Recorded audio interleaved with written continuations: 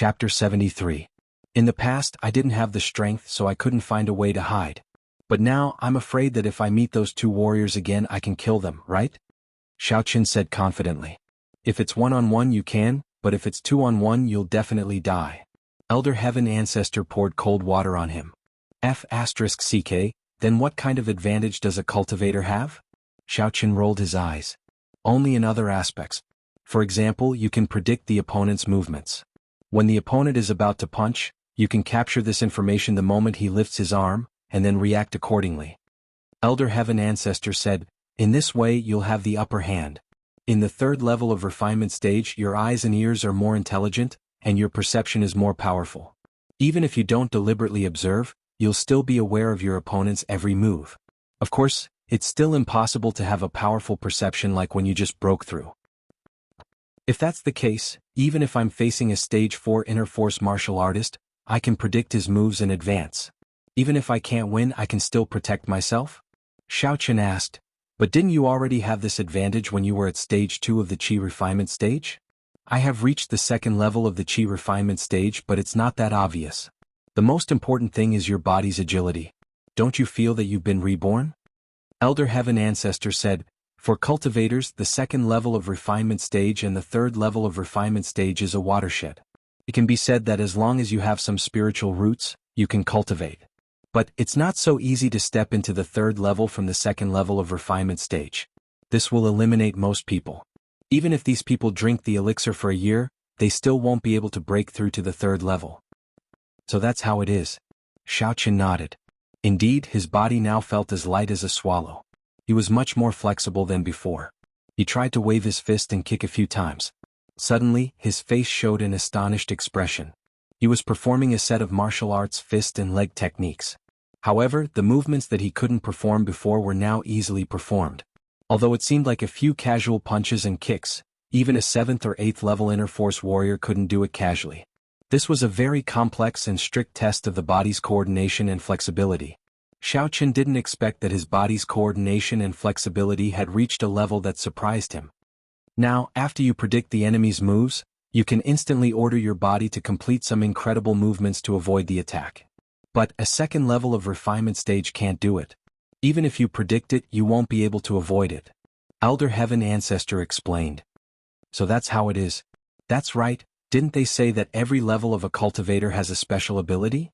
Then, what kind of special ability does a third level of refinement stage have? Xiaoqin was looking forward to this. Who told you that every level has a special ability? But the third level of refinement stage does have it. I've already transmitted these abilities to your mind. You can check it yourself. Elder Heaven Ancestor said. That's right. Xiaoqin quickly searched his mind for the description of a cultivator's special ability given to him by Elder Heaven Ancestor. He found the third level of refinement stage. Illusion, these two words reflected in Xiaoqin's eyes. But what is this illusion? Elder Heaven Ancestor, how do I use this illusion? The so-called illusion is actually an illusion that gives people an illusion, similar to magic or mirage. Elder Heaven Ancestor said, this is commonly used in battles. Not all cultivators can use illusion. You have this ability because you have cultivated the Heaven's Fortune battle art. This ability is also very powerful. For example, when you are fighting with someone, you can create an illusion of punching, but in fact, you are punching. In this way, if the opponent is confused by you, your goal will be achieved. F***CK, that's awesome. After listening, Xiaoqin was a little surprised. Then, in the future, even if I meet a stronger opponent, I can still use the illusion. As long as he is fooled, I can sneak attack him? That's impossible. The illusion can only affect people with the same strength as you. If the opponent is slightly stronger, it may work, but if the opponent is too strong, it will basically be useless. Elder Heaven Ancestor said, moreover, the duration of the effect can't be too long. Depending on the strength of the opponent, it will only be a few seconds or a few seconds. And you have to pay a lot of physical strength and true Qi. You can't use all your strength to constantly create the illusion, right? That's true. After listening, Xiaoqin suddenly felt disappointed. In that case, this thing is similar to the ability to affect the mind of others. There is nothing special. That's not the same. Elder Heaven Ancestor explained, affecting the mind of others is a passive influence. You can only affect one person at a time. But the illusion is an active influence. When you create the illusion, The number of people who see it will affect the number of people. The two are not the same concept. Is that so? Xiaoqin nodded. But it seems a bit useless. If the opponent is too strong, it will be useless. If the opponent is not strong, I don't need to use it. You are only at the 3rd level of refinement stage. What good ability can you have? Don't be too ambitious. It's already good to have achieved what you have now. When you become a higher level cultivator, think about other things. Elder Heaven Ancestor also felt that the ability in the early stage of refinement stage was not very useful. He threw out this bait just to urge Xiaoqin to practice. I will work hard and strive to enter the 4th level of refinement stage as soon as possible. After listening to the words of Elder Heaven Ancestor, Xiaoqin was a little excited. Although the ability of the 3rd level of refinement stage was not very useful in battle, it was already very powerful for ordinary people. Of course, he was looking forward to the ability after the 4th level. Wouldn't it be even more powerful? If you want to enter the 4th level, it will not be easy. In a place where the spiritual energy is thin, you will need to rely on the support of elixirs. Elder Heaven Ancestor reminded. I will give you another prescription. You will still need to decoct and take it according to the current method. 3 days is a cycle. Of course, I can't say how many elixirs you will need. Your situation is a bit special, so I will calculate when you break through. I still need to buy elixirs? Xiaoqin's excitement suddenly cooled down. Originally, he thought that he was a genius. With 2 elixirs, he would no longer need to worry about money. But he didn't expect that this was just the beginning. Although he didn't need the previous elixirs, he changed them. Nonsense. Cultivation is a path that goes against the heavens. If you can cultivate by just sitting there, then this world would already be a world of cultivators. Elder Heaven Ancestor snorted. Xiaoqin was a little embarrassed.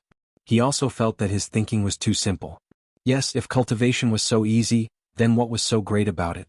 However, after Xiaoqin took a look at the prescription that Elder Heaven Ancestor gave him, he almost fainted. Xiaoqin didn't know how much the other elixirs were worth, but the 2 bitter fruits made Xiaoqin want to cry but have no tears. One of these elixirs was worth a lot. Wouldn't 2 elixirs cost his life? Xiaoqin didn't expect the grandpa in the pharmacy to give him another discount. That was not realistic. He was not related to them. These 2 elixirs were already very helpful to him. Now Xiaoqin could only pin his hopes on tomorrow's mock exam. But even if he was the first in his cohort, he would only get a scholarship of 10,000 yuan. There was still a big gap.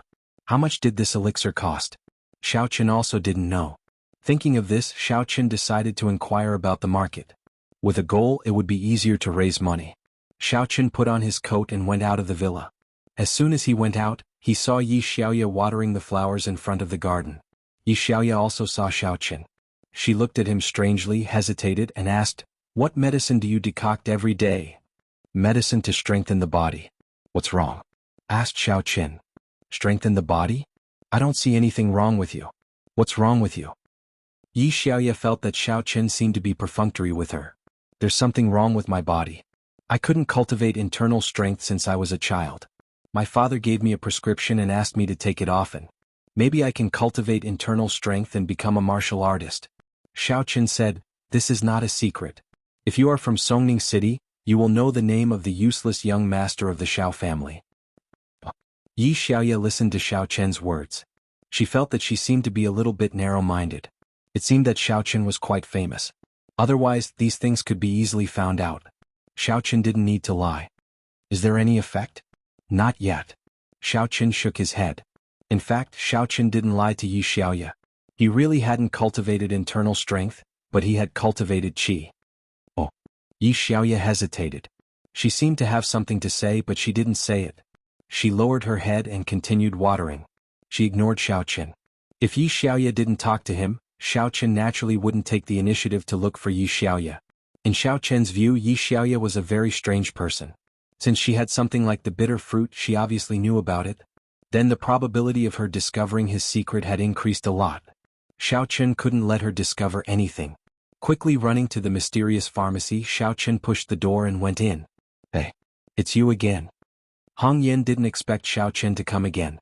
Did he come to buy that strange medicine? However, although she was curious, she didn't ask much. Instead, she said, "Wait, I'll call Grandpa." "Thank you."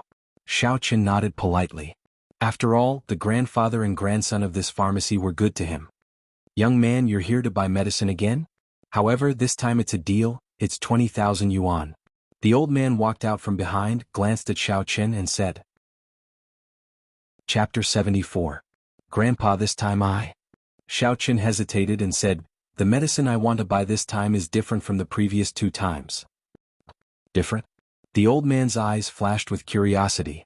Let me have a look. Xiao Chen handed the prescription that he had copied to the old man and said respectfully, Grandpa, can you help me take a look? How much does this medicine cost? The old man's eyes glanced at the prescription. He clicked his tongue and raised his eyebrows slightly. Young man, this medicine is not cheap. I know. There are 2 bitter fruit. Xiao Chen nodded with a bitter smile. To be honest, in his opinion, if the previous medicine cost 20,000, this medicine would cost at least 40,000. In this medicine, in addition to the bitter fruit, this bone-quenching grass is not cheap either. The old man pointed to Xiao Chen's prescription and said, this bone-quenching grass is sold for 100,000. 100,000? Xiao Chen had an urge to cry. He thought that 40,000 would be enough. Now it became 140,000 all of a sudden. Where can I get this money? However, Xiao Chen was too embarrassed to bring up the matter of discounts again. This is a medicine used by high-level martial artists when they train their physique. What are you using it for? Are you also a martial artist? The old man's eyes were like a sharp arrow shooting at Xiao Chen. He wanted to see Xiao Chen's background. However, in the eyes of Mr. Chen, Xiao Chen was not a martial artist. He did not have the aura of a martial artist. In other words, he hid it too well. Of course, if Xiao Chen could hide his strength so well at his current age, it meant that he was really terrifying. A high-level martial artist trains his physique? Xiao Chen was also stunned after hearing it. He was not a martial artist. Why would he use something that was used to train martial arts? Martial artists use the bone-quenching grass to temper their bones to increase the hardness of their bones. Cultivators use the bone-quenching grass to temper their bones to lay the foundation for higher levels of cultivation in the future. The Elder Heaven Ancestor's voice rang in Xiao Chen's ears, explaining to Xiao Chen, both of them have similar uses, they both increase the quality of the body. So that was the case. Xiao Chen nodded his head secretly. However, Xiao Chen's previous days made old Mr. Chen hesitate. Looking at Xiao Chen's appearance, he didn't look like an advanced martial artist. Moreover, which advanced martial artist would be so poor? Even if I give you all the other herbs, the bitter fruit will be sold for 20,000 yuan each, and I'll give you a 20% discount on the bone-tempering grass. It's still 120,000 yuan in total. This is not a small number. Are you sure you want to buy the herbs on this prescription? Mr. Chen looked at Xiao Chen. If this prescription is useless to you, I think you'd better not waste your money. 120,000 yuan? Xiao Chen clenched his teeth. Old mister, I will try my best to gather enough. See you later. After saying that, Xiao Chen turned around and left the pharmacy without saying anything else. He knew that Mr. Chen wanted to get information from him, but there were some things that Xiao Chen couldn't say to anyone. What an interesting kid. Mr. Chen looked at Xiao Chen's back and smiled faintly. Grandpa Chen, isn't the bone-tempering grass 1,000,000 yuan each? Why is it selling for 100,000 yuan with a 20% discount? Hong Yen felt that Grandpa Chen took special care of Xiao Chen. Our Hong Merchant Association can sell the same thing for 10,000 yuan or 1,000,000 yuan. Mr. Chen smiled. Grandpa Chen, do you mean that we treat people according to their preferences? But doesn't our Hong Merchant Association uphold honor? Hong Yen was a little puzzled. Honor means that we must find a way to do what we promised others. Mr. Chen said, as for the price, sometimes it's a kind of emotional investment. Hong Yen understands. Hong Yen nodded, not really understanding. In a private room of a small bar near the second middle school, Lu Jinming and Yu Xiaochuan sat opposite each other. Young Master Kun, didn't you say that you would help me kill that Xiao Chen? This kid, I get annoyed when I see him. When can I kill him? Lu Jinming was really a little anxious. He didn't kill Xiao Chen on his side, so he could only pin his hope on Yu Xiaochuan. Don't be impatient. Yu Xiaochuan waved and said. To be honest, he didn't want Xiao Chen to die. It was not easy to send the fat girl Tang Tang out. If Xiao Chen died, wouldn't Tang Tang come back again? However, it was impossible for him to tell this kind of thing to Lu Jinming. If he said it, Lu Jinming would definitely despise him. How could he be his younger brother? Therefore, he had to pay attention to strategy. Fortunately, he was a person who planned before taking action. He had already investigated the background of Xiao Chen. Lanyi, do you know who this Xiao Chen is? Yu Xiaochuan asked faintly. Who? Lu Jinming was stunned. Who can he be? What kind of background does he have? He is Qing Minjing's fiancé. Yu Xiaochuan dropped a bombshell. Puff. Lu Zhiming just drank a mouthful of beer, and he spat it directly on Yu Xiaochuan's face. Yu Xiaochuan originally wanted to show off, but he didn't expect to be spat on his face. He suddenly became speechless. Young Master Kun, I'm sorry that I was scared by you. Your joke is really... Lu Zhiming picked up a tissue apologetically. Let me help you wipe it? No need. Yu Xiaochuan waved his hand and said, I didn't lie to you. Xiao Chen's identity is the young master of the Xiao family. What? Lu Zhiming's eyes widened, and he looked at Yu Xiaochuan incredulously. Young Master Kun, are you saying that Xiao Chen is the good-for-nothing who was kicked out of the Xiao family? Yes. Yu Xiaochuan nodded. Although Yu Xiaochuan hadn't investigated the matter of Xiao Chen and Cheng Minjing living together, Xiao Chen's identity was easy to investigate, especially for the children of aristocratic families like them. So Xiao Chen can't be killed. His identity is very sensitive. The Qing family didn't do it. If you do it, won't you embarrass the Qing family? Especially when you are still pursuing Qing Minjing. That's true. I really didn't expect that Xiao Chen is the young master of the Xiao family. I thought he was a canon from the mountains. Lu Zhiming was surprised. No wonder Qing Minjing was so excited when she saw me beating Xiao Chen. It turned out to be this reason. Lu Zhiming thought that Qing Minjing wanted Xiao Chen to be unlucky. So Xiao Chen can't die yet. But if you want to vent your anger, I can help you. Yu Xiaochuan said. But if this guy doesn't die, can I catch up with Qing Minjing? When Lu Zhiming heard Xiao Chen's identity, he wanted Xiao Chen to die even more. He has been with Tang Tang. What does it have to do with Qing Minjing? Yu Xiaochuan frowned. Look at how poor he is. He can only find Tang Tang, a broken shoe that I don't want. Do you think Qing Minjing will like him? That's true. Lu Zhiming thought that Yu Xiaochuan's words were quite reasonable. Then how can I vent my anger? What does Xiao Chen lack the most now? As far as I know, Xiao Chen and Tang Tang go to the morning market every day to sell breakfast. I think he is poor to a certain extent. Yu Xiaochuan said, at this time if we let him spend a lot of money, will he vomit blood because of heartache? Sometimes, a mental blow is more painful than killing a person. We have to torture him to feel good. That's true, but how can we let him spend money? Lu Zhiming asked modestly. Well, you ask Xiao Chen to come out and tell him that I want to treat him to a meal. At that time you can see my arrangements. Yu Xiaochuan ordered. A meal? Young Master Kun, do you want to order a table full of expensive dishes and then let Xiao Chen pay the bill? This won't do. This trick won't work. Xiao Chen, that brat, is very cunning. I used this trick last time and in the end I lost hundreds of thousands. Lu Zhiming felt his heart ache just thinking about it. Lu Zi, why don't you say that you can't do it? What if I do it? Come closer, I'll talk to you. Yu Xiaochuan waved to Lu Zhiming. Lu Zhiming quickly came over and listened to Yu Xiaochuan's plan. Lu Zhiming suddenly slapped the table and said, this is good. Let's see if Xiao Chen can still act shamelessly. Young Master Kun is more skilled. And okay, you can go. Yu Xiaochuan nodded proudly. In the early morning of the next day, Xiao Chen got up to make money. 120,000 yuan. Xiao Chen was excited when he thought about it. He was so excited that he wanted to cry. Hey, what kind of costume are you wearing? Uniform seduction or cosplay? Xiao Chen came to the aunt's grocery store and saw Tang Tang, who was dressed as a little cook. He was suddenly stunned. Isn't this because our breakfast stall is popular? I think it might be online, so I prepared the dress in advance so that others won't think it's not formal. Tang Tang said, I also bought a set for you. It's mainly because I go to school every day and my body is a little uncomfortable. There weren't so many fried dough sticks before and the smell wasn't so strong. Now my body is very uncomfortable every day. Well, how much did it cost? Xiao Chen looked at Tang Tang taking out a set of chef's clothes and put it in front of him. He felt a burst of heartache. Instant kill, 120 yuan for 2 sets, a couple's chef's suit. Tang Tang said. Puff, this thing also has a couple's suit? Xiao Chen's heart was bleeding. 1,000th of the medicine was gone. Well, put it on. Today we welcome our good business with a new look. Tang Tang said. Okay. Xiao Chen nodded and put on the chef's suit. Then he went to the morning street with Xiao Chen and began a busy day.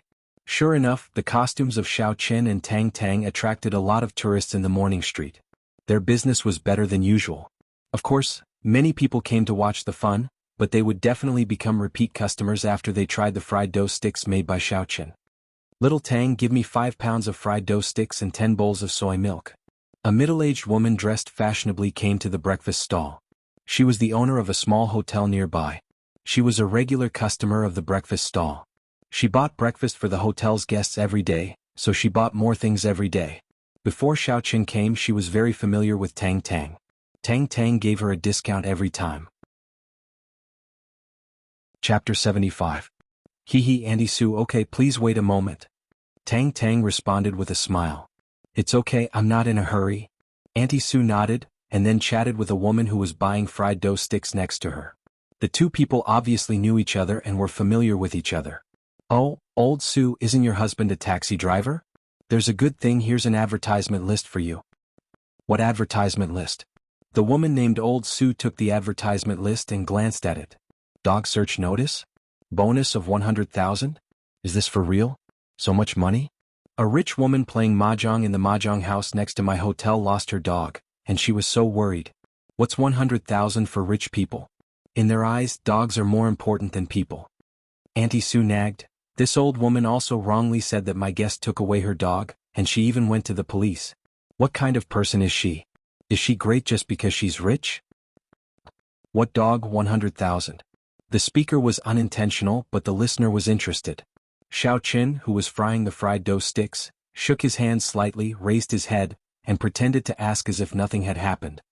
I don't know what dog it is. These rich people really don't care about money. How long do you think it will take to earn 100,000 by selling breakfast here? These people will be thrown out in the blink of an eye. Auntie Sue said, showing the advertisement list in her hand and shaking it in front of Xiaoqin's eyes. It turned out that it was an adult Tibetan Mastiff. No wonder the bonus was 100,000. It was impossible to get so much money for an ordinary puppy. Xiaoqin glanced at it and remembered the contact number on it. But after hearing Auntie Sue's words, he looked at Tang Tang and smiled bitterly. 100,000 was nothing for Xiaoqin and Tang Tang in the past. However, both of them were people who could take it and let it go. Tang Tang smiled and said, the money is his own. We can't control how he wants to spend it. Auntie Sue, here's your fried dough sticks and soy milk. That's right, little Tang, here's the money. Auntie Sue took the fried dough sticks and soy milk and quickly left the breakfast stall. 100,000. An imperceptible excitement flashed through Xiaoqin's eyes. Looking for a dog? If he didn't have the experience of finding a bracelet for Miss Hua, Xiaoqin wouldn't dare to accept this task, but now Xiaoqin felt that he should give it a try. In the blink of an eye, it was time to pack up. Xiaoqin and Tang Tang parked the tricycle and went to school. But when they were about to reach the school gate, Xiaoqin suddenly said, by the way, Tang Tang, I forgot to bring a pencil and eraser. I'll buy them. You go to school first. Okay, but at this time, the culture and education store should not be open yet. You have to go to the morning market street to buy. Tang Tang said. Don't worry, isn't the exam starting at 10 o'clock today? There's still time. Xiaoqin smiled and said, help me take my bag back first. Today was the day of the mock test. The test would be held at 10 o'clock. There would be one subject in the morning and one subject in the afternoon. There was still one more day tomorrow. Okay, don't be late. Don't forget that you are going for the scholarship. Tang Tang reminded him. Don't worry, I can't be late for the sake of money. Xiaoqin nodded. After saying goodbye to Tang Tang, Xiaoqin ran back to the morning market street. He was not going to buy a pencil and eraser. How could he forget such a big thing as the exam? He still counted on the scholarship to buy medicine, although it was a drop in the bucket for him now. However, Xiaoqin did not directly contact the rich woman who lost the dog. Instead, he went to a small stall in the morning market street, intending to buy a mask. Looking at the dazzling array of masks, Xiaoqin looked at his own attire and casually picked a white fox mask. Just now, Xiaoqin did not take off his chef's suit, but he did not want to expose his identity as a chef, so he got a white fox mask with the white coat on his body, which was quite cool. The chef's outfit that Tang Tang got from the internet was actually not a real chef's outfit, but a cosplay style which was very tight. With this mask, no one would think of him as a chef. Xiaoqin did not intend to expose his identity for the time being. He could sell breakfast, but if he helped someone find the dog and found it, what would the Qing family think? Would they doubt him? These were the things that Xiaoqin must consider. After buying the mask, Xiaoqin bought a SIM card from a stall that sold network cards. Now there were a lot of these foreign phone cards, such as a 5 yuan package, a few hundred minutes of text messages, a few hundred megabytes of data, and so on. Although he did not know where it came from, This person had been selling it in the morning market for so long, and no one came back to ask for a refund. Instead, there were many repeat customers which showed that it was not fake. Xiaoqin spent 200 yuan to buy a card, asked the person to help cut it into the size of an apple, and stuffed it into his iPhone. Although Xiaoqin was famous in the area where he sold breakfast, the back of the morning market street was selling daily necessities. There was no intersection with those who sold breakfast in the front, so naturally, it was impossible for them to know Xiaoqin. After that, Xiaoqin found a place where there was no one, put on the white fox mask on his face, and dialed the number of the rich woman. "Who is calling me so early? I'm so sleepy." It took a long time for the old woman to answer the phone. Obviously, she had not woken up yet. "Do you want to find the dog?" Xiaoqin did not talk nonsense with her and asked directly. "Do you know the whereabouts of my Blackie?" The rich woman obviously woke up at once and asked eagerly, "Don't worry, as long as the clues you provide are valuable, the 100,000 yuan will not be less. I'm a detective. If you want to find the dog, tell me where you are." "Let's talk face to face," said Xiaoqin. "Oh, okay, my house is in the Lead Huashuyan Villa District, Area D, Building 9. The rich woman quickly reported the address of her house, but she did not think that Xiaoqin was here to rob her. Not to mention that there were security patrols in the community during the day. Even in his house there were servants, drivers and gardeners. Lead Huashuyan Villa District? Xiaoqin was slightly stunned. "Isn't this the community where I live?" Xiaoqin also paid attention to the name of this community at that time. Lead Huashuyan was a real estate developed by a large development company in the province. Almost every city in the province had a flagship villa district. "Okay, wait for me. I'll go now." "Okay, then I'll wait for you," said the rich woman quickly. Obviously, her family's puppy was very important to her. Wearing the mask, Xiaoqin ran all the way back to the villa district. Of course, although Xiaoqin's weird outfit attracted a lot of attention from passers-by, there was no one who made a fuss about it. In this day and age, people were used to seeing cosplay and extras. There was even Sun Wukong buying train tickets. What was Xiaoqin? When Xiaoqin ran into the community, a red beetle passed by Xiaoqin. Jean Beibei pointed at Xiaoqin outside the car and shouted excitedly, "Oh my god!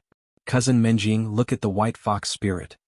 Qing Menjing glanced at him and said disapprovingly, "A minor actor. What's there to see?" Jean Beibei stayed at home the previous day and they went to school together this morning. However, his back is very familiar. "I feel like I've seen him somewhere before," Jean Beibei said doubtfully as she watched Xiaoqin run far away. "Maybe he's from this community. Otherwise, how did he get in without an access card?" Qing Menjing didn't think too much about it. "Oh." Jean Beibei started the car. Naturally, Xiaoqin also saw the young mistress in Jean Beibei's car. However, he didn't dare to stop. If he was recognized, his disguise would be in vain. When they arrived at the door of the villa in District D, Building 9, Xiaoqin rang the doorbell. Soon, a fashionably dressed rich woman walked out. She looked very young. Xiaoqin felt that it was inappropriate for such a young rich woman to dress like this. However, when the rich woman saw Xiaoqin at the door, she was shocked and exclaimed, "You, who are you?" "Let me introduce myself. My nickname is White Fox. I'm here to help you find your dog." Xiaoqin introduced himself. "Mr. White Fox, why are you dressed like this?" The rich woman felt that Xiaoqin looked a little weird. "Can you take off your mask? Are you looking for the dog or me?" Xiaoqin asked coldly. "Of course I'm looking for the dog." If it were any other time, the rich woman might have chased Xiaoqin out. She must have thought that Xiaoqin was a liar. However, the dog had been missing for a day and there was still no news. Her husband was the boss of a company. He had many social engagements and had mistresses outside. She didn't have children yet. She only had Blackie to rely on. It could be said that Blackie was like her son. Hence, she wouldn't give up as long as there was a glimmer of hope. "Okay, but we have to talk about the price first," said Xiaoqin. "Don't worry. Since I released the advertisement, I won't go back on my word," the rich woman said quickly. She didn't care about the mask anymore. "As for the price, 100,000 is a little low." Xiaoqin shook his head. "Then, how much does Mr. White Fox want?" The rich woman frowned slightly. She wondered if this person was a liar. 120,000, said Xiaoqin. 120,000? Sure, no problem. The rich woman thought that Xiaoqin would ask for 1,000,000 or 800,000. She didn't expect that he would only add 20,000 on top of the original amount. This was nothing to her, so she immediately agreed. Xiao Chen looked at the rich woman's straightforward look. He wondered if he was too kind and asked for too little. However, this was his first detective mission. It was okay to ask for less. He was afraid that if he asked for too much, the rich woman would give up. "Let me see where your dog usually lives," said Xiao Chen. "Sure." The rich woman nodded and brought Xiao Chen into the mansion. They came to a pet room on the first floor. "It's here." Xiao Chen pretended to check the puppy's room for a while. In reality, he was just memorizing the puppy's scent and the puppy's photo hanging in the room. "Let's go. Take me to the place where you threw the puppy." Chapter 76. The rich woman saw that Xiao Chen was very serious and had no intention of cheating or robbing. She was relieved and looked forward to it. Could this person really find her Blackie? "It's at a mahjong house on the Morning Street. My sisters and I go there every afternoon." The rich woman thought about it and said, "But it's not open yet. Should we go down there?" "Are you going to find the dog or play mahjong?" Xiao Chen asked coldly. "Don't. Detective White Fox, don't be angry. Let's go now," the rich woman said quickly. She made a phone call and called a middle-aged man from the villa. "Old Lu, take us to the mahjong house." "Yes, Mrs. Wang." The man nodded and went to the garage to get the car. The rich woman's car was a Mercedes-Benz S500L, which was worth about 2 million. This was a very common car when she was with the Xiao family. Xiao Chen sat in the car calmly and adjusted the air conditioning in the back. This made the rich woman even more certain that Xiao Chen was not a scammer. He was really capable. It seemed that Xiao Chen had been in this car before. Otherwise he wouldn't be so familiar with the controls. They arrived at the mahjong house. Xiao Chen got out of the car and closed his eyes. The rich woman and the driver didn't dare to disturb him. They just watched Xiao Chen stand there. After a while, Xiao Chen said, "Follow me." "Okay. Do you want to drive?" the rich woman asked quickly. "If you want to drive, then follow me." Xiao Chen got in the car. His sense of smell was much weaker, so he naturally wouldn't get in the car. "I think I'll go. Old Lu, follow me in the car." The rich woman was worried about her dog's safety. If it was a normal day, she wouldn't take a single step. However, it was different today. If she could find Blackie, she wouldn't hesitate to cross mountains and rivers. Fortunately, there was no rain in this season, and there was still a faint puppy smell lingering on the road. Of course, only Xiao Chen, who was now a third-level refinement stage cultivator, could perceive it. Others would definitely not be able to do it. Xiao Chen walked in front, the rich woman followed behind, and the driver, Old Lu, drove slowly. The three of them arrived at a flower, bird, and fish market. This place was called the Flower, Bird, and Fish Market. In fact, it also sold dogs, cats, lizards, and turtles. It was the largest pet market in Songning City. "Right here," Xiao Chen said indifferently as he stopped at the entrance of a pet shop called Precious Pet at Home. "Here?" The rich woman was stunned. Xiao Chen didn't answer. Instead, he walked straight into the pet shop. Early in the morning, the pet shop had just opened for business. There were no customers. The owners were a couple and they were cleaning up at the moment. Seeing a customer come in, the lady boss immediately greeted enthusiastically, "Boss, do you want to buy a pet? Our dogs are all purebred imported, and their faces are very straight."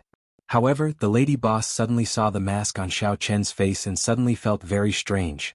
Although there weren't many cameo actors appearing on the streets, subways, and buses, it was the first time she saw one in a pet shop.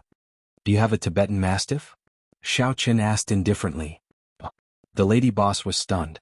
Just as she was about to speak, the owner who was wiping the floor immediately said, "No, we don't have such an expensive dog in our small shop. The most expensive dog here is the Alaskan Malamute."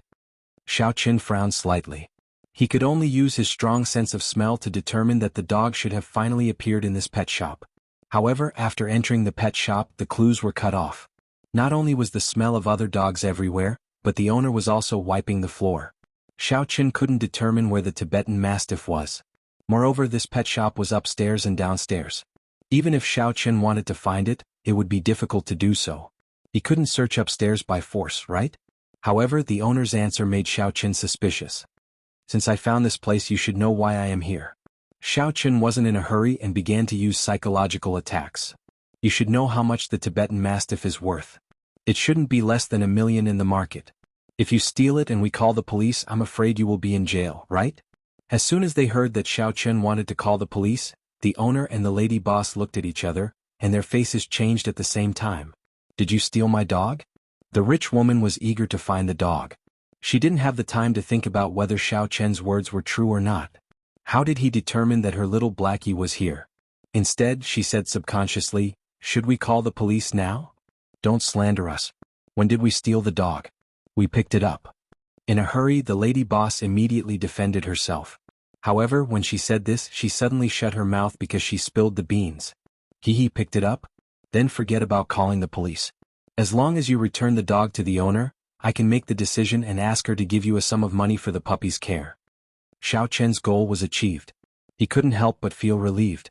It seemed that the lady boss of this pet shop was still a kind person. She wasn't too black-hearted. "Old Lu, go to the car and get me 50,000 yuan. The rich woman ordered the driver. "Yes, Mrs. Wang." The driver named Old Lu nodded and went to get the money. When the couple heard that they could get 50,000 yuan as a reward, they were very happy. Although the Tibetan Mastiff was valuable, it was illegal. They didn't dare to simply sell it. The Tibetan Mastiff was different from other dogs. The daily feed cost a lot of money.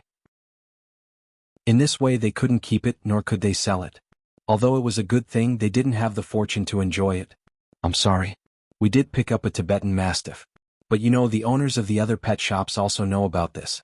I'm afraid that they sent someone to trick me. If they want to cheat the dog, we have to confirm it first," Zhang Zian said. "In a while you have to recognize it. If the puppy doesn't recognize you, then don't blame me for not giving it to you." The boss was a smart person. After seeing the situation clearly, he immediately said so. Of course, the so-called owner of the nearby pet shops knew about this was completely fabricated. Who would let outsiders know about this kind of thing? The reason he said that was to absolve himself from the blame. Of course. Xiao Chen smiled and nodded. Of course, he also knew the thoughts of the pet shop owner, but he didn't point it out. Soon the boss came downstairs with a black Tibetan Mastiff. Sure enough, the dog was hidden upstairs. If Xiao Chen wanted to find it, it wouldn't be so easy. "Mrs. Wang, this is 50,000 yuan. The driver, Old Lu, came back quickly with a black plastic bag in his hand. He handed it to the rich woman. "Little Blackie." The rich woman signaled Old Lu to give the money to the pet shop owner. She happily went to find the Tibetan Mastiff. When the Tibetan Mastiff saw Mrs. Wang, it was also very happy. The pet shop owner took the money and smiled. Thank you. There's dog food here, I'll give you some." "Well, I should go." Xiao Chen was still anxious about the exam. He naturally didn't want to stay here any longer. Yes. Thank you, Detective White Fox. Old Lu, hurry up and give the money to this hero. "Hero, where are you going? Do you want us to give you a ride?" The rich woman saw that Xiao Chen was really very capable, so her attitude towards him was naturally very good. "Alright, then you can send me to somewhere near Songning Second High School. There's a client waiting for me there." Xiao Chen looked at the time. Although he could run there by himself, it was naturally better to have someone send him. Okay. The rich woman quickly signaled Old Lu to drive. In the car, Xiao Chen sat in the back holding a black plastic bag with 120,000 yuan in it. He was a little emotional. Finally enough? However, this was only the price of a medicine. "Detective White Fox, do you have a business card? If I need anything in the future, can I still look for you?" The rich woman asked very respectfully. "You can call me," Xiao Chen casually said. He didn't have a business card and he didn't want to expose his identity. "Okay." The rich woman nodded. Seeing that Xiao Chen didn't like to talk, the rich woman could only shut up. When they arrived at Songning Second High School, Xiao Chen got out of the car. After the rich woman's car drove away, he took off his mask and chef's uniform, stuffed them into his school bag and walked in the direction of the classroom. This morning Lu Zhiming looked very anxious. He was waiting for Xiao Chen, but when Tang Tang came he still didn't see Xiao Chen's figure. He couldn't help but feel a little anxious. "Tang Tang, have you seen Xiao Chen?" Lu Zhiming thought in his heart. Could it be that Xiao Chen's academic performance was too bad and he couldn't come for the exam? After knowing that Xiao Chen was the abandoned son of the Xiao family, Lu Zhiming naturally thought so. "Xiao Chen? Why are you looking for him?" Tang Tang naturally didn't think that Lu Zhiming was kind enough to care about why his classmate didn't come to school. There must be something wrong with everything. When did Lu Zhiming pay attention to Xiao Chen? There is indeed something, but it is a good thing. Lu Zhiming saw that Tang Tang was very vigilant, so he didn't say anything more. Some things must be said in front of Xiao Chen. They waited until 9 o'clock when the exam was about to start and Xiao Chen came late. As soon as Lu Zhiming saw Xiao Chen's figure, he immediately rushed over, which shocked Xiao Chen. "Is this kid sick? Is he going to trouble me in the classroom? Ha, isn't this student Xiaoqin? Good morning. Lu Zhiming trotted all the way to Xiaoqin and said with a smile. Morning? It's already morning? What's the matter? Xiaoqin looked at Lu Zhiming in confusion. Did this kid take the wrong medicine? Ah, Xiaoqin, the previous things are all misunderstandings. Don't care about it.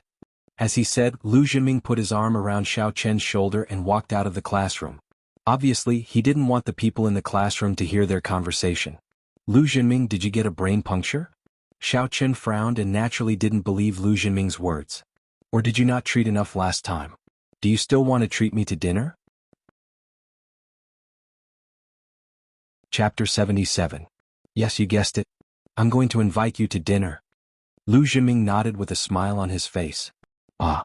Xiaoqin looked at Lu Zhiming inexplicably. Hadn't this person been ripped off enough? You don't have to be surprised. I already know your identity. Are you the young master of the Xiao family? Don't worry, we are at the same level. It's better to squash enmity than keep it alive. I'm not afraid to tell you that I hang out with young Master Yu and young Master Kun at school. It was young Master Kun who told me about your identity. Young Master Kun said that he has a good relationship with you. He asked me to invite you to dinner to solve the misunderstanding. Lu Zhiming said. Yu Xiaochuan? Xiaoqin didn't expect that Yu Xiaochuan had already known his identity. However, Yu Xiaochuan investigated him. Xiaoqin could understand that Yu Xiaochuan wanted to get rid of Tang Tang. Now that Xiaoqin appeared in front of Tang Tang, it was just in line with Yu Xiaochuan's wishes.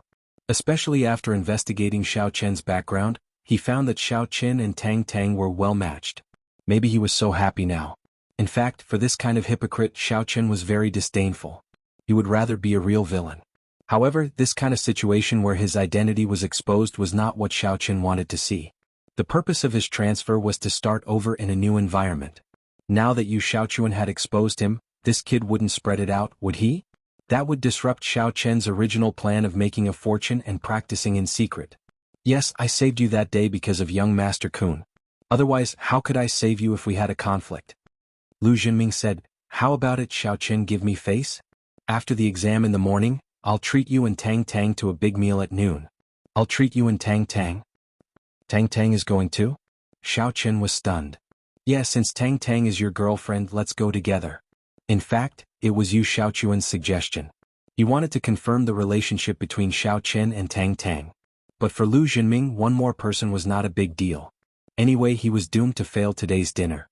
Even if he invited 100 people, it would not cost him a penny. Xiaoqin wanted to refuse, but when he thought of Tang Tang's pitiful look, he nodded directly. Okay, since you are so sincere, then we will go. Ah, then it's settled. See you after the exam.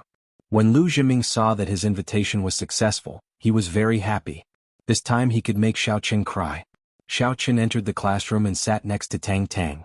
Tang Tang glanced at him and asked, what does Lu Zhiming want from you? He wants to treat us to a big meal at noon, Xiaoqin said. Treat us? Is he sick? Tang Tang felt that it was quite incredible. He knows my identity. Xiaoqin lowered his voice and said, but he mentioned Yu Xiaochuan and said that Yu Xiaochuan would accompany him. I think this has something to do with this guy. Does Lu Zhiming know your identity? Tang Tang frowned slightly and then said with some disgust, Yu Xiaochuan is such a schemer. I guess he is using the matter between us to break off the engagement with me. Just break it off. Anyway, you have nothing good to do with him. Xiaoqin didn't care. Freeloading. Only a fool would not go with him. That's true. Tang Tang nodded. After that, Tang Tang stopped talking and began to read the book seriously. Tang Tang's academic performance was not bad, but when Lu Zhiming suddenly saw through his identity, it disrupted Xiaoqian's original plan to get the first place. How could Xiaoqin get the first place in the exam in the past? If he got the first place this time, would he be suspected? This was what Xiaoqin was most worried about. And now, 10,000 yuan was really nothing in Xiaoqian's eyes. A medicine was at least 100,000 yuan, and 10,000 yuan was just a drop in the bucket. Thinking of this, Xiaoqin decided to take it one step at a time. This time he could get the same result as Tang Tang. Even if Lu Zhiming was suspicious, he must think that he copied Tang Tang's results. When he really became a cultivator at the 4th level of the refinement stage, he would not be afraid of him. Even if he was suspicious, Xiaoqin would have the ability to protect himself. It should be known that there were not many young warriors at the 4th level of the inner force in the aristocratic families. Buzz. Xiao Chen's mobile phone received a text message. Xiao Chen took it out and glanced at it. It was from the young lady. Why did Lu Junming call you just now? Cheng Minjing's concern surprised Xiao Chen. He did not expect that she would care about him so much. Of course, in Xiao Chen's view, it did not mean that the young lady had a good impression of him. It was just her kindness. However, what made Xiao Chen not know whether to laugh or cry was that after Cheng Minjing sent this message, she sent another one. I'm just reminding you to report everything to me. As a servant, you have to be aware of this. Humph. Looking at the text message, Xiao Chen could imagine Cheng Minjing's arrogant look. He replied, Lu Junming is going to treat me and Tang Tang to a big meal at noon. After the text message was sent, there was no reply. However, on Cheng Minjing's side, Jin Beibei was looking at Cheng Minjing's mobile phone. Cousin Minjing, I want to have a big meal too. What do you want to eat? He didn't invite you. Cheng Minjing was a bit annoyed. Why did he invite Xiao Chen and Tang Tang? What was the relationship between Xiao Chen and Tang Tang? Didn't he know that he was my servant? If he wanted to treat someone, he should have invited me, right? Of course, if Lu Junming knew Cheng Minjing's thoughts, he would probably be overjoyed. He wanted to treat Cheng Minjing to a meal, but he didn't have a chance to do so. The first subject was Chinese. Although Xiao Chen had done a lot of revision questions recently, he didn't dare to go too far this time. He checked the answers on Tang Tang's test paper with his spiritual mind and estimated the score. Then he gave a score of about the same as Tang Tang's. Of course, Xiao Chen wouldn't make the same mistake as Tang Tang, because that would be considered cheating. Anyway, Lu Junming couldn't see the test paper, so Xiao Chen didn't need to cheat on it. In the blink of an eye, 2 hours had passed. After Xiao Chen handed in the test paper, Lu Junming ran to him quickly, as if he was afraid that Xiao Chen would run away. Xiao Chen, let's go. Are we going to have a big meal? When Xiao Chen was about to say something, he saw a woman with big breasts appear in front of Lu Junming at an extremely fast speed. A big meal? Big meal? Where are we going to have a big meal? I want to have a big meal too. Well, Lu Junming was a bit speechless. Looking at Jin Beibei, who was rushing to him, and her big breasts, he didn't feel any visual pleasure at all. He only felt upset. Did this girl have clairvoyant ears? How could she hear a big meal from so far away? However, when Lu Junming saw Cheng Minjing behind Jin Beibei, his eyes lit up. Beibei, they didn't invite you. Why are you meddling? Let's go and have a roast duck with me. I'm told that the cafeteria of our school has invited a roast duck chef from Yanjin. The roast duck is very authentic. Cheng Minjing stopped Jin Beibei and said to her, Minjing, why didn't I invite you? After I finished talking to Xiao Chen, I was just about to invite you. You and Jin Beibei can come too. I've booked a table in the Blue Sea Palace, the best hotel in the city. The authentic Yanjin roast duck is served there too. It's much more authentic than the ones in our school cafeteria. The ducks there are specially raised. I'm told that the fruit charcoal in the oven was flown in too. After the roast duck is roasted, it will be brown, tender on the inside, and delicious. Lu Junming said in a hurry. That's great. Cousin Minjing, I want to eat it. Jin Beibei was drooling and her eyes were almost popping out as if Lu Junming were a giant roast duck. Alright then. I'll try my best to have a try. Cheng Minjing was actually quite interested in why Lu Junming had invited Xiao Chen, but she did not have any reason to ask. Now it was a good opportunity for her to follow them and take a look. Lu Junming felt creeped out by Jin Beibei's stare. Was the girl up to something again? He said in a hurry, then let's go. I'll lead the way. Xiao Chen and Tang Tang followed him. Cheng Minjing and Jin Beibei stayed further away from Xiao Chen, perhaps because they did not want to expose their relationship in front of outsiders. They did not know that Lu Junming had already learned Xiao Chen's identity. But even if he did, so what? It was even more important for Cheng Minjing to avoid arousing suspicion. The 5 of them came to the parking lot of the school together. Yu Xiaochuan was already waiting next to an Audi A8L. Seeing Xiao Chen and Tang Tang walking over, Yu Xiaochuan put on a sunny smile, looking harmless and amiable. He extended his hand to Xiao Chen and said, Xiao Chen, I've heard a lot about you. I'll be reassured if you take care of Tang Tang in the future. Xiao Chen and Tang Tang were not very surprised. After all, they had learned about it before, but Cheng Minjing and Jin Beibei were quite shocked. How did Yu Xiaochuan know about it? However, Cheng Minjing was not stupid either. She immediately connected it to Tang Tang. She had also heard that Yu Xiaochuan wanted to get rid of Tang Tang. So, since Xiao Chen and Tang Tang were very close, it would be as easy as pie for Yu Xiaochuan to investigate Xiao Chen. What an idiot. Cheng Minjing cursed in her heart. Can't you behave yourself? You've fallen into a woman's trap, haven't you? If you're not so close to Tang Tang, will you Xiaochuan pay attention to you? Seeing Qing Minjing's astonishment, Lu Zhenming hurriedly explained, Minjing, I didn't mean to investigate Xiao Chen's identity. It's really for a reason. You know, although young Master Kun and Tang Tang have broken off their engagement, they used to be friends. Young Master Kun also hopes that Tang Tang will be happy in the future. So, it's reasonable for him to investigate Xiao Chen's identity. Of course, I also know that you don't want others to know that Xiao Chen is your ex-fiancé. Don't worry, it's only limited to me and young Master Kun. It won't be made public in the class. That's better. Qing Minjing nodded proudly. I don't want to be noticed. Chapter 78. Of course. Minjing, don't worry. Lu Zhenming did not know that Qing Minjing was afraid that Xiao Chen would be noticed by others. He thought that Qing Minjing hated Xiao Chen.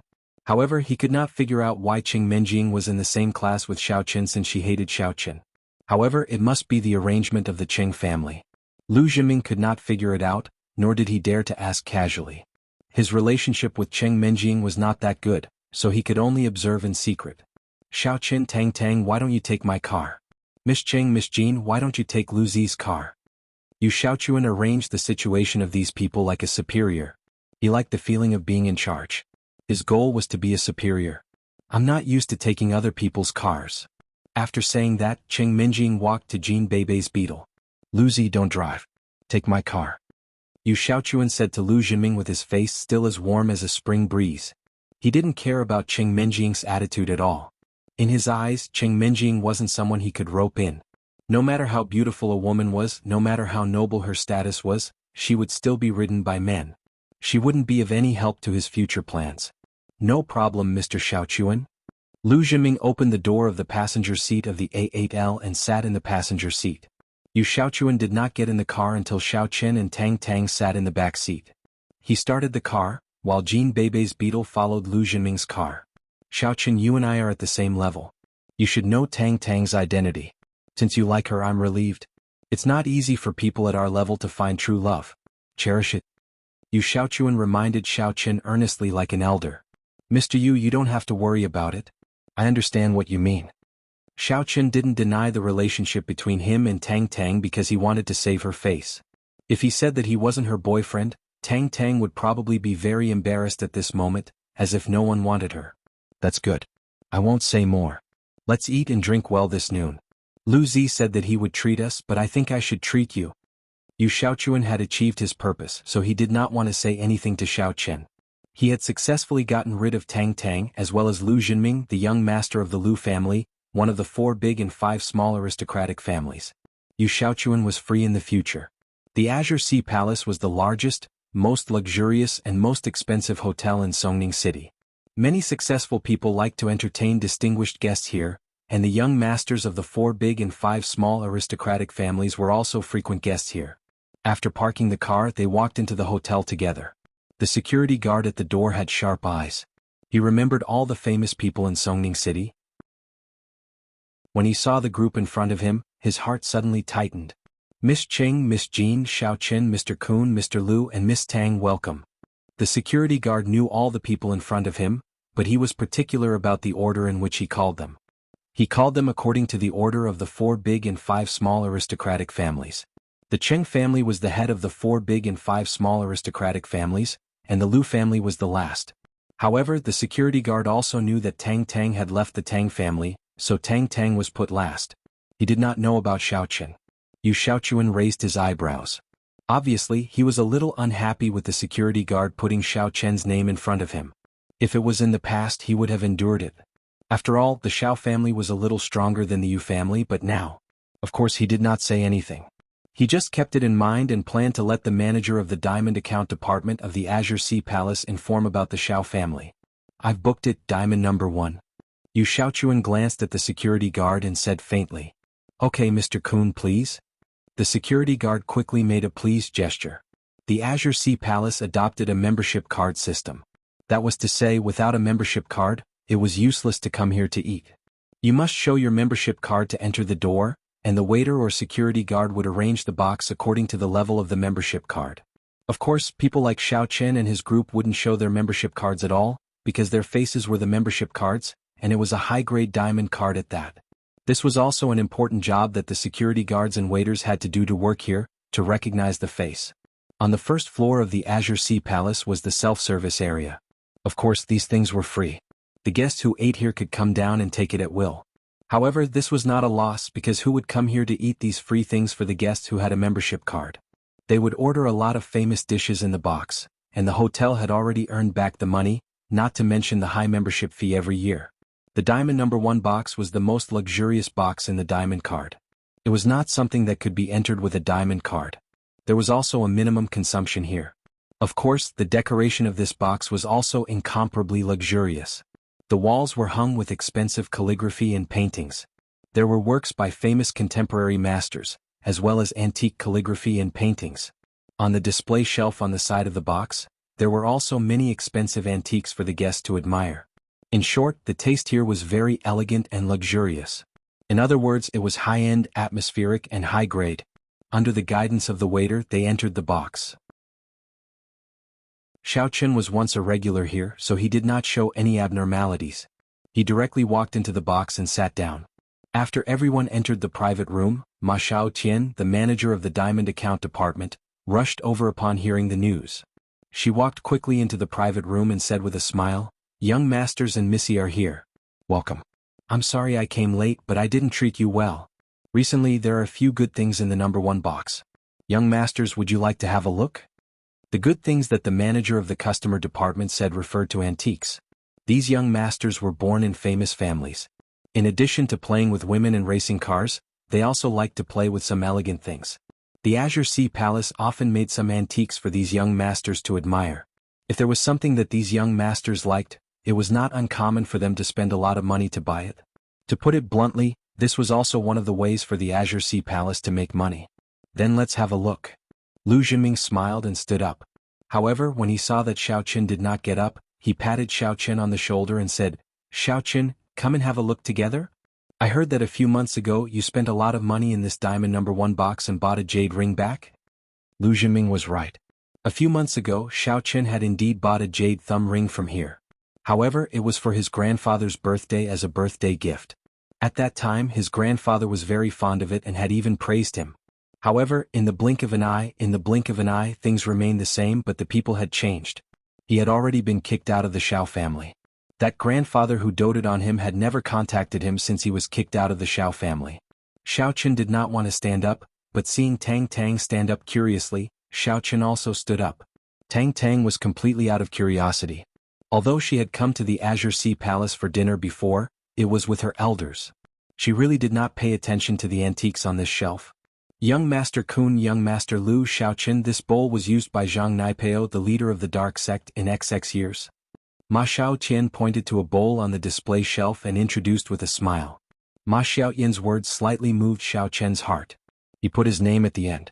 What did this mean? This person knew that he was kicked out of the Xiao family?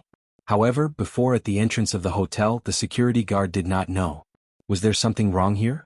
Thinking of this, Xiao Chen secretly became vigilant. Of course, this was also a habit of self-protection that he had developed over the years. The leader of the dark sect? That is a legendary existence. I want to see it. As he said, Lu Zhenming reached out to pick up the bowl on the shelf and carefully looked at it. He was amazed as he looked at it. When I hold it in my hand, it has a kind of evil qi, a kind of gloomy feeling. Xiao Chen, do you want to have a look? As he said, Lu Zhenming handed the bowl in his hand to Xiao Chen. Xiao Chen was stunned and subconsciously reached out to take it. However, when his hand stretched out halfway, he instinctively stopped. Although there was a smile on Lu Zhenming's face, Xiao Chen felt that there was a little bit of bad intention. However, Xiao Chen did not take it, but Lu Zhenming directly stuffed the bowl into Xiao Chen's hand. Before Xiao Chen could hold it firmly, he let go. Pa! The bowl directly fell to the ground. Although the floor of this box was covered with carpet, the bowl still fell in half. Xiao Chen, why are you so careless? This bowl was broken by you? What a pity. Lu Zhenming shouted. It's broken? Ma Xiaotian was also stunned, but she smiled indifferently. It doesn't matter. It's just a toy. It's only a little more than 1 million. It's a piece of cake for Xiao Chen. Xiao Chen, you broke this bowl yourself. I'm sorry that I can't pay for it. This meal is on me. Yu Xiaochuan walked over and said seriously. Xiaochen finally understood why Lu Jinming took such a big detour to set up this trap. It turned out that he was waiting for him here. Before, Xiaochen thought that Yu Xiaochuan simply wanted to treat him to a meal to confirm the relationship between him and Tang Tang. But when he thought about it carefully, it was not necessary. Yu Xiaochuan had treated him before. Jin Beibei was holding the menu and was about to order. Hearing the noise here and seeing the broken bowl under Xiaochen's feet, she was a little confused. Cousin Menjing, what are they talking about? Humph, it's his fault for being greedy. He insisted on coming to the banquet. Now he's making trouble, isn't he? Cheng Menjing snorted, but she was very anxious in her heart. More than 1 million, although it was not a small amount, Cheng Menjing could take out the money. However, in what name should she take it out? Chapter 79. It was Lu Jinming who fell to the ground. What does it have to do with Xiaochen? Tang Tang had been paying close attention to Xiaochen. Naturally, she knew what had happened. Hearing Cheng Menjing's words, she naturally felt that it was unfair to Xiaochen. Cheng Menjing glanced at Tang Tang. She frowned and said in a low voice, "Do you think I don't know that? Do I need you to tell me? Since you care so much about Xiaochen, why don't you pay the bill for him? It's obvious that they are trying to set him up. That manager is obviously one of them." How could Tang Tang have so much money? If she had more than 1 million, she wouldn't have to sell fried dough sticks in the morning. Cousin Menjing, why don't I do it? Jin Beibei chuckled. There was no telling what dirty trick she had come up with this time. Cheng Menjing hesitated for a moment. Although Jin Beibei was definitely going to set Lu Jinming or Yu Xiaochuan up, it was best for her to step in at this moment. Therefore she nodded calmly. However, when Jin Beibei was about to step in, Xiaochen bent down and picked up the broken bowl on the ground. Holding it in his hand, he glanced at Lu Jinming with a weird expression and said, "The bowl is not broken, is it? Isn't it good? Is it necessary to make such a fuss?" Lu Jinming was smiling complacently. He was stunned when he heard Xiaochen's words. He was just about to retort when he suddenly found that the bowl in Xiaochen's hand was not broken at all. There was not even a crack on it. Yu Xiaochuan's eyes widened. He was speechless as he looked at the bowl in Xiaochen's hand. Did I see it wrong? The bowl in Xiaochen's hand was clearly intact. How could it be broken? The one who was most puzzled was Ma Xiaotian. Although she promised to cooperate with Yu Xiaochuan and Lu Jinming's acting, in order to avoid arousing suspicion, she was quite far away from Xiaochen. She didn't see clearly whether the bowl on the ground was broken or not. When she walked over, Xiaochen had already picked it up. She wondered if Lu Jinming was acting and didn't see clearly. Was he too anxious? Since it's not broken, that's good. Looks like this demon sect leader Zhang Naipeo is a tough one after all. Ma Xiaoqian said with a laugh, knowing that she couldn't keep up the act today. That's impossible. It was obviously broken. Lu Jinming finally had a chance to punish Xiaochen. How could he let it go? He directly snatched the bowl from Xiaochen's hand and placed it in front of his eyes to examine it. However, as soon as he looked at it, the bowl broke into 2 halves with a crack, and stopped in Lu Jinming's palm just like that. Lu Jinming was dumbfounded. Yu Xiaochuan was dumbfounded. Ma Xiaoqian was also dumbfounded. What was going on? Cheng Menjing was puzzled. Tang Tang was puzzled. Jin Beibei was thoughtful. Why is it broken? Lu Jinming didn't expect that a bowl that was perfectly fine just now would break in half in his hand. Wasn't this too amazing? Young Master Lu, what are you robbing? Look, it's broken, isn't it? Xiaochen looked at Lu Jinming with a bit of heartache and said, "This bowl is only about 1 million, which is nothing for someone like young Master Lu, but it's a pity that it broke like this, isn't it?" Lu Jinming looked at the broken bowl in his hand. He wanted to cry but had no tears. Damn, I didn't break it at all. A look of doubt flashed in Yu Xiaochuan's eyes. However, he was a hypocrite. It was impossible for him to lie through his teeth and falsely accuse Xiaochen. He could only frown and say, "Lu Jinming, why are you so careless? Forget it, just pay them the money. Although this meal is on me, this bowl is not included." Lu Jinming wanted to cry but had no tears. He and his father, Lu Siwen, had just applied for 1 million to pick up girls, but now he had to pay for this bowl? Although he didn't know if this bowl was a bowl used by a sect master, it was indeed an antique. Back then he had chosen this bowl because he was afraid that Xiaochen would recognize it. If it was a fake, Xiaochen wouldn't be willing to pay for it. Therefore the real value of this bowl was actually 1 million yuan. Damn, my cousin-in-law has a superpower. Jean Bebe murmured to Cheng Menjing. Cheng Menjing didn't know how the situation in front of her turned 180 degrees. Swipe my card. Lu Jinming took out a bank card and handed it to Ma Xiaoqian. Although he had reached an agreement with Ma Xiaoqian to put on this show, it didn't mean that he didn't need to pay for the broken bowl. Okay. Ma Xiaoqian took over the bank card and nodded. I'll leave my diamond card here. My grandpa suddenly sent me a message. He wants to talk to me about something. Excuse me, everyone. I'll pay for all your expenses. Yu Xiaochuan felt that it was meaningless for him to stay here. He handed his diamond card to Ma Xiaoqian and said, as for his grandpa, it was just an excuse. He failed to trick Xiaoqian and lost face in front of Lu Jinming. Naturally, he was not in the mood to eat here anymore. Lu Jinming hesitated for a while. Since Yu Xiaochuan had left, it was meaningless for him to stay here. Besides, he had lost face in front of Cheng Menjing. Xiaoqian should pay for the bowl, but he had to pay for it.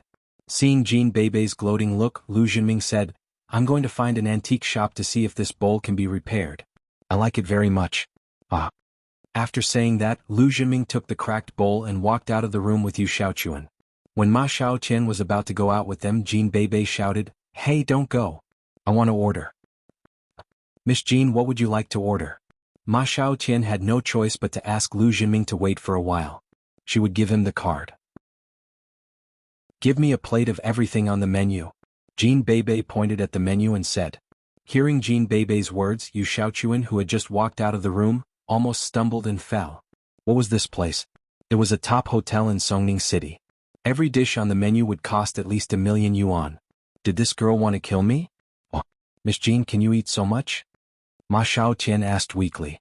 Although she was happy to sell a lot, it was Yu Xiaochuan's treat. If she offended Yu Xiaochuan, she would lose more than she gained. If I can't finish it, can't I pack it up?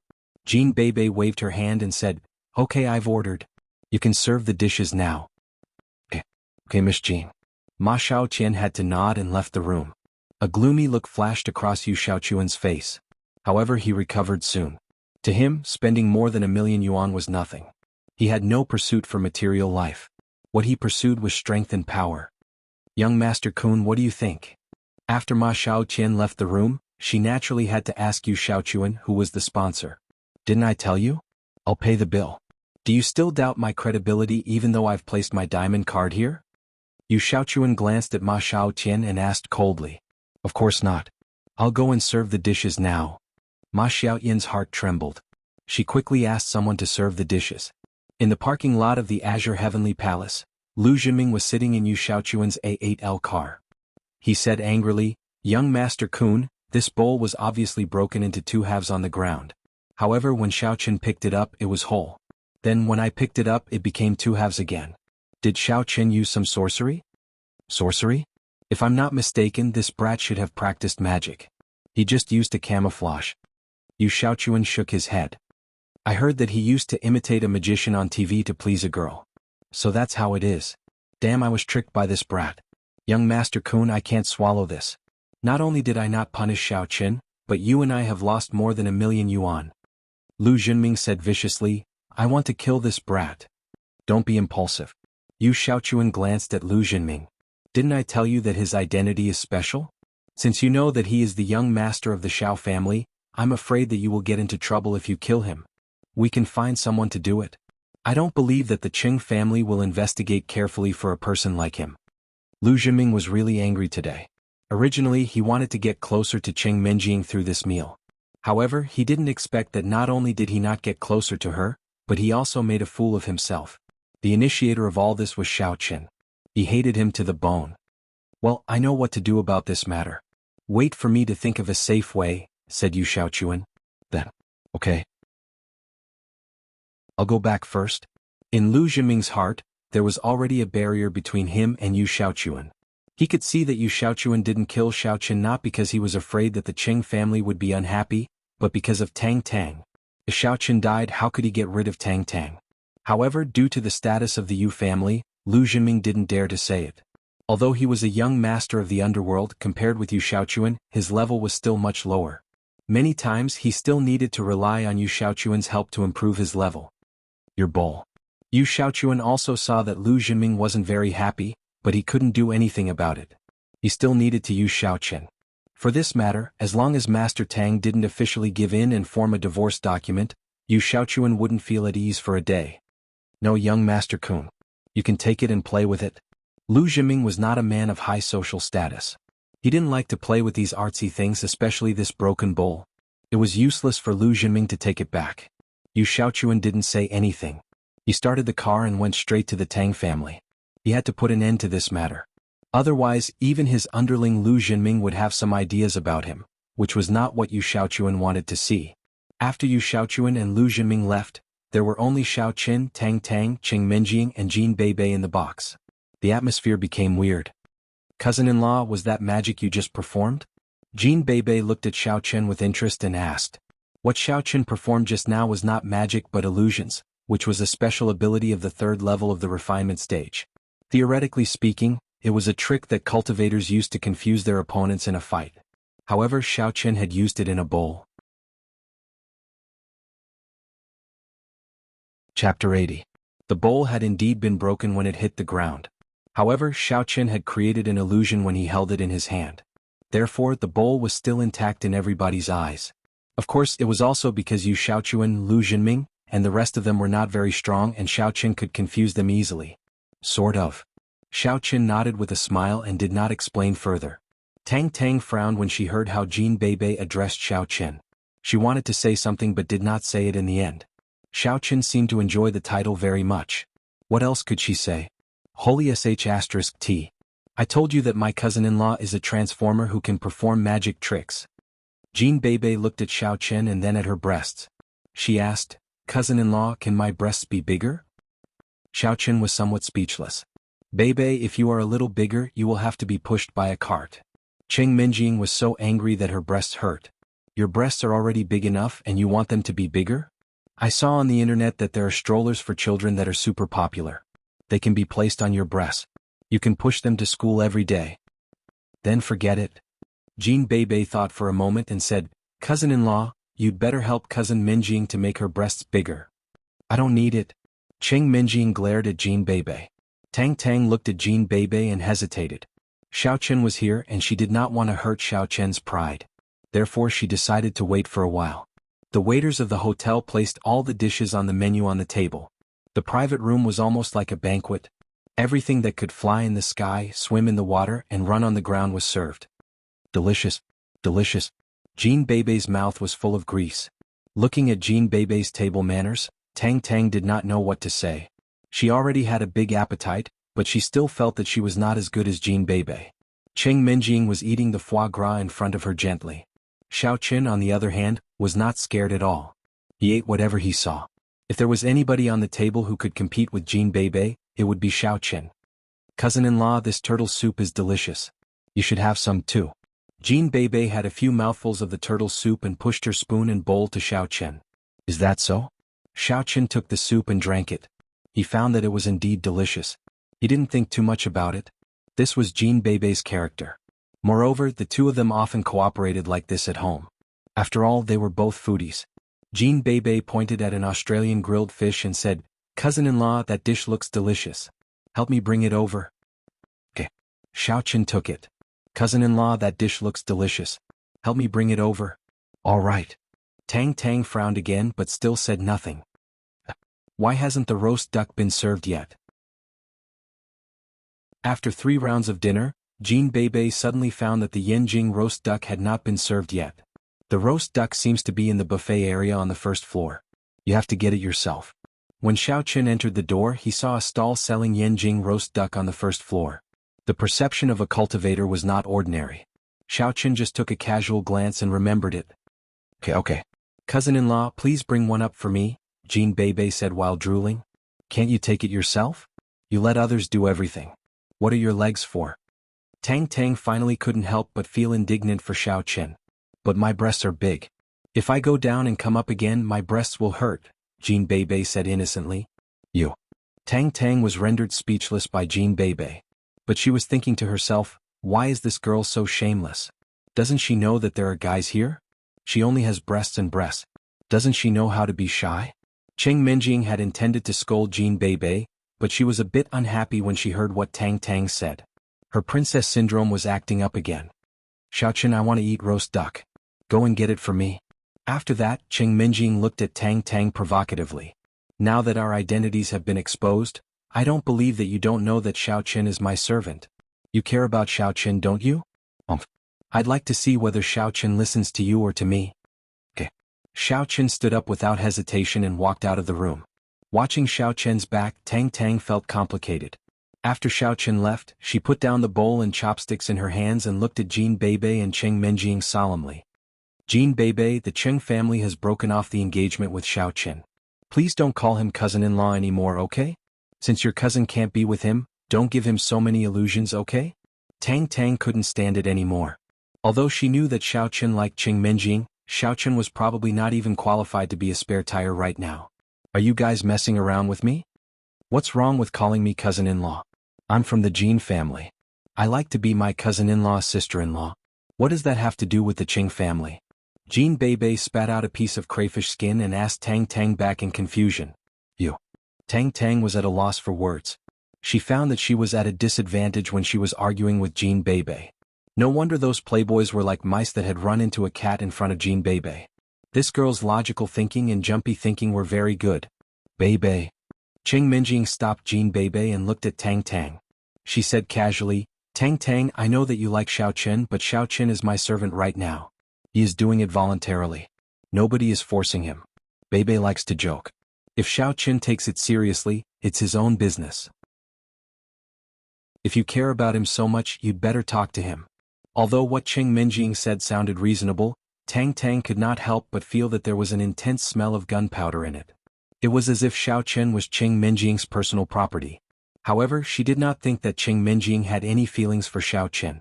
Therefore, in her heart, she regarded Qing Minjing as a scheming bitch who liked to play with Xiaoqun's feelings for fun. However, Tang Tang also felt sorry for Xiaoqun's failure in her heart. Who asked her to fall in love with Qing Minjing? Xiaoqun and I are just brothers, you Xiaoqun said that, but Xiaoqun did not bother to defend himself. Tang Tang also felt that she was not qualified to scold Qing Minjing. She could only remind her, in fact, Xiaoqun is a very good boy. If you don't like him, please let him go.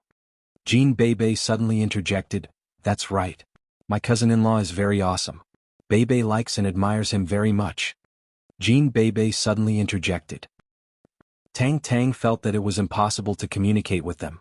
This Jin Beibei must have been sent by Qing Minjing to disgust her, wasn't she? Qing Minjing looked at Tang Tang and was about to say something, but she did not say it in the end. It was not because she did not trust Tang Tang but because the walls had ears. If she revealed Xiaoqun's real purpose of becoming her servant, it would not be a good thing for both Xiaoqun and herself. Therefore, during the period when Xiaoqun was not back, Qing Minjing and Tang Tang were both silent and did not look at each other. Jin Beibei, on the other hand, was enjoying the food without a care in the world. After a while, Xiaoqun carried the roast duck in. However, hardly had he entered the private room when Xiaoqun sensed coldness flooding out of the room. Although the three of them were safe and sound, Xiaoqun felt that the atmosphere was not right. Perhaps, it was the keen senses of the cultivators. Roast duck. Xiaoqun brought the roast duck that had been rolled into pancakes downstairs. He put one in front of each of them. Jin Beibei took a bite of the pancake. She chewed so hard that her lips were covered in oil. Yes, the roast duck is delicious. Why don't you eat it? Tang Tang discovered that Xiaoqun had only brought back 3 pancakes, but he did not have any himself. The roast duck is available at 11 p.m. Now that the time is over, I grabbed the last 3 pancakes for you. Xiaoqun shrugged unconcernedly. It's fine if I don't eat it. There are many other dishes. Cousin-in-law, eat mine. It's really delicious. Jin Beibei, however, handed the pancake that she had taken a bite of to Xiaoqun. I'm not eating it. Xiaoqun was too embarrassed to eat Jin Beibei's saliva in front of Tang Tang. It was fine if they were at home, but here Xiaoqun did not want Tang Tang to think that he was a pervert. Just eat it. Don't you like it? Okay. Alright then. Seeing that Xiaoqun did not want to eat it, Jin Beibei began to eat on her own. Tang Tang intended to give her pancake to Xiaoqun, but when she recalled that she claimed to be Xiaoqun's buddy, she was too embarrassed to do that. An Audi A8L drove to the southern suburb of Songning City, which was the residence of the Tang family, one of the most powerful families in Songning City. After parking the car in front of the Tang family's house, Yu Xiaochuan realized that he had come in a hurry. Tang Tang's grandfather, Tang Fengbai, was a utilitarian. Although the Yu family and the Tang family had reached a tacit understanding, it was the first time that he had publicly proposed to cancel the engagement. Yu Shaochuan felt that he should take out some gifts to fool Tang Fangbai. However, he came in a hurry and did not have time to prepare anything. When he glanced at the back seat of the car, his eyes suddenly lit up. The broken bowl that Lu Jinming had bought reminded Yu Shaochuan of something. He smiled and picked up the broken bowl carefully. Then he got out of the car and rummaged in the trunk for a long time. Finally, he found a delicate brocade box and put the broken bowl into it. This brocade box used to contain a ginseng from 2 years ago. Yu Shaochuan used the ginseng to practice martial arts, so he threw the box in the car. Unexpectedly, it came in handy at this moment. Tang Fangbai liked to collect antiques, especially antiques related to martial artists. The bowl that had been used by the leader of the devil cult was just right for him. Of course, it did not mean that the antiques were worthless when they were broken. In fact, many antiques were already broken when they were unearthed or discovered, but it did not affect their value as a collection, because most of these things were unique, and there was only one of them whether they were broken or not. Before Tang Tang was 16, Yu Shaochuan was a frequent visitor of the Tang family. Now he had not been here for almost 2 years. When the 2 guarding disciples of the Tang family saw Yu Shaochuan, they could not help but be slightly stunned. Chapter 81. In the past, when Yu Shaochuan came to the Tang family, he didn't need to inform them. He came as a prospective son-in-law and could directly see Elder Tang. However, things were different now. The 2 looked at each other and said politely, "Young Master Yu is here. Can we inform him?" Yu Shaochuan was a little annoyed in his heart, but on the surface, he still looked modest and warm. "Of course. Thank you for the trouble." Although Tang Fangbai wondered why Yu Shaochuan came today, he still let him in. Shaochuan greets Elder Tang. Yu Shaochuan came to the living room and bowed politely. "Well, Shaochuan, why are you here today?" It's been 2 years since you last came here, right?" Although Tang Fangbai saw Yu Shaochuan, he didn't have a good expression. He felt that this kid was not sincere. Seeing that Tang Tang didn't look good, he directly broke off the engagement. Did he think that the Tang family was easy to bully? Although the Tang family was in the wrong in this matter, they couldn't be weak, right? Actually, it's not a big deal. Tang Tang found her true love, so I came to congratulate her," Yu Shaochuan said with a smile. Tang Fangbai's expression suddenly changed. "Yu Shaochuan, what nonsense are you talking about? What do you mean by Tang Tang found her true love? It seems that Grandpa Tang doesn't know? Tang Tang is now in love with the young master of the Shao family, Shao Chen. The 2 of them are a good match. I passed by here, so I came to congratulate her. I didn't expect Grandpa Tang to not know. I'm sorry I spoke too much," Yu Shaochuan said with a very guilty look. "Shao Chen?" Tang Fangbai suddenly frowned.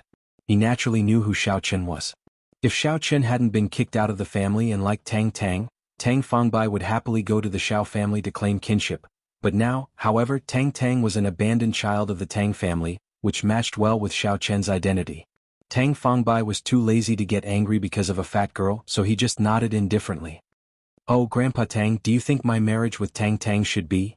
Yu Shaochuan stopped talking, which was very much in line with his hypocritical character. Although he thought so, he didn't say it out loud but let others say it for him. "I'm tired. I'm old and I don't have much energy. I'm going to sleep. Little Yu, why don't you rest here first and have dinner with us tonight?" Tang Fangbai did not answer Yu Shaochuan's question directly. Yu Shaochuan was pissed, but he kept a smile on his face as he placed the box on the tea table. "I know you like antiques, Grandpa Tang. I heard that this bowl was once used by the head of the demon sect, Zhang Naipeo. I hope you'll like it, Grandpa Tang." "Oh." The listless Tang Fangbai's face changed as he perked up. "Is this something that the legendary war god Zhang Naipeo of the Demon Gate used? Let me see." "Yes, of course, I don't know if it's real or not." "Please have a look, Grandpa Tang." Yu Shaochuan smiled coldly in his heart. "Old man, I knew you were even more of a hypocrite than me." "Oh, keep it. I'll look into it. I'll think about what you said." Tang Fangbai nodded and picked up the 2 broken pieces of the bowl. "Then I won't disturb your rest anymore, Grandpa Tang. Goodbye." Yu Shaochuan was a bit disappointed that he didn't get the answer he wanted, but since Tang Fangbai said that he would think about it, it meant that there was a chance. He just needed to work harder and he would be able to get it done. After Yu Shaochuan left, Tang Fangbai couldn't wait to pick up the magnifying glass and examine the so-called bowl used by the head of the demon sect, Zhang Naipeo. At first, Tang Fangbai was very disdainful. After all, Zhang Naipeo was only a legend, but after a while, he suddenly exclaimed in surprise, and his expression became serious. I'm so full, cousin-in-law. Do you think I have a big chest or a big belly? Jean Bebe rubbed her round belly and wobbled out of Azure Sea Palace. She seemed to have lost her balance. Cough cough. Tang Tang was a bit unhappy after hearing that. Jean Bebe, other people might be scared of you, but I'm not. Do you think that Xiao Qin is not an outsider and is really your cousin-in-law? Yes.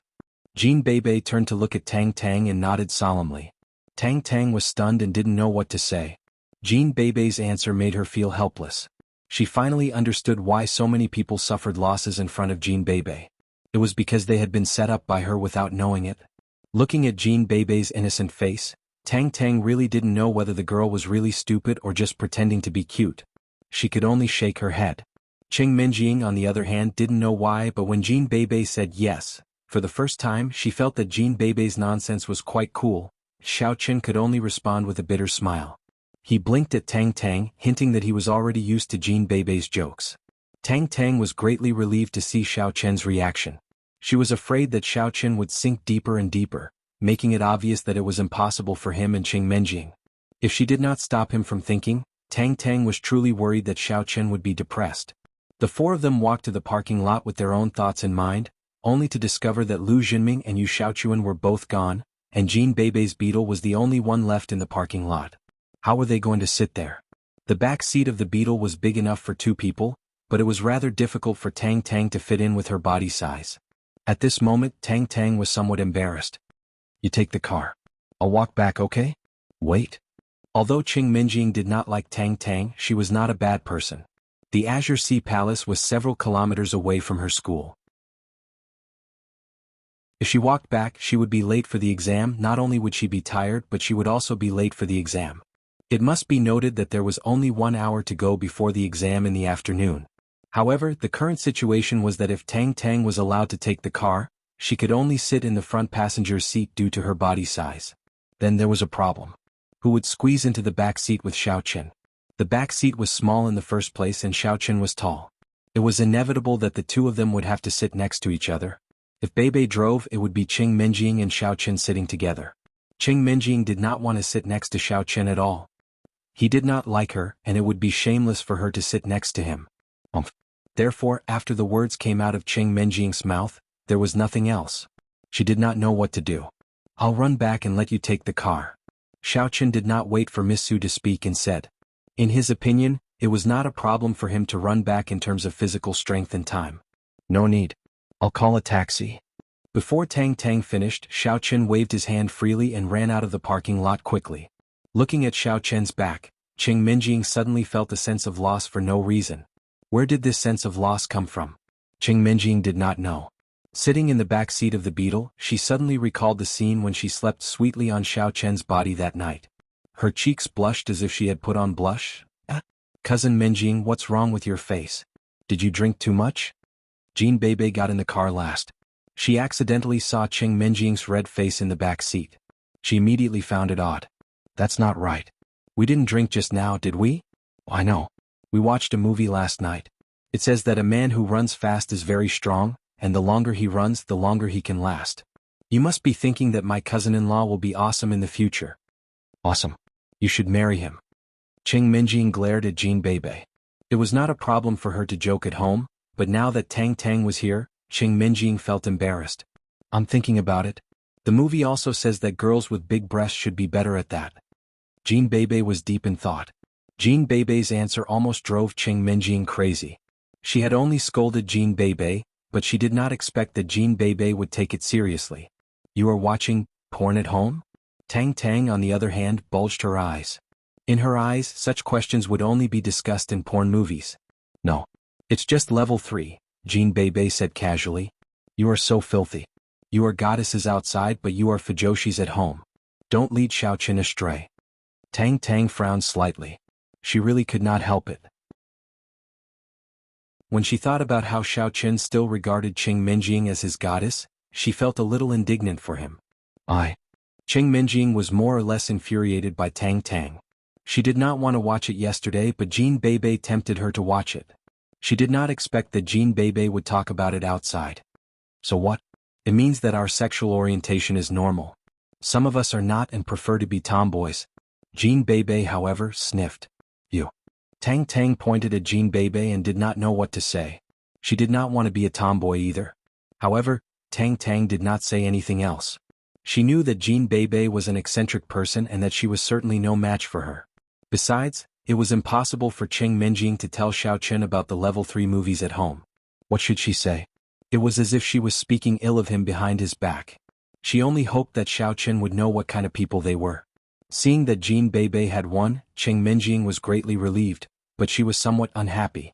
What's wrong with me watching the level 3 movies? Tang Tang is really a busybody.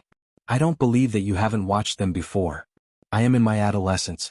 It is perfectly normal for me to be curious. The beetle turned out of the parking lot of the Azure Sea Palace and saw Xiao Chen running against the scorching sun on the roadside. Suddenly, Cheng Menjing's heart skipped a beat. Was the guy really Xiao Chen? Was he the foppish playboy who pursued Ke Lin and Xin Jingxian? From the rearview mirror, Tang Tang saw that Cheng Menjing was staring out of the window in a trance. Confused, she turned her head and looked out of the window. However, Xiao Chen had been left behind by the car. What Tang Tang saw was a billboard of a popular TV series called Beast. She could not help but curse that Xiao Chen was infatuated with her. Chapter 82. Because of all the things that had happened, the atmosphere in the car was not very harmonious. Nobody talked anymore until the car was parked in the parking lot of the school. Tang Tang got out of the car and simply thanked the driver casually. Then she walked to the gate of the sports ground quickly. She was going to pick up Xiao Chen. Looking at Tang Tang's back, Cheng Menjing slightly frowned and snorted. Then she dragged Jean Bebe to the teaching building. Cousin Menjing, aren't we going to visit my cousin-in-law? Asked Jean Bebe. What for? He is physically strong. He won't die, said Cheng Menjing emotionlessly. At this moment, Lu Jinming and Skinny Monkey were sitting on the flower bed in front of the parking lot. Lu Jinming looked at Cheng Menjing's back as she left, and an infatuated look flashed in his eyes. Where's that idiot Xiao Chen? Jean Bebe's car is small and Tang Tang is fat. She can only sit in the front passenger seat. Cheng Menjing is sitting in the back seat. How can she squeeze Xiao Chen with her? He must have left her on the road, right? Skinny Monkey speculated. Yes. Lu Jinming was very satisfied. I guess Xiao Chen is too poor to pay for a taxi, right? Brother Ming, are we just going to let it go? You Xiao Chuan is not reliable, is he? Not only did we fail to teach Xiao Chen a lesson, we even lost more than $1 million. Skinny Monkey complained angrily. He was still holding a grudge about the feast in the canteen. He had thought that he would be able to enjoy a good meal, but Xiao Chen took all the food away himself. If it were before, Lu Jinming would certainly have stopped him if Skinny Monkey talked about Yu Xiaochuan in such a way. But today Lu Jinming had his own opinions too. Forget it. It's better to count on ourselves than on others. Xiao Chen is smart and skilled. Regular tricks won't be able to deal with him. He used to be a young master, not a bumpkin. We have to figure out a plan if we want to deal with him. Yes, he is a tough guy. I'm told that he was a useless young master in the past, but he is quite good at beating people up. He is still in the hospital right now. Skinny Monkey nodded. Brother Ming, I feel that if we want to deal with Xiao Chen, we have to be more ruthless. Normal people really aren't his match. Isn't the underground fighting arena controlled by our Lu family? We can let Xiao Chen fight in the underground boxing field. You mean let him die in the underground boxing field? Lu Jinming's eyes lit up after listening, but then he frowned. The key is how to fool him. This kid doesn't seem to be a fool. He won't go just because we ask him to. Brother Ming, isn't it simple? What does Xiao Chen lack the most? He lacks money. At that time, we will tell him that there is a large prize money in the underground boxing field. We are not afraid that he won't take the risk. Skinny Monkey smiled and said, moreover, we can weaken the strength of the boxers in the underground boxing field. In fact, we don't have to weaken them too much. The boxers in the underground boxing field are basically not at the first level of internal strength. Their strength is not as strong as Ma Gangmen. Xiao Chen, that poor guy, will not let go of such a good opportunity to make money. At that time, we will let him win a few rounds first, and then find a master martial artist to kill him directly. Lu Jinming quickly made a plan. He was born in the underworld family. It was not a big deal to kill someone. Yu Xiaochuan didn't want to kill Xiao Chen, but Lu Jinming didn't care. The Qing family and the Xiao family. If they really cared about Xiao Chen wouldn't be like this now. The two were plotting. Xiaoqin and Tang Tang just walked in from the school gate. Lu Zhiming winked at the skinny monkey. The two stood up and walked toward Xiaoqin.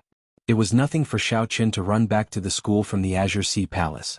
Seeing Tang Tang waiting for him at the school gate, he felt warm in his heart. But when he saw Lu Zhiming coming over, Xiaoqin narrowed his eyes.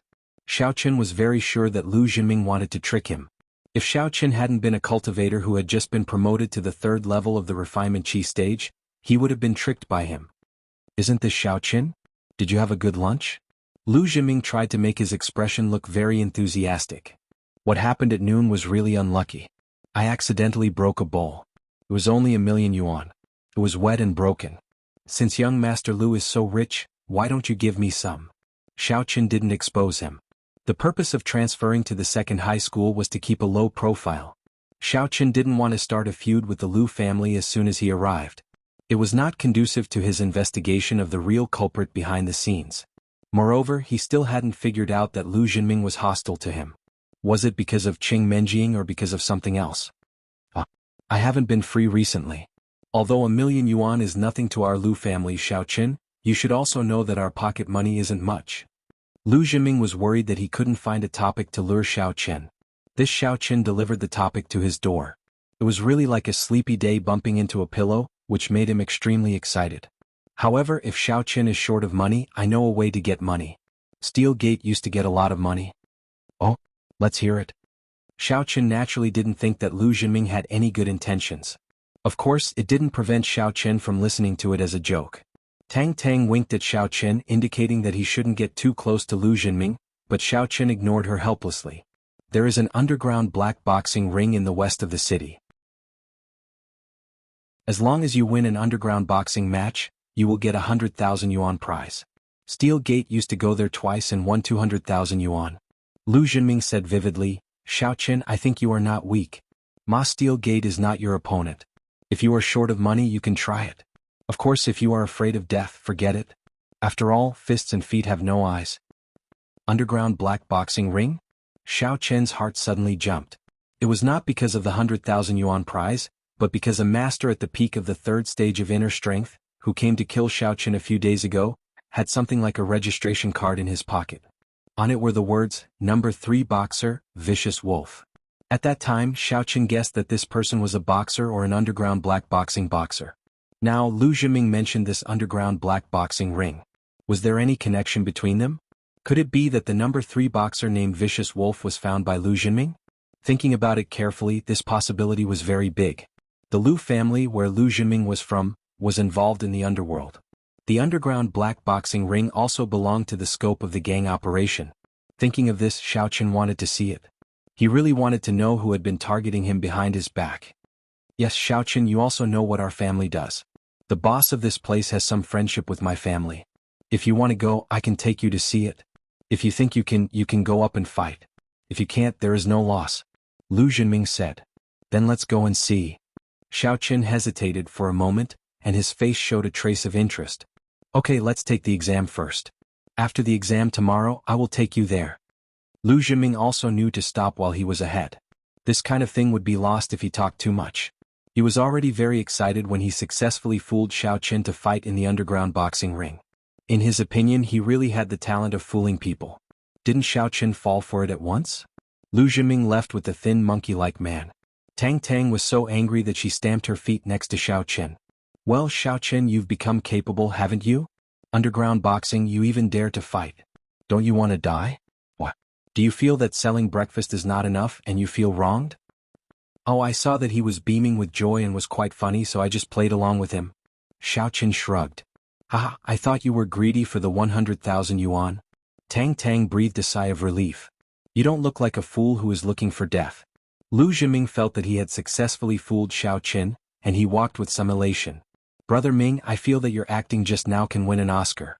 It's so successful that Xiaoqin the idiot fell for it at once. The thin monkey-like man said flatteringly. You also said that he is an idiot who only sees money. He is short of money now. Let's seize this point and play him to death. Lu Zhiming also felt that he was very smart. He found that without Yu Xiaoquan's help, he was also very good. That's right. Even if Xiaochen was the former Xiaochen, he was also a playboy with no IQ. If it were Brother Ming with such a beautiful fiancée, he would have already won her heart. The thin monkey-like man said with deep thought. Maybe there is something wrong with this kid's taste. Maybe he likes Tang Tang? After Lu Jinming said that, he laughed first. Young master is from Silk Fate. By the way, Brother Ming, I have already talked to Teacher Lei about this exam. He will help you pass the answers. You should be able to deal with a good result. The thin monkey-like man said. Oh. Lu Jinming's eyes lit up. That's great. If I can pass all the exams, my dad will be happy. Maybe he will reward me with a few million yuan. Lu Siwen always hoped that Lu Jinming would become a cultured person. As the saying goes, a gangster is not terrible, but a cultured gangster is terrible. Lu Siwen, who mingled in the underworld, believed in this more. He pinned all his hopes on Lu Jinming. However, Lu Jinming disappointed him again and again. This kid was not the material to study at all. I guess Xiaochen will be the last in our class this time. At that time, no matter what Brother Lu says, it will be impossible for him to be the last. The thin monkey-like man thought of Xiaochen and laughed sarcastically. If you didn't mention it, I wouldn't have thought of it. Will this kid copy Tang Tang during the exam? Lu Jinming thought of himself and Xiaochen. Xiaochen was not Xiaochen now. If this kid was the last in the exam, he would probably be expelled from the school. Therefore, if Xiaochen wanted to turn the situation around, he must copy Tang Tang. Brother Ming, you mean we should report Xiaochen to the teacher for plagiarism? The thin monkey-like man suddenly thought of something. We can hold back. I'm afraid that Xiaochen won't dare to fight tomorrow. So, our plan will be in vain. We can make trouble for him in the school first. Lu Jinming thought of Xiaochen using Director Su to pressure him in the cafeteria. Since you used the school rules to mess with me, then I will give you a taste of your own medicine. But we need evidence. We must hit the nail on the head. We can't give him room to argue.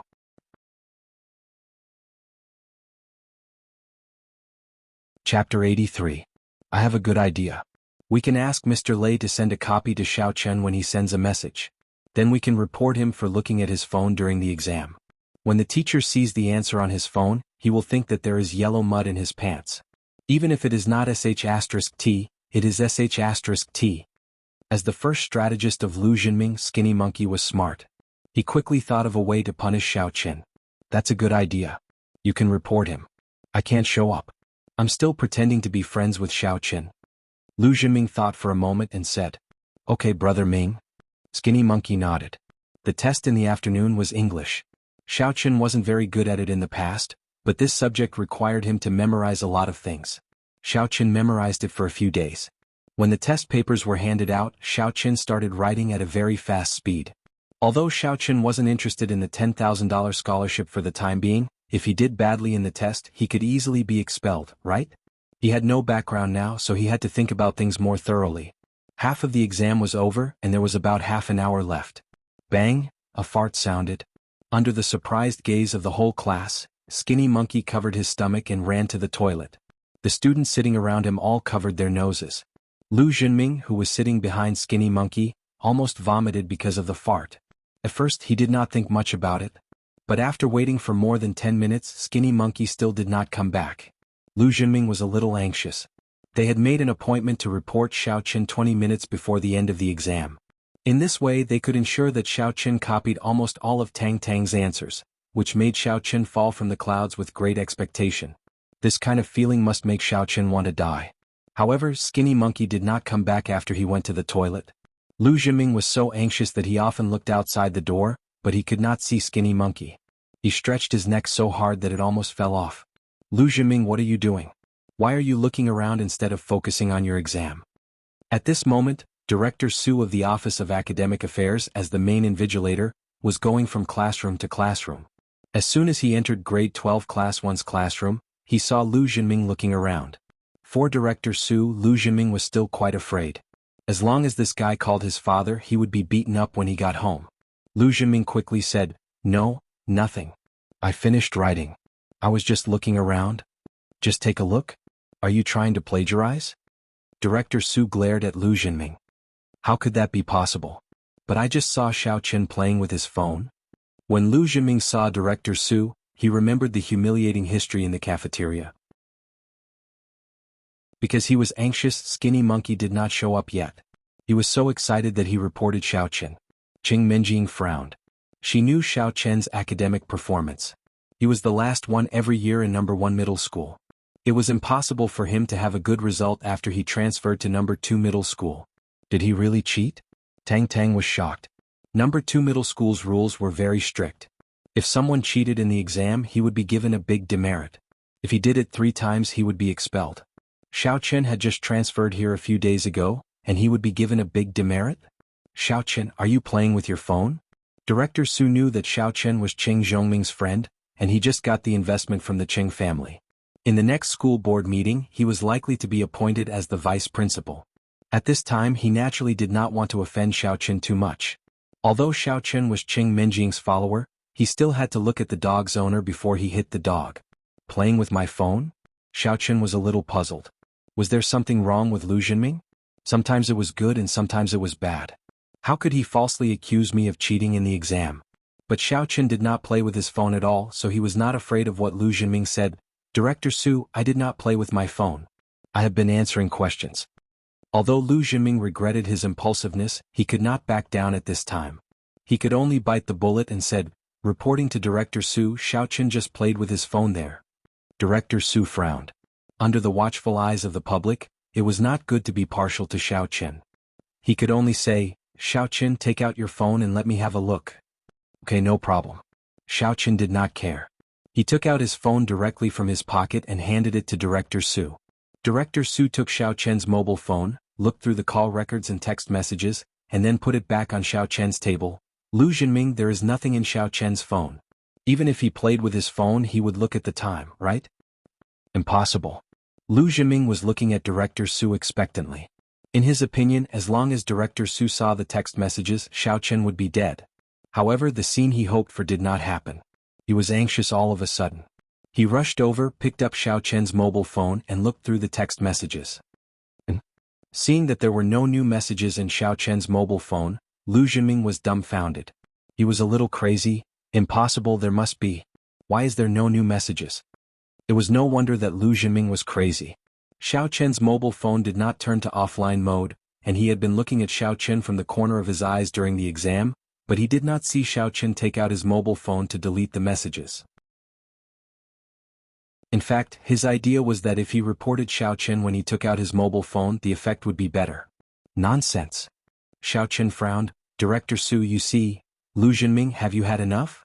Director Su was also a little unhappy at this time. In his opinion, Xiao Chen must have cheated Lu Jinming of a meal before, so Lu Jinming wanted to take revenge. Impossible, I received it. Why didn't you receive it? Gah. Lu Jinming suddenly realized that he had made a slip of the tongue. You received it?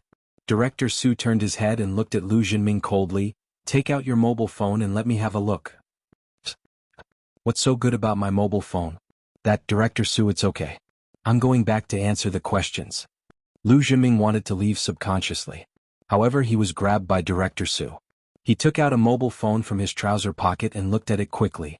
When he finished looking at it, his face had become gloomy. Lu Jinming, it seems that you are the bad guy who reported it first. You used your mobile phone to cheat in the exam, but you still falsely accused a classmate? Your results in this exam will be cancelled. You will have a major demerit. You falsely accused a classmate. You will have another major demerit. If there is one more time, you will be fired directly. Lu Jinming really wanted to cry, but he had no tears. He cursed the skinny monkey in his heart. This kid could have gone to the toilet at any time, but he did it at such a critical moment. As a result, Lu Jinming reported Xiao Chen. Not only did he not report it clearly, but he also got himself into trouble. Director Su snorted coldly and walked out of grade 12 class 1. As for Lu Jinming, he could only return to his seat resentfully. The more he thought about it, the angrier he felt. After Director Su left, the exam was also over. At this time, the skinny monkey walked back with a pale face. Skinny monkey, what the hell did you do? Did you fall into the toilet or something? Lu Jinming was angry when he saw the skinny monkey. Brother Ming, I had diarrhea. The skinny monkey didn't know that Lu Jinming's exam results were cancelled, but he knew that according to the agreement he should report Xiao Chen. In the end, he didn't come out from the toilet. Brother Ming, you went to have lunch with young Master Kun. I didn't have anything to eat, so I bought a few skewers of fried eggs with stinky tofu at the roadside stall. You. Lu Jinming didn't know what to say. When I saw that you didn't come back, I panicked and went to report Xiao Chen myself. In the end, there was no message on Xiao Chen's phone. Instead, Director Su found out that there was a message on my phone. Now, my exam results are invalid and I even have a major demerit. With a major demerit, Lu Jinming wasn't afraid. With his identity and background, even if there were 100 major demerits, the school wouldn't expel him. However, the key problem was that if his father, Lu Siwen, knew about it, then he would be miserable. If he really got a demerit because of fighting, then forget it. The Lu family was in the underworld. Fighting was common, so Lu Siwen wouldn't care. What Lu Siwen cared about was Lu Jinming's academic results. Cheating in the exam was enough for Lu Jinming to be covered in bruises and bruises. It can't be. I asked Teacher Lei to send him a text message. The skinny monkey was a little puzzled. Teacher Lei couldn't have forgotten. I'm also puzzled. Teacher Lei is quite reliable. Could it be that Xiao Chen's phone is in arrears? Lu Jinming was very puzzled. At this time, Xiao Chen walked over with a smile and sat directly next to Lu Jinming. This seat used to belong to Ma Gangmen. This kid was hospitalized these few days, so it was empty. Young Master Lu, did you send me the answers on my phone? Xiao Chen waved his phone and showed the text message to Lu Jinming. He had dodged a bullet before. When he woke up in the morning because he was looking for the dog, his SIM card was new. He kept it in his phone and forgot to change it. After the exam just now, he felt that something was wrong, so he changed his SIM card. Not long after he changed it, Xiao Chen's phone received a text message. It was the answers to the previous English exam. Xiao Chen glanced at it roughly. The correct rate wasn't low. It was at least 80% correct. Lu Jinming was dumbfounded. He stared at Xiao Chen's phone screen. Wasn't this the previous English answer? And the sender was Lei Dianfeng's sock puppet phone number. Lu Jinming knew this phone number, but why did Xiao Chen only receive it now? Could it be that the signal was delayed? Thinking about it, this was the only possibility. Lu Jinming had an urge to cry. He didn't succeed in reporting Xiao Chen. Instead, he got himself into trouble. The most annoying thing was that the little friendship that he had just established with Xiao Chen was destroyed just like that? No, absolutely not. He still wanted to let Xiao Chen go to the underground boxing arena to fight. He couldn't fall out with him. Thinking of this, Lu Jinming looked at Xiao Chen with a blank face. That Xiao Chen, what are you talking about? I have a split personality. Did I send you the answer just now? I don't remember. I don't remember anything. Skinny Monkey knows that sometimes I'm like this. I don't know what I did before. It's like I'm possessed by a ghost.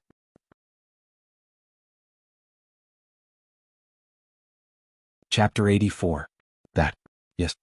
The thin monkey-like nodded quickly. He guessed that Lu Jinming wanted to shirk the responsibility. Really? You promised to give me 100,000 yuan. Xiao Chen said. Oh, is that true? Lu Jinming was stunned. He didn't expect that Xiao Chen would take advantage of him. But he couldn't say that he didn't say it. He just said that he didn't know that he was possessed.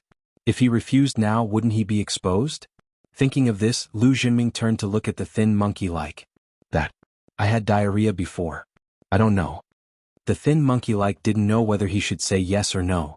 Mr. Lu, are you trying to renege on the debt? That's why you pretended to be possessed to deceive me? Xiao Chen suddenly shook his head with disappointment and said, Forget it. You are not trustworthy. I won't play with you anymore. Don't come to me after the exam tomorrow. Hey, don't. Lu Jinming was shocked. If he didn't come to him after school tomorrow, didn't it mean that he wouldn't go to the underground boxing? Wouldn't the previous arrangements be invalid? Lu Jinming had no choice but to bite his teeth and said, Okay, 100,000 yuan. But I don't have it now. Can you wait for a few days? Next month, my dad will give me pocket money and I will give it to you. That's more like it. I will continue to play with you tomorrow. Xiao Chen nodded and turned to leave. *CK. Lu Jinming looked at Xiao Chen's back. He was so angry that he gnashed his teeth and glared at the thin monkey-like. See, this is all your fault. If you eat stinky tofu again, I will throw you into the cesspool. Don't come out. Xiao Chen returned to his seat. At this time, Jing Xiaoquan was talking with Tang Tang. When he saw Xiao Chen, he asked, Why did Lu Jinming come to you just now? I didn't expect that he could use such a low-level trick. He framed you for cheating? Doesn't he know you're a straight-A student? *CK. He denied it again. He said that he was schizophrenic and didn't know what happened. This person is sick. Let's not care about him. Xiao Chen shook his head. Of course he did not believe that Lu Jinming was sick. However, compared to exposing him, 100,000 yuan was still more important. Jing Xiaoquan was stunned. How could he say that? The future of the Liu family was hopeless. By the way, I just told Tang Tang that we're going to the bookstore to buy some review materials after school. Are you coming? I'm not going. Right now, Xiaoqun wanted to hurry to the pharmacy to buy some medicine and set foot on a higher level of strength as soon as possible. That's fine. We can lend it to you after we buy it. Anyway, it's close by. Jing Xiaoquan nodded his head. Tang Tang looked at Xiaoqun helplessly and pointed at Qing Menjing. Obviously, she misunderstood that Xiaoqun wanted to go home with his goddess. Xiaoqun did not know what to say. He simply picked up his backpack and left the classroom. However, before he walked far away, Xiaoqun's phone rang. He took it out and saw that it was from Jean Bebe. Cousin-in-law, Cousin Minjing asked if you would like to take a ride with us. Only Jean Bebe could send such a messy message. One moment she was cousin-in-law, the next moment she was cousin Minjing. In fact, the two of them were not related at all. No thanks. I'm going to buy some medicine. You can go back now. Xiaoqun replied and then deleted the message. The fewer people who knew the relationship between him and Qing Menjing, the better. Xiaoqun ran forward. Out of the corner of his eye, he saw that Jean Bebe's red beetle passed by him. It seemed to have slowed down for a moment before it disappeared at the corner of the street. Hong Yan was obviously surprised that Xiaoqun came to the pharmacy so early that day. She stared at Xiaoqun with blinking eyes. Are you here to buy medicine? May I greet you, Grandpa? Okay, thank you. Xiaoqun moved his eyes away from Hong Yan and nodded with a smile. Every time he came to the pharmacy, it was always a pleasant thing to see Hong Yan. She was a girl of classical beauty.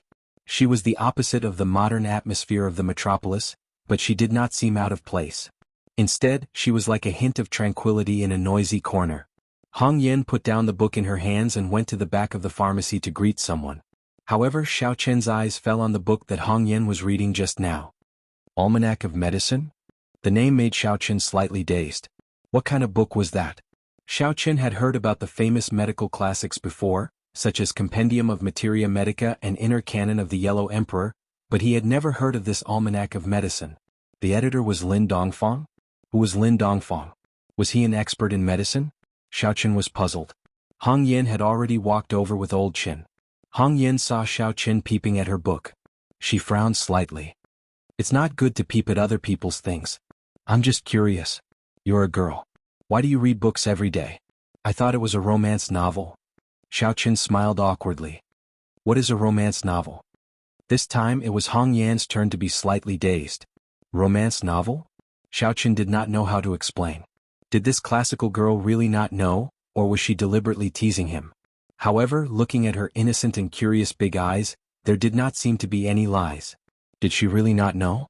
It is a storybook that describes the love between men and women. You are talking about Jinping Mei? Hong Yan's face, which did not have any makeup on, suddenly turned red. She stared at Xiaoqun as if Xiaoqun was a lecher. Xiaoqun slapped his forehead. Jinping Mei was a romance novel? Alright, it could be considered an ancient romance, but this was not what he was talking about. Alright, Yan Yan, go read your book. I will get the medicine for him. Grandpa Chen looked at Hong Yan and said with a smile, but he did not explain. The environment that Hong Yan grew up in did not have any romance novels at all. In the sutra depository, there were only some ancient books on cultivation and medicine. As for classical classics, there were also some, and Jinping Mei was one of them. Hong Yan was not sensible when she was young, and thought that the ancient books on medicine were boring, so she secretly looked for some storybooks to read. Just like that, she casually found a book called Jinping Mei. Thus, Jinping Mei became little Hong Yan's first young girl teacher. However, Hong Yan did not have the courage to finish reading it. Every time she read it, she felt like her body was burning. There was an indescribable feeling. Was it comfortable or uncomfortable? Anyway, after a long time, her whole body felt like it was being electrocuted. Sometimes she would even lose control, which made her feel ashamed. It was as if she had done something evil. Hence she stopped reading it. As she grew older and understood some things, she was even more embarrassed to read it. This matter was a secret hidden in Hong Yan's heart. No one knew about it. But today, when Xiaoqun suddenly mentioned it, Hong Yan subconsciously thought that Xiaoqun was talking about Jinping Mei. This feeling of being seen through made Hong Yan's heart beat rapidly. In Hong Yan's mind, did Xiaoqun read it too? Did he deliberately say it to tempt her? Originally, Hong Yan had a good impression of Xiaoqun. But now, she instantly classified Xiao Chen as a lecher. Xiao Chen was wronged. When Hong Yin left, she did not forget to glare at Xiao Chen. She was a classical beauty.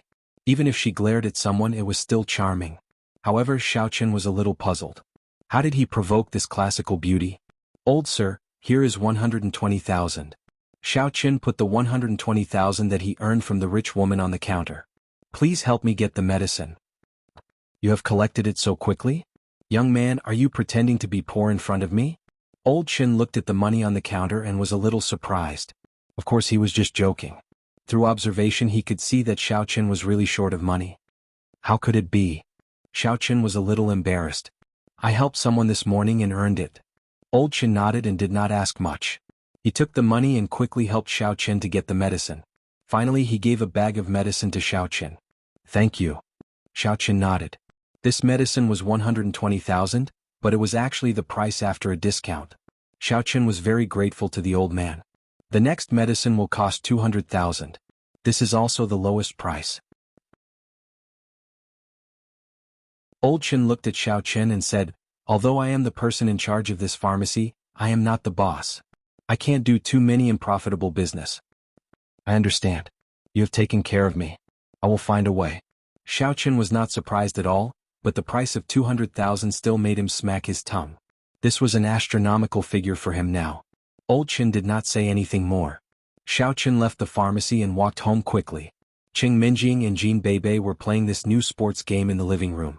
As soon as Xiao Chen entered the door, he saw the shocking boobs shaking, which was even more real than DOA. Jin Beibei is really sexy. Xiao Chen thought, if I really married Qing Minjing, would Jin Beibei be my dowry? That sounds good. I can shake them when I have nothing to do. Must be very cool.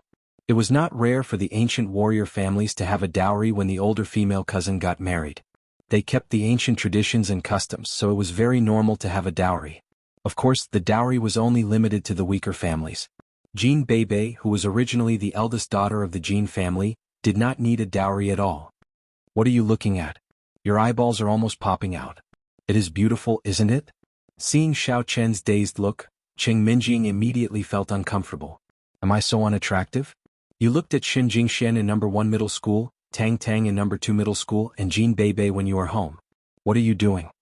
Oh, it's okay. Xiao Chen did not know how to answer. If he said it was beautiful, the eldest daughter would definitely scold him. If he said it was not, Jin Beibei would be unhappy. So, he had to compromise.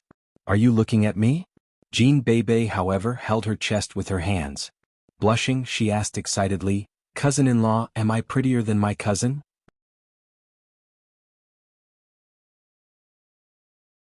Chapter 85. Well? When Xiao Chen was about to say something, he sensed a fierce look coming from the lady's eyes. Xiao Chen said in a hurry, speaking of prettier, your cousin is prettier. At least your eyes are not damaged.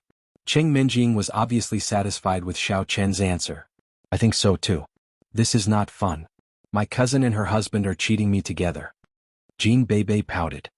As the saying goes, a woman with big breasts is 70% more beautiful. That's why a woman is 30% more beautiful. Qing Minjing corrected her. Yes. I am fair and have big breasts. 3 plus 7 equals 10. That means I am very beautiful, Jin Beibei said matter-of-factly. Cousin Minjing is at most 7 or 8 points. Xiao Chen, what do you think of me? Qing Minjing was about to explode. You are all 10 points. Is that okay? I'm going back to brew the medicine. I'm done talking to you. Xiao Chen felt that he shouldn't have been involved in this. Next time I'll dig my eyes out and let you see my breasts again. Will you see something wrong with me? However, these few days of sharing a room had allowed Xiao Chen to truly see the other side of his fiancée. He used to think that she was cold and condescending, but now that he knew her better, he realized that a girl with a princess syndrome could also be so cute. She was not really cold and condescending, it was just a facade that she did not understand. Do you see that? The eyes of the public are clear. You are just better than me because of your breasts. Even though I don't have breasts, I still draw with you. It proves that I am prettier than you. Qing Minjing said proudly. It took her a lot of effort to overcome the disadvantage of her small breasts with Xiao Chen's help. He is my cousin-in-law. Of course he is on your side. If he were your cousin-in-law, I would have drawn with 20 points, Jin Beibei said indifferently. He gave you 10 points for my sake. If he wasn't your cousin-in-law, he would have given you 1 point, Qing Minjing said. Cousin Minjing has finally admitted that he is my cousin-in-law. So be it, haha, Jin Beibei said with a chuckle. Yo, I'm so mad at you. Cheng Minjing did not expect that she would be tricked by Jin Beibei. Xiaoqin returned to his room and placed the medicinal herbs into the electric clay pot. Needless to say, Yi Xiaoya's device was really convenient. If it was the previous Xiaoqin, he might really use the old method to boil the medicinal herbs. Does this medicine also take 5 hours? Xiaoqin asked in his heart. Not bad, it's also 5 hours. The Elder Heaven Ancestor said, after taking it, just use the exercise method I taught you and let the medicine be completely absorbed by your body. Okay. Xiaoqin nodded and set the time for the electric clay pot. This was the advantage of the electric clay pot. If he forgot the time, it would stop automatically and the medicinal herbs would not be overheated or burned. After that, Xiaoqin went out of the room and went to the kitchen to prepare dinner. He did not need to eat instant noodles at night. He bought a lot of delicious food for lunch and could eat it after heating it up. Maybe because it was still early, Jin Beibei did not leave immediately after dinner. Instead, she continued to play the somatosensory game with Cheng Minjing. Xiaoqin's medicinal herbs were almost done. He did not dare to continue watching the boobs in the living room and went back to take the medicine. Of course, Xiaoqin was thinking whether he should install a camera in the living room in the name of security. Of course, it was just a thought. Xiaoqin would not do it if it was too filthy. After drinking up the medicinal herbs, Xiaoqin began to exercise according to the exercise method taught by the Elder Heaven Ancestor. Cheng Minjing and Jin Beibei were also jumping in the living room. Therefore, Xiaoqin's movements were not so abrupt. When Xiaoqin saw that a layer of blackish-purple oily sludge had once again appeared on his body, he was somewhat astonished. Previously, when he took the third set of medicine, this phenomenon had already disappeared. Today, when he switched to a new set of medicine, it actually appeared again. As if he knew what Xiaoqin was thinking, the Elder Heaven Ancestor said, "Every level has a process of bone and marrow cleansing. You are a human, not an immortal. You have to eat grains every day. When you go out, you have to expel the toxins from car exhaust, smog and sandstorms. You are peeping at me again." Xiaoqin went to take a shower gloomily. Not long after Xiaoqin took a shower and was drying himself, the door was pushed open, which gave Xiaoqin a fright. Why are there so many female gangsters in this villa? Is it Yi Xiaoya again? It seems that I have to lock the door from the inside next time. Xiaoqin hurried to cover himself with the towel. Cousin-in-law, what are you doing? Clean yourself up and go out with us. Jin Beibei pushed the door open and shouted. However, when she saw Xiaoqin's appearance, she immediately widened her eyes. Don't look at him. Don't look at him. He has a needle's eye. He has a needle's eye. That being said, Jin Beibei's eyes still widened as she eyed Xiaoqin up and down. Well, Beibei, can you leave for a moment? With Jin Beibei standing there, Xiaoqin could not move. He could not even put on his clothes. If he moved, he would be exposed. Beibei, what are you doing? Why are you dilly-dallying? Quickly tell Xiaoqin to get ready. Cheng Minjing put on her coat. Seeing that Jin Beibei had not come out of Xiaoqin's room yet, she immediately grew anxious and walked over quickly. The moment she entered the room, she was dumbfounded. What's going on? Ah, Cheng Minjing closed her eyes subconsciously and dragged Jin Beibei out. Xiaoqin took the opportunity to push the door and lock it from the inside. Beibei, what are you doing? Cheng Minjing knew that it was not Xiaoqin's fault. He was taking off his clothes in her room. What was wrong with that? However, Jin Beibei was standing there and watching all the time. She even drew Cheng Minjing's attention by accident, which drove her crazy. It's very pretty, isn't it? I think that you and Xiaoqin are truly a match made in heaven. He looks at you and you look at him. One day you take off your clothes and the two of you will look at each other. Cousin Minjing, are you jealous? Looking at Cheng Minjing, who had gone on a rampage, Jin Beibei said with a smile, "Rest assured. I'm checking it for you, Cousin Minjing." Checking what for me? Cheng Minjing immediately questioned Jin Beibei when she saw that Jin Beibei was quibbling. Today I saw that my cousin-in-law ran so fast. There shouldn't be any problem with his abilities in that regard. However, it only proves his endurance, not his capability. Therefore, I secretly checked it for you at the risk of having a needle in my eye to see how much capability my cousin-in-law has. Jin Beibei, however, spoke righteously and solemnly. Then did you see it? Cheng Minjing felt that Jin Beibei had no sense of shame at all. No. It's a pity that my cousin-in-law reacted too fast, and his private parts were immediately covered by the towel, Jin Beibei said regretfully. It seems that there are only two possibilities. What two possibilities? Cheng Minjing held back her anger and asked curiously. Either my cousin-in-law's private parts are too small for me to see, or my cousin-in-law's private parts are too large for me to see, Jean Bebe analyzed. I see that you are so curious. Why don't you talk to Grandpa Jean and change the engagement so that you can marry him? There is no need to analyze it. You will know his capability after a simple test. Cheng Minjing had indeed discussed the private matters between men and women with Jean Bebe before. After all, they had reached puberty, and it was perfectly normal for them to talk in the bedroom. However, the topic today was already beyond her tolerance. You still have to test it. It concerns your sexual happiness for the rest of your life. Jean Bebe, however, said, Right, Cousin Minjing, didn't you check my cousin-in-law's private parts? Don't you know his capability? Bebe, how do you want to die? The top of Cheng Minjing's head was ablaze, and she was about to explode. Nothing. Pretend that I didn't say anything? Jean Bebe flinched. She was still quite scared that Cheng Minjing would burst into fury. Although she was fearless and played pranks on other people all the time, Cheng Minjing had always been her sister since childhood. Therefore, she had always been in awe of her. She only dared to mumble in a low voice, I dare not admit what I have done. After hearing the first half of Jean Bebe's sentence, Cheng Minjing was about to say, You are sensible, but she almost burst out again when she heard the second half. Thankfully, Xiaochen had already put on his clothes and walked out. Seeing the two of them staring at each other, he did not know what was going on. What's wrong with you? Where are we going? Jingxian is here. I'll give you a chance. Come with us. Cheng Minjing glanced at Xiaochen and said domineeringly. In fact, because it was already late, Cheng Minjing felt that it was not safe for her and Jean Bebe to be two girls. Okay. Xiaochen nodded. Humph, hearing that Shen Jingxian is here, you agreed so happily? Seeing that Xiaochen agreed so quickly, Cheng Minjing was a little unhappy. I just feel that it is fun to go out with Miss at night. Xiaochen smiled bitterly and said in accordance with Cheng Minjing's temper. Aha, you are sensible. Cheng Minjing was very happy after hearing Xiaochen's words. You know who you are. I'll sit in the back. Looking at the beetle parked in the yard of the villa, Xiaochen was a little upset. It was too uncomfortable for him to sit in the back because of his figure. Please get in the car. Cheng Minjing directly opened the door. Xiaochen climbed to the back helplessly. By the way, Minjing, don't you have an Audi A5? When can you drive it here? That's my family's car. I don't usually drive it. I'll drive it next time when I go back to the Cheng family. Cheng Minjing did feel that Jean Bebe's beetle was not very convenient for her to go out. It was not a big deal when there were only two girls in the car. But now that Xiaochen was here, it was a little crowded. The place where Shen Jingxian asked to meet was a coffee house at the entrance of the No. 1 middle school. Before, Cheng Minjing and Shen Jingxian would come here for a drink occasionally. The exam time of the No. 1 middle school and the No. 2 middle school was the same.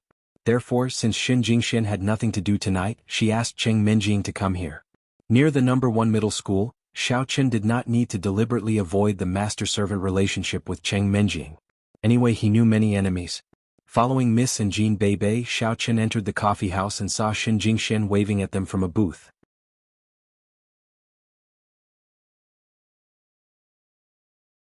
Chapter 86. However, when Shen Jingxian saw that Xiaochen also came, she was obviously a little surprised, but she still nodded to Xiaochen in a friendly manner. Xiaochen took a deep breath. His feelings for Shen Jingxian were very complicated. It could be said that Shen Jingxian was his goddess when he was in No. 1 middle school. Xiaochen also really pursued her, but there was no result. At that time, Xiaochen's way of thinking was completely different from now. He thought that the first young mistress was already in his grasp, so he ignored her. After interacting with her for a long time, Xiaochen realized that she was also a goddess. Now, when Xiaochen saw Shen Jingxian, the love in his heart had faded a lot. If there was still a little hope between Miss and him, then Shen Jingxian had already become a stranger to him, and there would be no more intersection in the future. Minjing, I'm sorry to ask you out so late. Shen Jingxian said apologetically. It doesn't matter. We have a car anyway. It's convenient to come over. Cheng Minjing sat next to Shen Jingxian and held her hand. How is Chen Jingkuan's matter? What else can it be? The final conclusion is that it was an accident. Shen Jingxian had no feelings for Chen Jingkuan, but she felt a little sorry for him to die so young. In that case, are you free? Cheng Minjing asked hurriedly. How can it be so easy? Shen Jingxian smiled bitterly. My family asked me to choose Chen Jinping.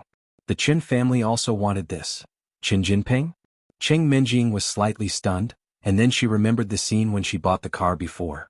It turned out that this guy not only got promoted, but also inherited his elder brother's engagement.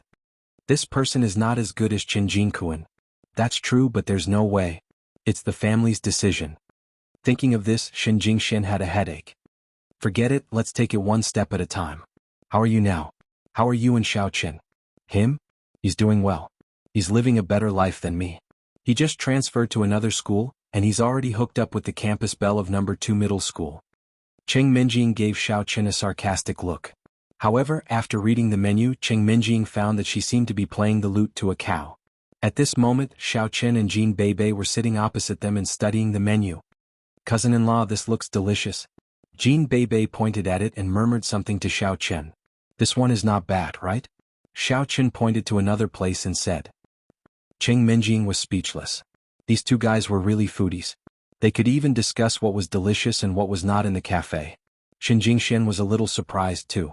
After Xiaoqin entered the cafe, he had been studying the menu with Jean Beibei after nodding at her politely at the beginning. Was it still the Xiaoqin she knew?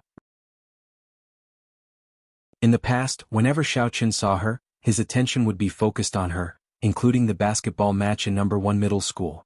But today, in fact, she was not disappointed. Shen Jingxian did not have any feelings for Xiaoqin. She did not have any feelings for Xiaoqin in the past, and she would not have any now.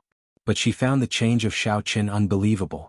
If she hadn't seen Xiaoqin selling breakfast on the morning market street, Shen Jingxian would have thought that Xiaoqin was playing cool and ignoring her intentionally in order to attract her attention. Shen Jingshuan's weird eyes made Cheng Minjing somewhat misunderstand. She also felt that Xiaoqin and Jean Beibei were very impolite. They were here to study delicious food? What were they thinking? Ahem ahem. Beibei, Xiaoqin, be careful. This is not your home. There are outsiders here. Don't be so humiliating. Cheng Minjing reminded them. It's fine. Sister Jingxian is not an outsider anyway. After saying that, Jean Beibei continued studying and made a guess. Cousin-in-law, look, this steak is not bad. It's alright, Minjing. Beibei is right. We are not outsiders. What do you want to eat today? It's my treat. Shen Jingxian smiled. Then she lowered her voice. Right, why did Beibei call him cousin-in-law? Beibei likes to joke around.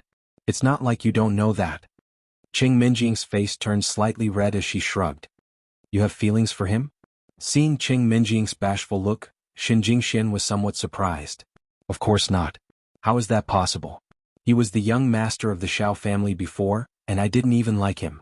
Now he's just a servant. He doesn't deserve me at all. Cheng Minjing hurried to deny it. Shen Jingxian smiled. She was about to say something else when her phone suddenly rang. Taking out her phone, Shen Jingshuan's face slightly changed. It's Qin Jinping, take it. I can't turn him down, can I? Cheng Minjing suddenly thought of herself in the past. At that time, Xiaoqin didn't call her. Sometimes she actually looked forward to his call. Looking at Qin Jinping's pursuit of Shen Jingxian, it was simply a world of difference. It fell back into my hands. You used to ignore me. Now, I'll make you never forget me for the rest of your life. Hello, Jinping, what's the matter? Shen Jingshuan's voice was always so warm. Even if she didn't like Qin Jinping, her tone was still very comfortable. Jingxian, where are you? I'm coming to find you. I'll give you a surprise. Qin Jinping had just bought a car and was about to show it off. In the past, he didn't have a car at all. He only had an old sports car that his dead brother gave him. The property rights didn't belong to him. Now that he finally had his own car, he was going to take Shen Jingxian for a ride. You're coming to find me now? Shen Jingxian was slightly stunned. She didn't expect that Qin Jinping would also come. I'm drinking coffee with my friends outside. That's great. I'll pay the bill. Who's there? Although Qin Jinping knew that Shen Jingxian didn't want him to come, he still said shamelessly. His biggest characteristic was that he was shameless. When he was Xiaoqian's subordinate, how could he not be shameless? This, Cheng Minjing, Jean Beibei, and Xiaoqin. Shen Jingxian had no choice but to say. She hoped that he would be embarrassed after hearing Xiaoqian's name and not come again. Ah, my former boss is also here. Then I should go. Hearing Xiaoqian's name, Qin Jinping became more confident. He was going to humiliate Xiaoqin. The coffee house near the school, right? Wait for me. I'll be there soon. All right. Shen Jingxian smiled bitterly. She had no choice but to agree. Holding the phone, she looked at Qing Minjing and Xiao Qin apologetically and awkwardly. Qin Jinping said that he would pay the bill. What do you think? Qing Minjing frowned. It was not easy for her to have a party with her best friend. If an outsider joined, a lot of things would be difficult to say. Of course, she had already regarded Xiao Qin as one of her own. He was just a valet, so she could ignore him. However, he was her best friend's fiancé after all. Therefore, Qing Minjing did not dare to cross the line. She simply nodded slightly. Jin Beibei, on the other hand, did not care at all. Of course he's paying. Great. I was discussing delicious food with my cousin-in-law just now and didn't order because I was afraid that it would cost us money. It's great that a rich guy is here. Tell him to be careful when he comes. Don't die like his brother, Xiao Qin said casually. Xin Jingshuan's phone was still on. On the other side, Qin Jinping was a bit pissed when he heard what Jin Beibei said. Do you think I'm a rich guy? However, when he heard what Xiao Qin said, he was so angry that he almost smashed the phone. Xiao Qin, you brought this upon yourself, yet you still dare to threaten me? Just wait and see how I humiliate you. Jin Beibei nodded and said in agreement, That's right. Don't die in a car accident. I'm waiting for him to pay the bill. Qin Jinping almost wanted to kill Jin Beibei and Xiao Qin. Alright, come over. We'll wait for you here. Xin Jingxian did not repeat what Jin Beibei and Xiao Qin had said, but Qin Jinping must have heard it. Tell Xiao Qin to wait for me. Qin Jinping said, gnashing his teeth. Qin Jinping's voice was very loud. Xin Jingxian believed that Xiao Qin could hear it too. She hung up the phone helplessly and looked at Xiao Qin, only to find that he was still studying the menu with Jin Beibei as if nobody else was there. Xin Jingxian found it hard to understand Xiao Qin's mentality at the moment. He had lost his backer and he did not have any combat ability. But he was still so happy as Qing Minjing's manservant. He offended Qin Jinping, but he still did not care. How strong was this person? Very soon Qin Jinping arrived. When he saw Xiao Qin, his eyes were spurting fire. He almost went forward to kick Xiao Qin. But when he thought that his fiancée Xin Jingxian was still next to him, he held back his anger. After all, Xin Jingxian did not like violence. However, when Qin Jinping saw that the table had been occupied by the four of them, he looked a bit awful. There was no place for him to sit. Jinping, you're here. Please take a seat. Xiao Qin pointed at the empty space beside the table and said in the manner of a boss, I'm very happy to hear that you've come to invite me, your boss, to dinner. Xin Jingxian was dazed for a moment. Why is Xiao Qin still acting the same way as before? Could it be that he wasn't afraid of Qin Jinping and Chao Yuliang? Cousin-in-law, is this your underling? Hey brother Qin, I want to eat this, and this.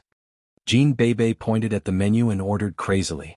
She ordered all the delicious dishes that she and Xiao Qin had studied before. Qin Jinping did not know what to say. At this moment he could not say that he was not here to invite them, could he? It was even more impossible for him to turn around and leave. He still wanted to build a relationship with Xin Jingxian. Therefore, he could only pretend to be a gentleman and snapped his fingers at the waiter. Waiter, give me an extra chair. Also, give me 2 of the dishes that this lady has ordered. Jinping, you are indeed different now that you are a rich man. Xiao Qin patted Qin Jinping's shoulder as if he were teaching him earnestly. It's not as good as you, Xiao Qin. I'm told that you're living with your fiancé? You must feel great every day, don't you? Qin Jinping did not forget to make fun of Xiao Qin's identity as a manservant. It's all right. Xiao Qin nodded in a profound manner. So to speak, you've already woken up to Qing Minjing? Seeing Xiao Qin's self-satisfied face, Qin Jinping sneered in his heart. You idiot. You wouldn't have survived until now if you hadn't been the eldest son of the Xiao family.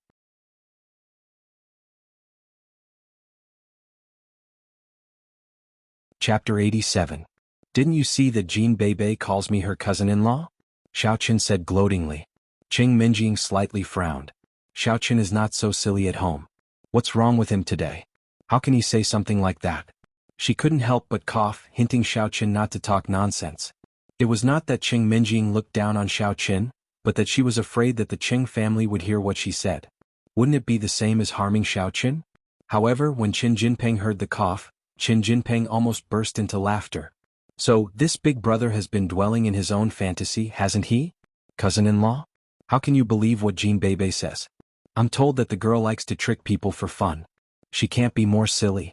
In Qin Jinping's eyes, Xiao Qin must have been mentally ill because he couldn't take the blow. Come to think of it, a high and mighty young master suddenly became the servant of a goddess. In order to survive, he had to go to the morning market to sell breakfast. With Xiao Chen's arrogant temperament, it would be strange if he didn't go crazy. Not to mention Xiao Chen, even Qin Jinping felt that he couldn't take it anymore. Thinking that Xiao Chen was a little crazy, Qin Jinping couldn't be bothered to lower himself to his level. Haha, then I'll have to congratulate young Master Xiao. No matter what, you were my boss in the past. Now that you and I have both gotten a beauty and realized our dreams, it can be considered a happy occasion. However, you seemed to like Jingxian before, didn't you? It's over now. If you want to eat the meat, you have to give me the soup. Qin Jinping's move was indeed vicious. In his eyes, he and Qin Jingxian were worthy of the name, but the relationship between Xiao Chen and Qing Menjing was not reliable at all. If Qing Menjing refuted him, it would be a huge blow to Xiao Chen. Chances were that Xiao Chen would be sent to a mental hospital directly. Of course, the move did not seem to work. Qing Menjing frowned but did not say anything. Therefore, he brought up the old story again and mentioned that Xiao Chen had pursued Qin Jingxian before. In the past, Qin Jinping was Xiao Chen's little brother. Naturally, he knew what had happened between Xiao Chen, Qing Menjing, and Qin Jingxian. He knew that Qing Menjing was brooding over this matter. At this time, it was estimated that Qing Menjing would be very unhappy. In the past, she couldn't do anything to Xiao Chen, but now it was different. She was Xiao Chen's master. When she went back, she could torture Xiao Chen to vent her anger. It's hard to say. Maybe you and your brother are dead. Then won't I have a chance? Xiao Chen said as if it was a matter of course. At this moment, Qin Jinping did not feel angry at all. Instead, he felt deep sympathy for him. In his eyes, Xiao Chen was already a fool. His delusions had reached a very serious level. Normally speaking, it was impossible for Xiao Chen not to know his own situation, but his current performance was completely unlike that of a young master in dire straits. It was as if he still thought that he was the young Master Xiao from back then. If this wasn't living in a fantasy and illusion, then what was? Therefore, Qin Jinping was too lazy to say anything. What common language could he have with a fool and a psychopath? If he didn't know that you were mocking him, it was simply playing the lute to a cow. Thinking of this, Qin Jinping sat down and simply ignored Xiao Chen.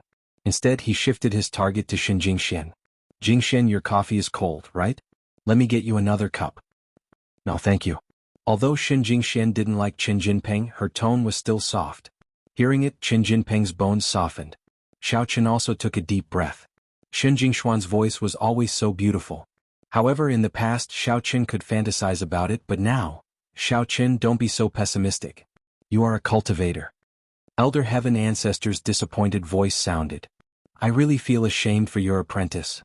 Elder Heaven Ancestor, if I were a martial artist with inner force level 7 or 8, I would have no problem marrying 2 wives. But now, you have to speak according to your strength. You were already so strong when you first started cultivating? Xiao Chen was speechless. Well, I have high expectations for you. I hope my apprentice can become a dragon, Elder Heaven Ancestor said awkwardly. Qin Jinping had come here to show off, but Xiao Chen, his only target, did not cooperate with him at all. Besides, Qin Jinping did not feel any sense of achievement when he showed off to an idiot. As for Qing Menjing and Jin Beibei, Qin Jinping would be courting death if he showed off to them. While he was feeling upset, a red-haired man in a golden jacket and a big gold chain sat down on the seat next to him. He put a Porsche car key on the table and mumbled, "It's hard to park a car in this area. Don't scratch my Porsche." The red-haired man was obviously not a student nearby. He was here to pick up girls. However, someone really went to talk to him. 2 girls in revealing clothes sat next to the red-haired man one after the other. "Brother, buy me a cup of coffee. Brother, you are so handsome. Let's be friends." Qin Jinping finally realized that he had driven his Porsche Panamera to show off to Qin Jingxian. However, he had forgotten about it because of Xiao Chen's interference. Therefore, he hurried to put his Porsche car key on the table. It's indeed hard to park a car in this area. I couldn't park my car until I found a few spots. Right, Jingxian, can I take you for a ride later? Well? Qin Jingxian did not want to go out with Qin Jinping. However, when she thought of her family's arrangement, she could only sigh. Let's take a walk nearby. At this moment, the waiter served the dishes that Jin Beibei had ordered. The coffee house near the school was actually a Western restaurant. The food was not bad and was quite authentic.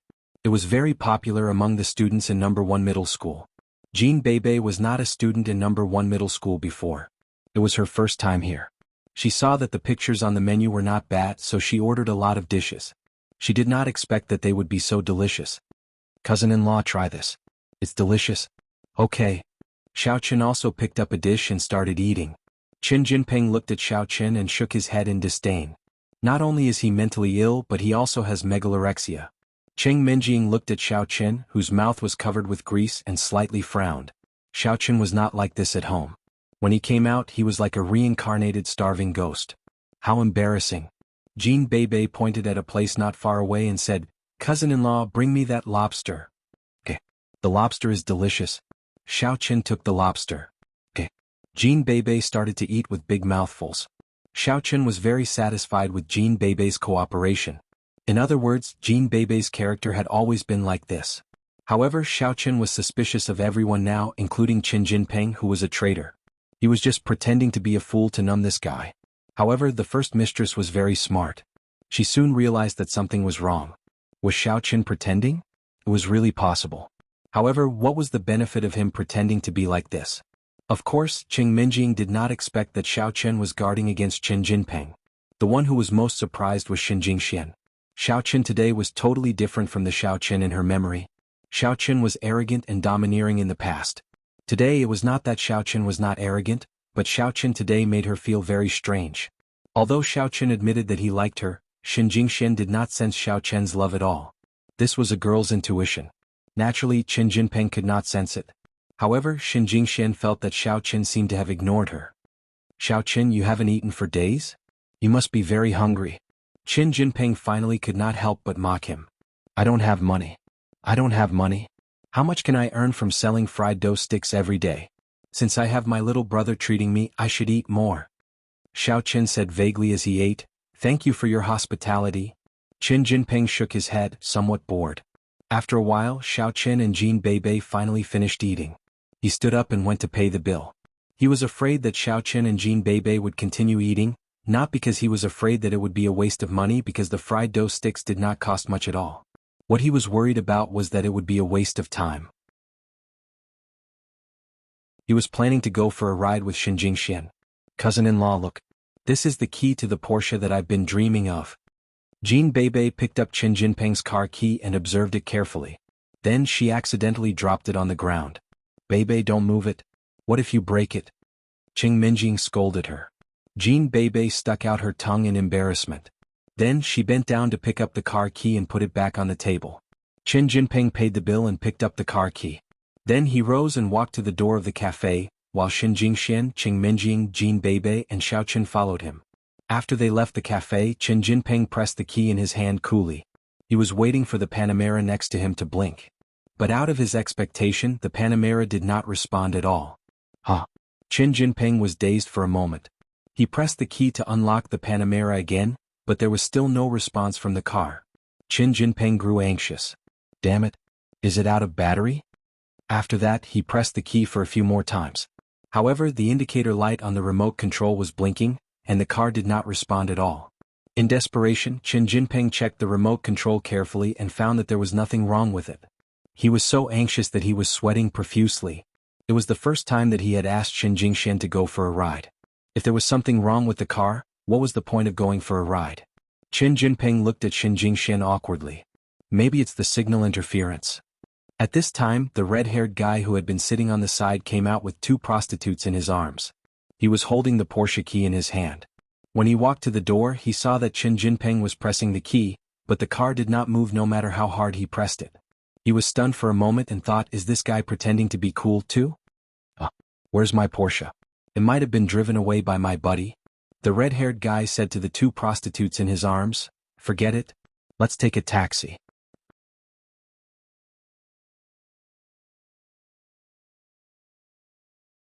Chapter 88. With that said, he was about to flag down a car, but his words caused Qin Jinping to misunderstand. Qin Jinping stopped the red-haired guy. Kit, show me the key in your hand. Did you change my car key when I wasn't paying attention? Are you trying to steal my car? Qin Jinping couldn't be blamed for the misunderstanding. This red-haired guy came out with the Porsche key, but there weren't any other Porsches nearby. Furthermore, he said that his friend had taken the car. How could there be such a coincidence? From Qin Jinping's point of view, this guy must have wanted to steal the car and change the key. In the end, he realized that the real owner hadn't left yet, so he made up an excuse to leave. Who are you? Are you crazy? What car did I steal from you? The red-haired guy glared and said angrily, Look at my clothes. How rich do I look? Look at my clothes. They're all inlaid with gold leaf. Look at this gold necklace. It's so long.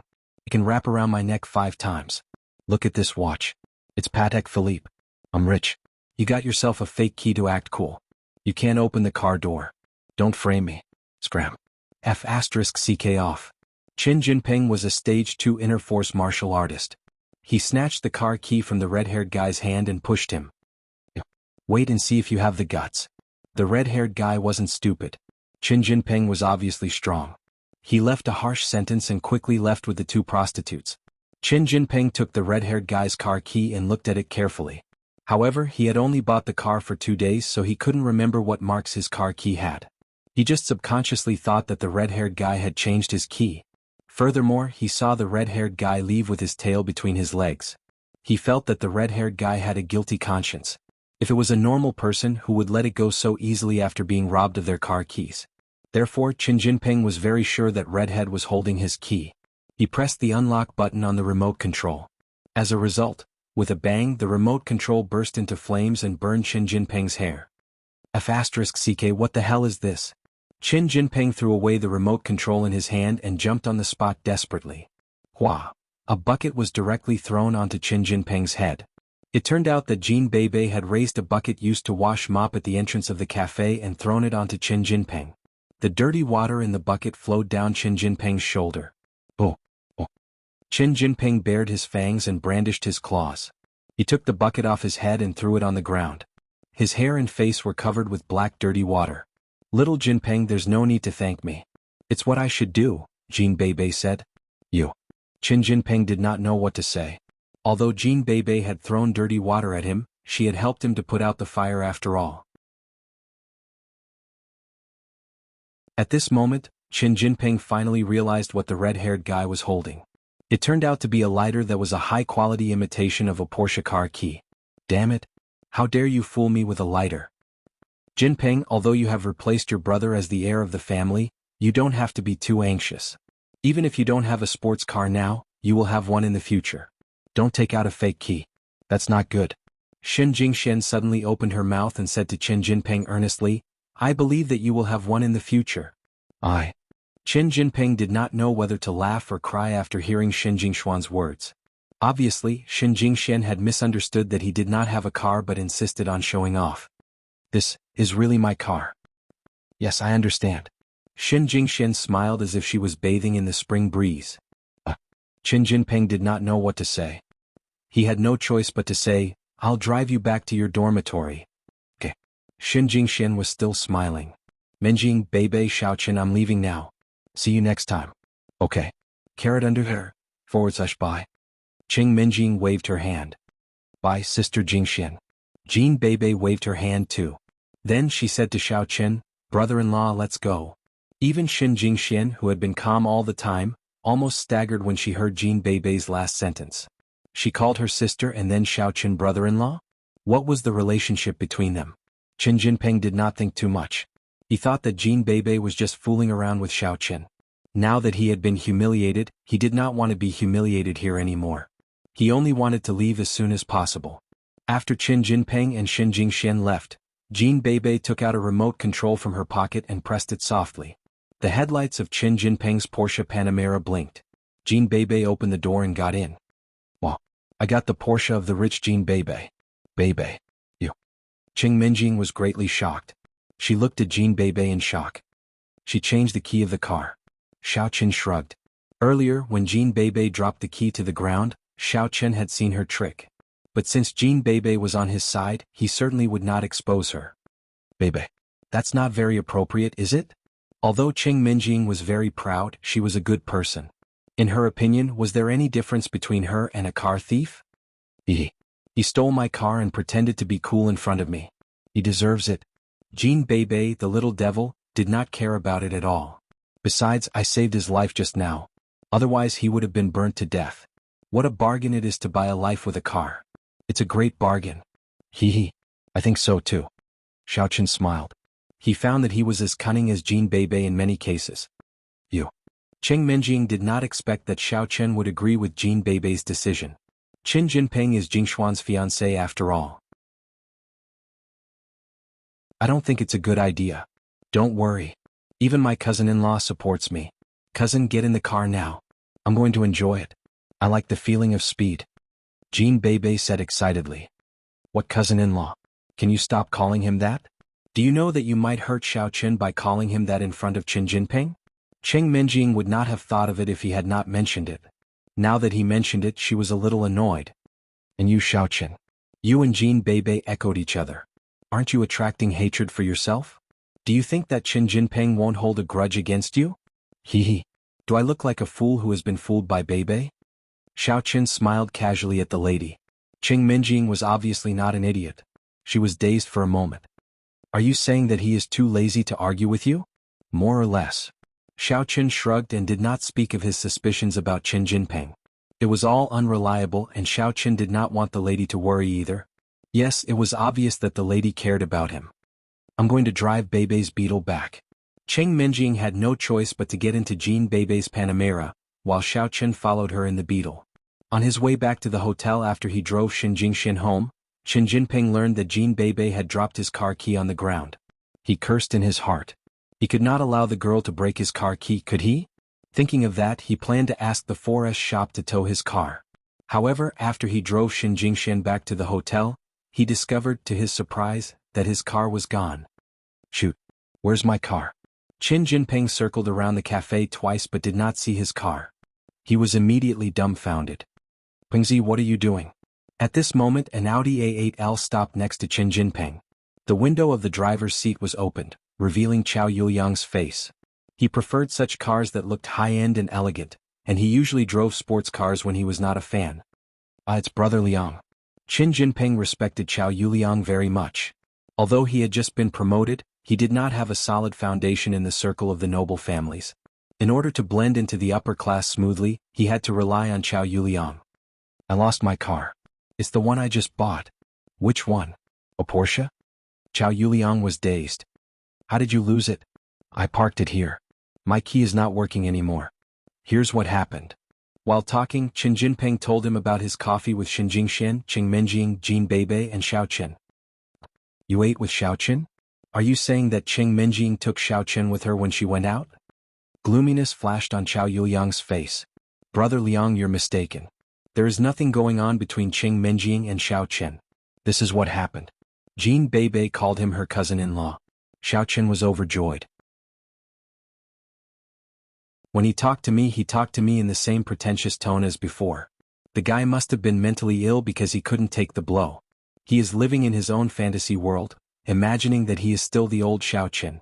Seeing that Chao Yuliang did not look too good, Qin Jinping knew that he had misunderstood. He hurried to explain, don't you know what kind of person Jin Beibei is? She must have been fooling Xiao Chen and Xiao Chen happened to believe her. Right. Xiao Chen and Jin Beibei ate a lot later. His image was completely ruined.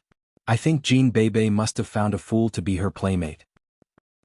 Now that you mention it, it does seem to be the case. Chao Yuliang was relieved.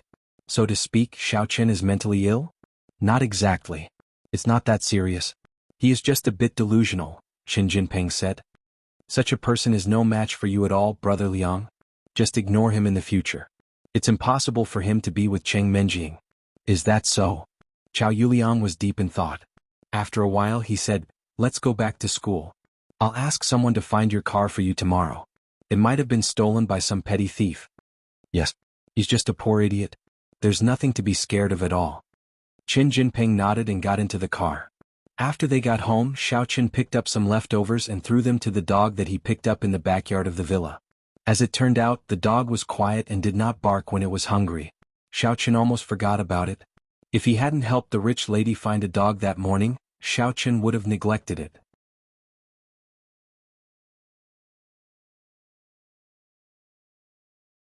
Chapter 89. Now that there was food, the puppy limped over happily and gobbled up the food. It was really an easy dog to serve. So cute. Cheng Menjing pushed the door open and came out. Seeing the puppy gobbling up the leftovers, she stooped down to pet it. The puppy seemed to know that Cheng Menjing was its savior. It immediately wagged its tail at Cheng Menjing affectionately. Xiaoqin was slightly surprised. This dog's memory is so good? Can still remember miss? Where's Jean Bebe? Xiaoqin didn't see Jean Bebe, so he asked casually. Who knows what she's playing with? She's playing with her car. It's that Porsche. Speaking of this car, Cheng Minjing was a little helpless. She didn't know if she should explain it to Xin Jingxian. Oh. Xiaoqin nodded. Jean Bebe was such a person. If there was something she liked, she wouldn't stop liking it. Xiaoqin, let's give it a name, shall we? Cheng Minjing raised the puppy. She liked it very much. Xiaoqin couldn't understand why Cheng Minjing liked a dog, but he still said, this dog is lame. How about we call it Lame Dog? *CKU Lame Dog. You're down now. Why don't you call it Diao Siken? Cheng Minjing glared at Xiaoqin. Now I'll give you a chance to name the puppy. You can give it another name. How about we call it Goddess Dog? Xiaoqin looked at Mrs. Unfriendly Gaze and said with a bitter smile, how about Laifu? Wonka. Little Bye-Bye? Xiaoqin, are you blind? This dog is black. How can you call it Little Bye-Bye? Cheng Minjing was furious. Laifu Wonkai? Can you not be so cliché? Goddess Dog, how can you think of that? This dog is a male and it even has a small penis. You call it a goddess dog, Cheng Minjing was infuriated by Xiaoqin to the point of stupefaction. She was so angry that she couldn't choose her words and even mentioned her penis. This time, her face immediately turned red. In order to cover up her embarrassment, Cheng Minjing said, I think we should call him Universe Super Invincible Dog. Xiaoqin found it hard to keep up with the young Mrs. train of thought.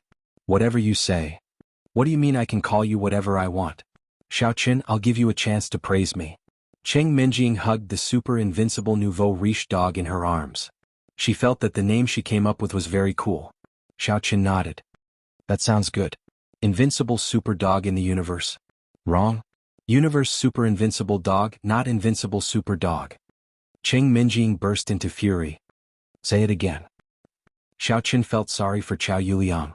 If he pursued the young miss all the way home, his life would be ruined. Well, he might as well ruin me. Cousin Minjing, cousin-in-law, come and look at my car. Xiaoqin was about to repeat the puppy's name when Jean Bebe ran over excitedly to help him out. He heaved a sigh of relief. Cheng Minjing and Xiaoqin followed Jean Bebe to the front yard of the villa to look at the car. They were greatly shocked by what they saw. On the rear window of the Panamera, Jean Bebe had pasted a few glittering words, Nouveau riche Jean Bebe's car. This car. Cheng Minjing found it rather odd. This time, Qin Jinping won't be able to take it back even if he sees it. This car has my mark on it. Jean Bebe declared proudly. Looking at the dazzling 777 plate on the car, Xiaoqin was somewhat lost for words.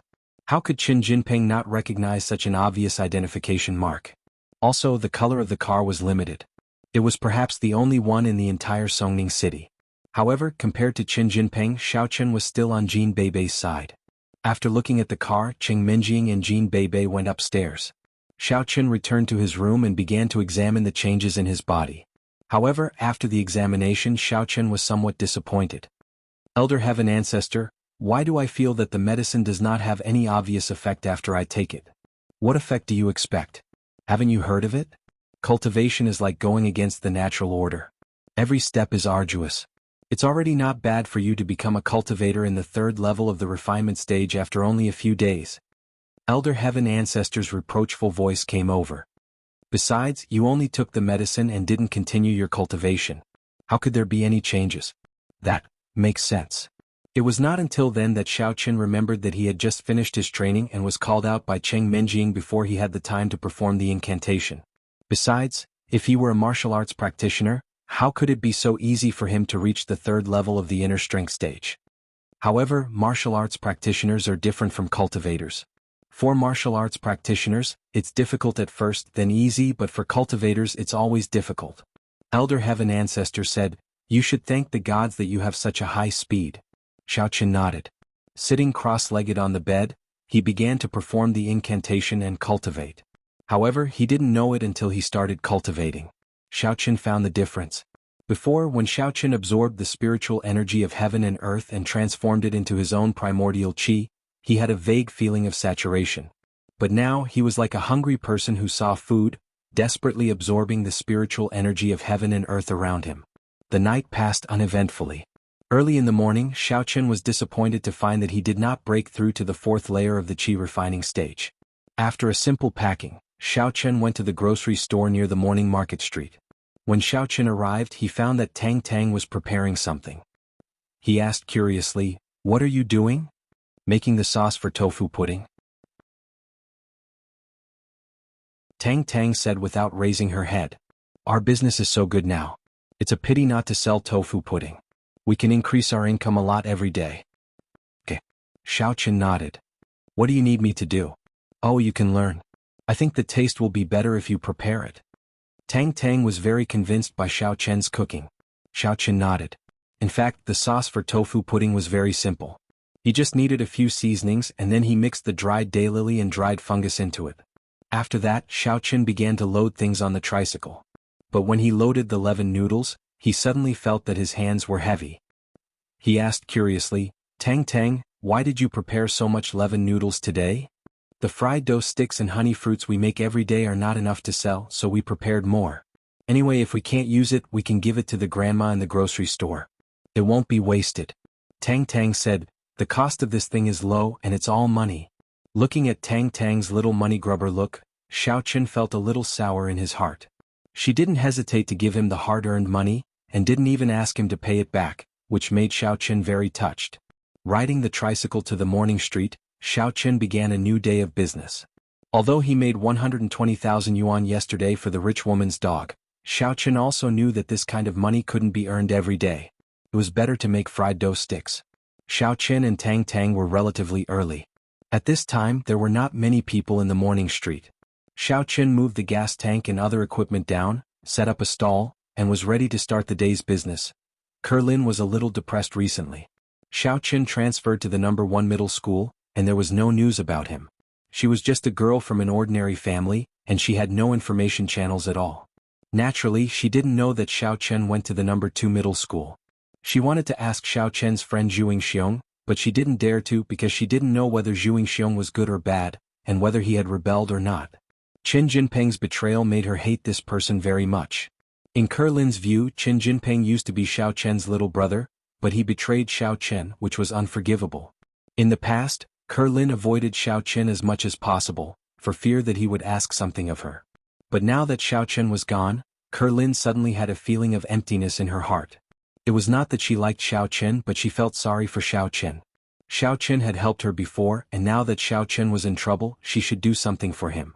It was just that Xiaochen never appeared in the number 1 middle school again. Kerlin helped her parents push the tricycle and walked on the morning market street. Her parents were laid-off workers, and they made a living with a small business every day. They had been selling beef noodles on the morning market street for many years. Kerlin would come here every morning before going to school to help her parents with their business. This girl at this age had already started to be busy with the life of the family. Just like every day, Kerlin pushed the tricycle and walked to her own stall. A breeze blew the hair in front of Kerlin's forehead.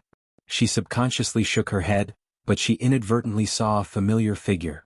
Kerlin suddenly stopped and covered her mouth in disbelief, so that she wouldn't cry out in surprise. It was Xiaochen. It was actually Xiaochen.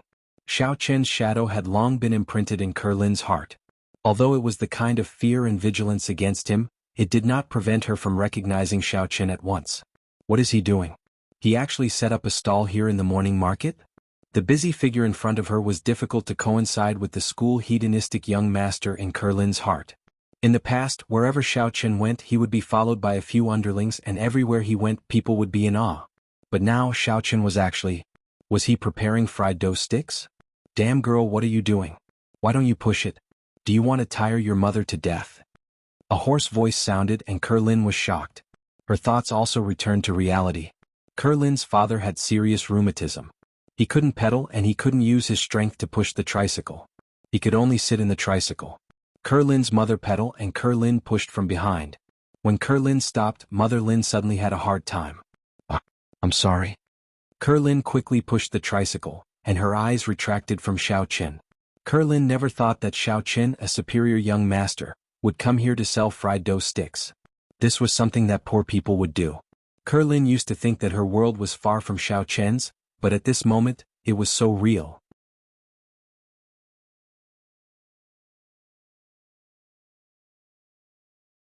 Chapter 90. Along the way, Lin was a little absent-minded. She was a kind person. At school, although she was very afraid of Xiaoqin, she was also secretly grateful to Xiaoqin.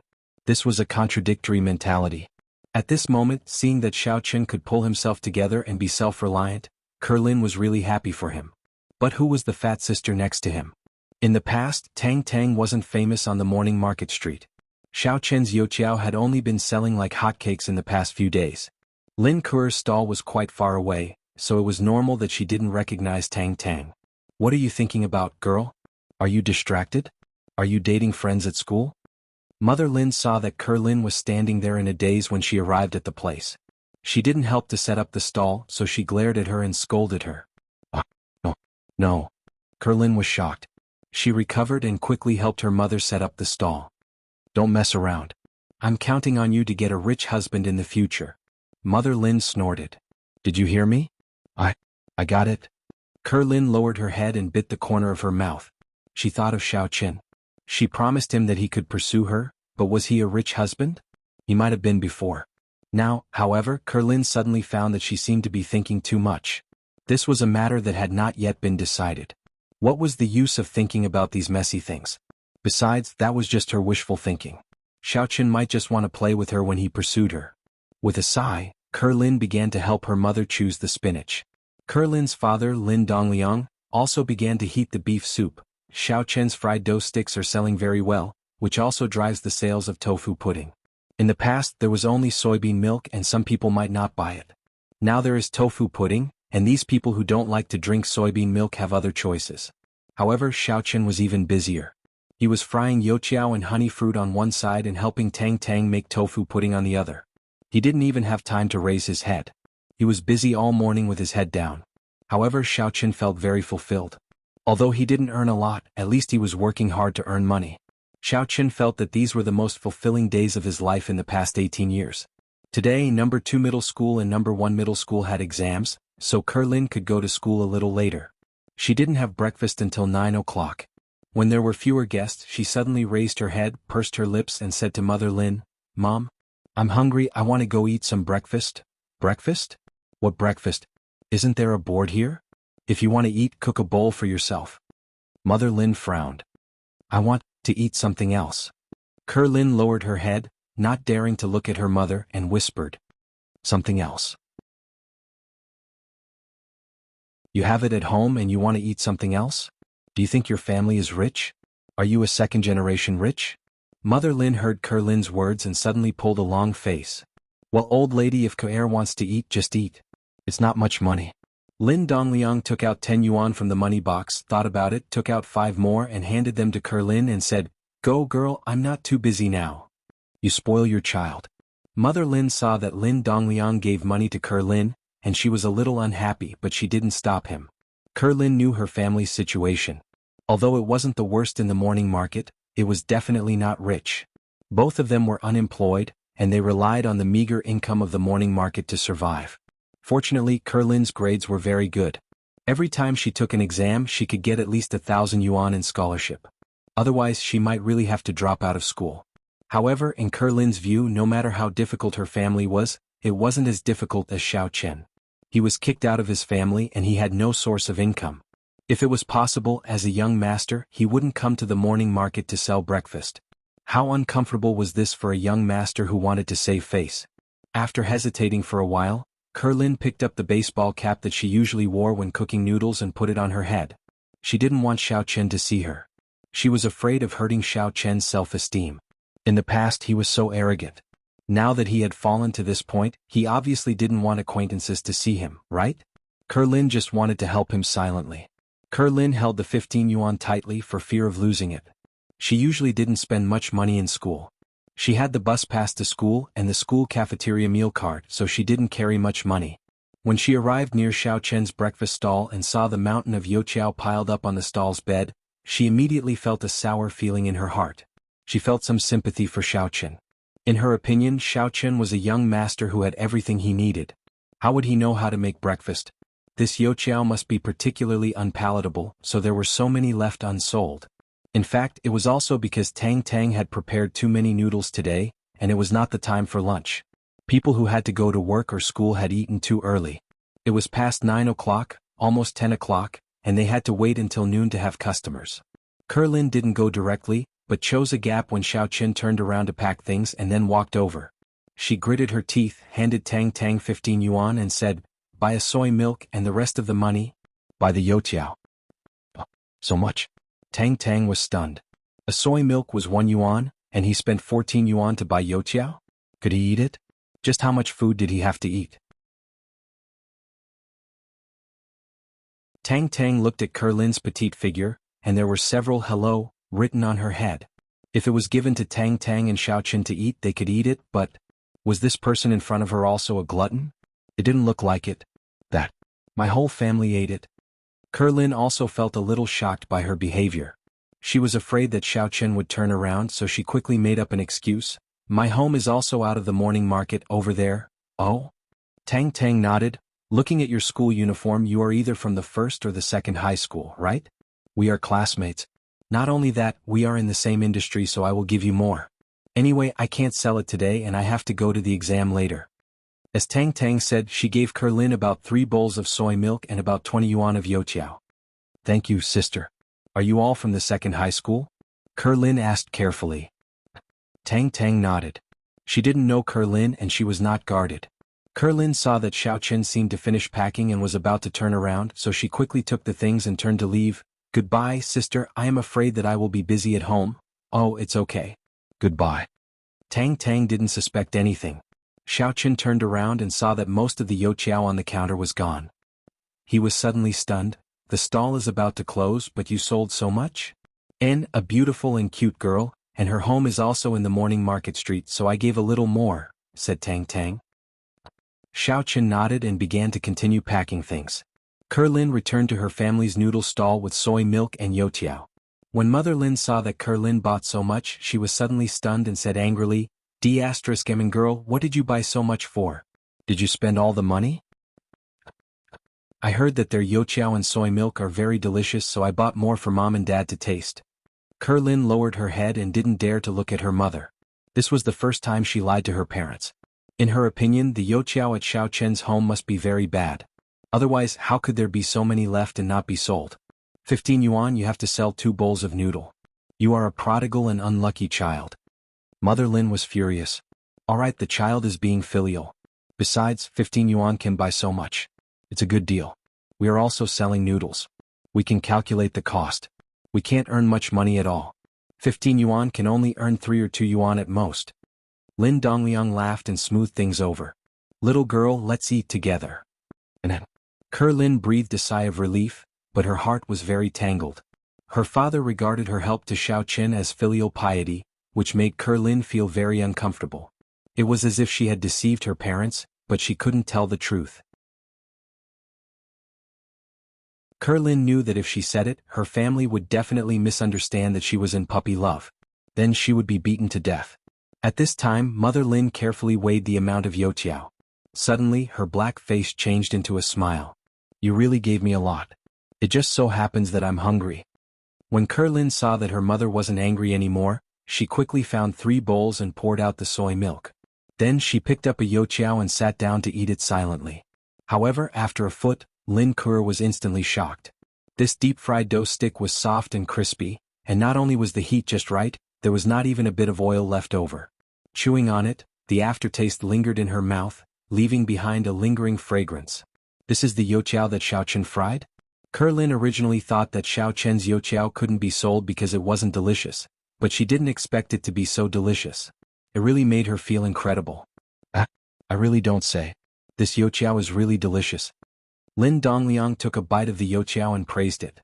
"Where did you buy it from?" "It's just in front. A fat sister sold it. She seems to be a student too."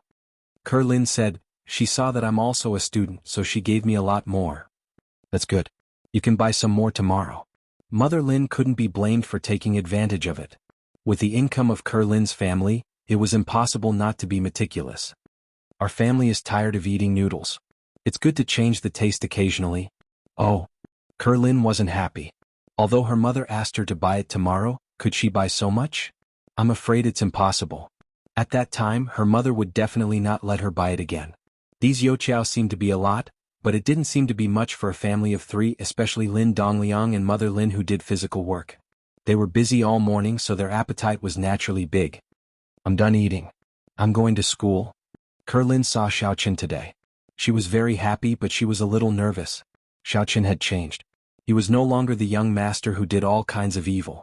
Then, if he pursues me, should I agree to him? Yes, in the eyes of Lin, Xiaoqin used to do all kinds of evil. She was very afraid of Xiaoqin. Lin was a little worried about gains and losses.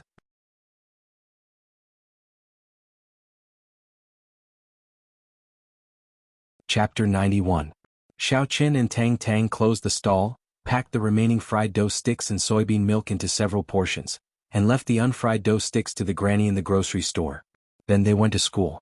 The breakfast was for Jing Xiaoquan, Cheng Menjing and Jin Beibei. Anyway, Tang Tang and Cheng Menjing had met each other and knew each other's identity, so there was no need to be secretive. Walking into the school gate, the two saw the glittering Porsche Panamera in the parking lot. This kind of car was relatively rare in the No. 2 middle school because the No. 2 middle school was not as rich as the No. 1 middle school. Although there were many young masters from aristocratic families, Yu Xiaochuan was a hypocrite and did not want to drive such a luxury car because others would say that he was pretentious. Lu Zhiming wanted to drive this car, but his father did not allow him. Tycoon Jin Beibei's car? Tang Tang was stunned. Is it Tycoon Jin or Tycoon Jin Beibei? Who knows?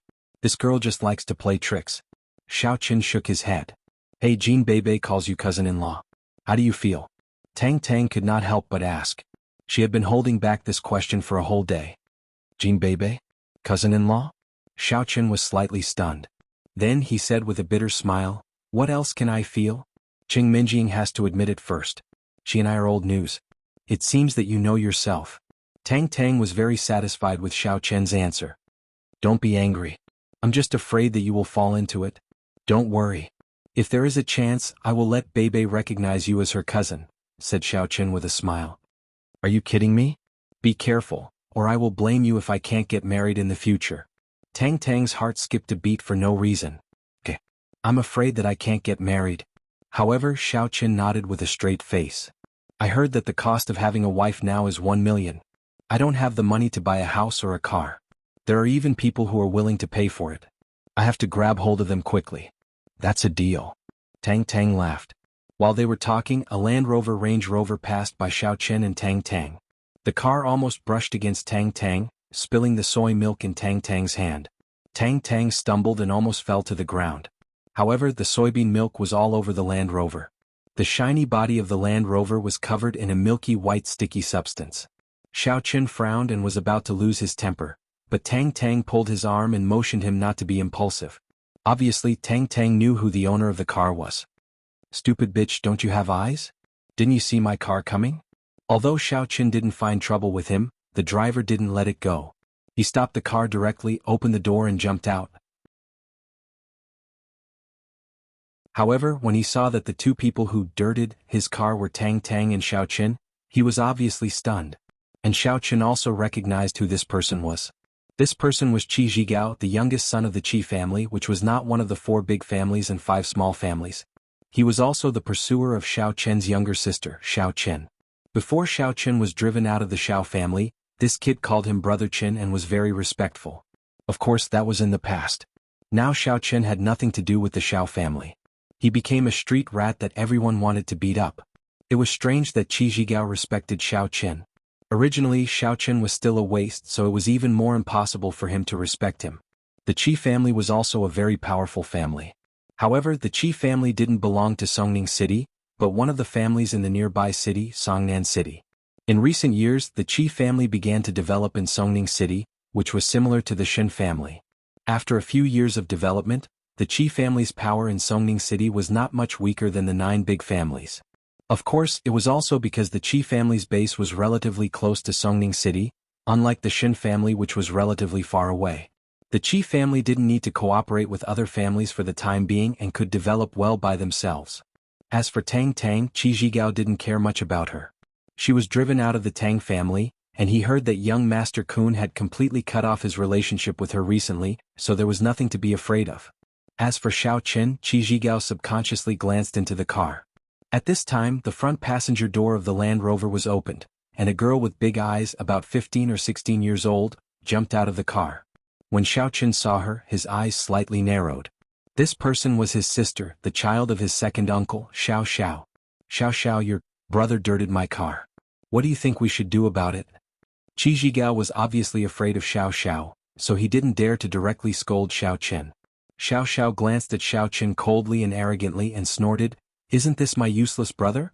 Xiaoqi, is it interesting to be serious with a waste?" "Ha, you're right." From Xiao Zhao's tone, Qi Zhigao could hear her disdain for Xiaoqun. It seemed that there was no relationship between them, as the rumor said. So he proudly said to Xiaoqun, "For Xiao Zhao's sake, I'll let it go. Why don't you get out of here?" Xiaoqun clenched his fists and his heart ached slightly. When they were at home, Xiao Xiao was still very respectful to her brother, but now, Xiaoqun laughed at himself. Xiao Xiao had always been the cultivation genius of the Xiao family. At such a young age, she was already a master of the third level of internal strength. But because she was a girl, she was destined to marry. Otherwise, the position of the family head would undoubtedly fall on her. Even so, Xiao Zhao's status in the Xiao family was still very high, and even in the whole circle of the aristocratic families she was also very popular. She had many pursuers and Qi Zhigao was one of them. At such a young age, he had the strength of the third level of internal strength, which was the top existence among the younger generation of the aristocratic families. Now, since Xiao Xiao had spoken, Xiaoqun didn't want to be too entangled in this matter. He was about to leave with Tang Tang, but it seemed that Qi Zhigao didn't want to let it go so easily. "Tang Tang, right? If you clean my car, you don't have to pay for it." Qi Zhigao let go of Xiaoqun, but he didn't vent his anger, so he vented it on Tang Tang. "Of course you can kneel down and lick my car. Clean it for me." Originally Xiaoqun wanted to let it go. At this time, hearing Qi Zhigao's words, an inexplicable anger rushed up from between his ribs. Even if Qi Zhigao had the strength of the third level of internal strength, so what? Xiaoqun was now also a cultivator at the third level of the refinement stage, and he had some magical abilities, so he was more than enough to fight against a third-level internal strength warrior. He could bear other things, but he didn't know why when it came to things involving Tang Tang, Xiaoqun couldn't bear it. Just like the last time he killed Qin Jinquan, it was actually a very dangerous move, but Xiaoqun still did it. Some things involved Xiaoqun's bottom line, so Xiaoqun had to resist. These days, Tang Tang and Xiaoqun could be said to have a tacit understanding of each other. Sometimes they knew what each other was going to do with just a movement or a look. Seeing that Xiaoqun was angry, Tang Tang hurriedly pulled Xiaoqun, motioning him not to be impulsive. Originally, Xiaoqun had made an enemy of Lu Jinming. If Qi Zhigao was added, then he couldn't stay in the second high school anymore. Huff. Xiaoqun took a deep breath, but a smile flashed across the corner of his mouth. He went directly to Qi Zhigao's Land Rover, lifted his foot and kicked it. Suddenly there was a loud bang sound, and the door of the Land Rover suddenly dented, leaving a big hole. But it seemed that Xiaoqun was not satisfied and began to kick continuously. After a few kicks, the door of the Land Rover was kicked down by Xiaoqun. Not satisfied, Xiaoqun kicked more and more vigorously, and the Land Rover suddenly became unrecognizable under Xiaoqun's flying kick. Tang Tang was dumbfounded. She didn't expect Xiaoqun to be so impulsive. Xiao Xiao was also dumbfounded, and she looked at her useless brother in disbelief. But she knew that Xiaoqun had been exercising since he was a child, and she also knew that Xiaoqun had brute force. The most shocked one was Qi Zhigao. He didn't know what was wrong with Xiaoqun. He looked at Xiaoqun stunned and said, What are you going to do? Aren't you cleaning the car? I'll clean it for you with my foot. Xiaoqun said as he kicked. A good car could be sent to scrap in an instant. You want to die, don't you? Qi Zhigao finally came to his senses and his eyes were red as if they were about to spurt fire. I didn't want to talk to you before because you were Xiao Zhao's big brother. Since you don't want my face, then don't blame me for being rude. Today you will stay here and be buried with your father. Xiao Xiao frowned and looked at Xiaoqun. She didn't understand what Xiaoqun was going to do. Was he going to stand up for Tang Tang? She and Qi Zhigao were students of the No. 2 middle school, and they didn't have much contact with the No. 2 middle school. The teaching buildings and sports grounds of the two schools were not together, and only the parking lots were together. So she didn't know what happened between Xiaoqun and Tang Tang. Slap. Xiaoqun slapped Qi Zhigao's face, which stunned him. Red blood flowed from the corner of Qi Zhigao's mouth. This was the most incredible day for him. He wondered if he was dreaming.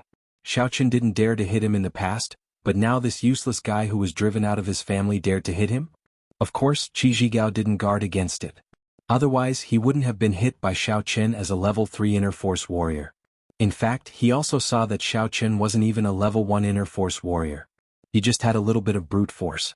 That was why he was fearless and wanted to teach Xiao Qin a lesson, but he was hit by Xiao Qin accidentally. You can insult me, but you can't insult my father. Never. Xiao Qin looked at Qi Zhigao coldly. Then he suddenly turned around. This was a gorgeous turn which caught everyone off guard. They didn't know what Xiao Qin was going to do. Xiao Qin suddenly shouted, "Young Master Kun, thank you for your warm hospitality these days, but I don't think I can stay in the number 2 middle school anymore. I have to transfer. See you later." Xiao Qin's divine sense was very strong. When he kicked the car, he had already found Yu Xiaochuan, who was driving not far away. At this moment, after slapping Qi Zhigao, Yu Xiaochuan happened to drive by. Screech. Yu Xiaochuan slammed on the brakes and stopped the car beside Xiao Qin. He hurriedly got out of the car and asked, "What's wrong, Xiao Qin? Why do you want to transfer?" It was no wonder that Yu Xiaochuan was anxious. He had done so many things these days and offended his little brother, Lu Jinming. His purpose was to stabilize Xiao Qin and let him know that he was Tang Tang's boyfriend. Now things just had a little progress, and Tang Tang's grandpa also promised to consider breaking off the engagement. But Xiao Qin actually wanted to transfer to another school? How could that be?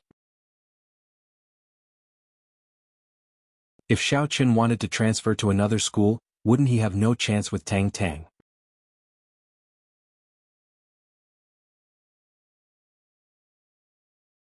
Chapter 92. Qi Zhigao was about to teach Xiao Qin a lesson. When he saw Yu Xiaochuan, he had to stop. In the school, Yu Xiaochuan's prestige was still very high. Qi Zhigao was also his younger brother, so he was the first to know that Yu Xiaochuan and Tang Tang had broken up their relationship. That was why he dared to humiliate Tang Tang. Otherwise, he would not dare to act recklessly. There are too many bullies in this school. This young Master Qi is going to kill me. I'm studying how to escape. Xiao Qin said with a bitter face. Ah. Yu Xiaochuan was stunned. He turned to look at Qi Zhigao and was also shocked. Why is Qi Zhigao's mouth full of blood? What's wrong? Zhigao, what's the matter? Your brother Xiaochuan, you have to help me? Qi Zhigao's mouth was leaking air. His cheeks were swollen and he could not speak clearly. What the hell is going on? Yu Xiaochuan turned to look at Xiao Xiao. Xiao Xiao, why don't you say it? In this way, it seemed that Yu Xiaochuan was not partial to Xiao Qin. In fact, he was also taking care of the face of his younger brother, Qi Zhigao.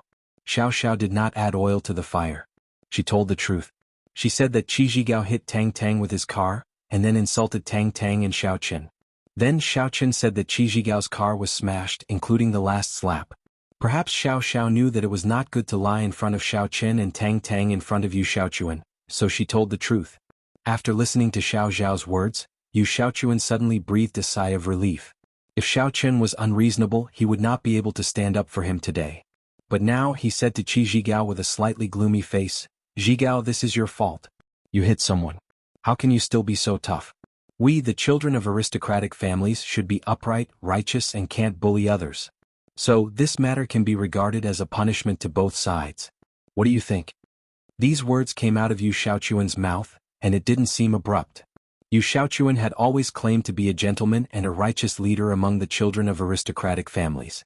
So, although Qi Zhigao was somewhat dissatisfied, he couldn't refute it. "Brother Xiaochuan, I was wrong before, but Xiao Qin beat me and smashed my car. Isn't this a bit too much? You bumped into Tang Tang and she hit you, so it's a tie." Yu Xiaochuan glanced at Qi Zhigao's broken car and the corner of his mouth twitched. "Your car? How about this? I'll buy you a new one. No matter what, Xiao Qin is my good brother. Let's just forget about it." Ah. Qi Zhigao was stunned. Previously he didn't say anything, but now Yu Xiaochuan seemed to be protecting Xiao Qin. He even wanted to pay for Xiao Qin's car. What was he thinking? Could it be that Xiao Qin had some powerful background? Otherwise Yu Xiaochuan wouldn't be like this. "Xiao Qin, Tang Tang, since it's all right, you can go first. The exam is coming soon. Go prepare for it." Yu Xiaochuan intended to send Xiao Qin and Tang Tang away and talk to Qi Zhigao and Xiao Xiao alone. "Oh, since young Master Kun is your guarantor, then I won't transfer. But if I have any difficulties, young Master Kun must help me solve it." Xiao Qin patted Yu Xiaochuan's shoulder and said, "Okay, no problem. Yu Shaochuan took a deep breath and nodded. His heart was very depressed. If King dumped a fiancé. It's not easy for me. After Xiaoqin and Tang Tang left, Yu Shaochuan lowered his voice and said to Qi Zhigao, Zhigao, I'm sorry to let you suffer. Brother Kun, what the hell are you doing? Qi Zhigao was confused. I've been thinking about breaking off the engagement these days. Now that Tang Tang has another family to pick her up, it's a good opportunity. If something happens to Xiaoqin, no one will pick her up and she will come back to me. How can I break off the engagement? Yu Shaochuan smiled bitterly and said, Zhigao, you should understand me. I'll buy you a better car. Well, Qi Zhigao was a little unhappy, but he didn't show it on the surface. Since there's a reason, then forget it. How can I let Brother Kun buy a car? I'll repair it and drive it like this. Okay, then I'll remember this favor. Yu Shaochuan was cheated by Xiaoqin and Tang Tang of a large sum of money for the meal in the Azure Sea Palace, and he was not very rich. Seeing that Qi Zhigao didn't want it, he nodded and turned to leave in a hurry, because he also had to take the exam. Looking at Yu Shaochuan's back, Qi Zhigao's eyes flashed a touch of gloom. After all, he was a warrior at the 3rd level of inner force, the leader of the younger generation. When did he suffer this kind of grievance? If Yu Shaochuan had other reasons, it would be fine. But it turned out to be such a bullshit personal reason, and he even called himself a gentleman. What the hell? Unconsciously, Qi Zhigao didn't believe in Yu Shaochuan as before. What Yu Shaochuan didn't know was that his behavior had aroused the dissatisfaction of his 2 brothers. But even if he knew it, so what? He wouldn't get rid of Tang Tang? I can't swallow this. Qi Zhigao stopped going to school.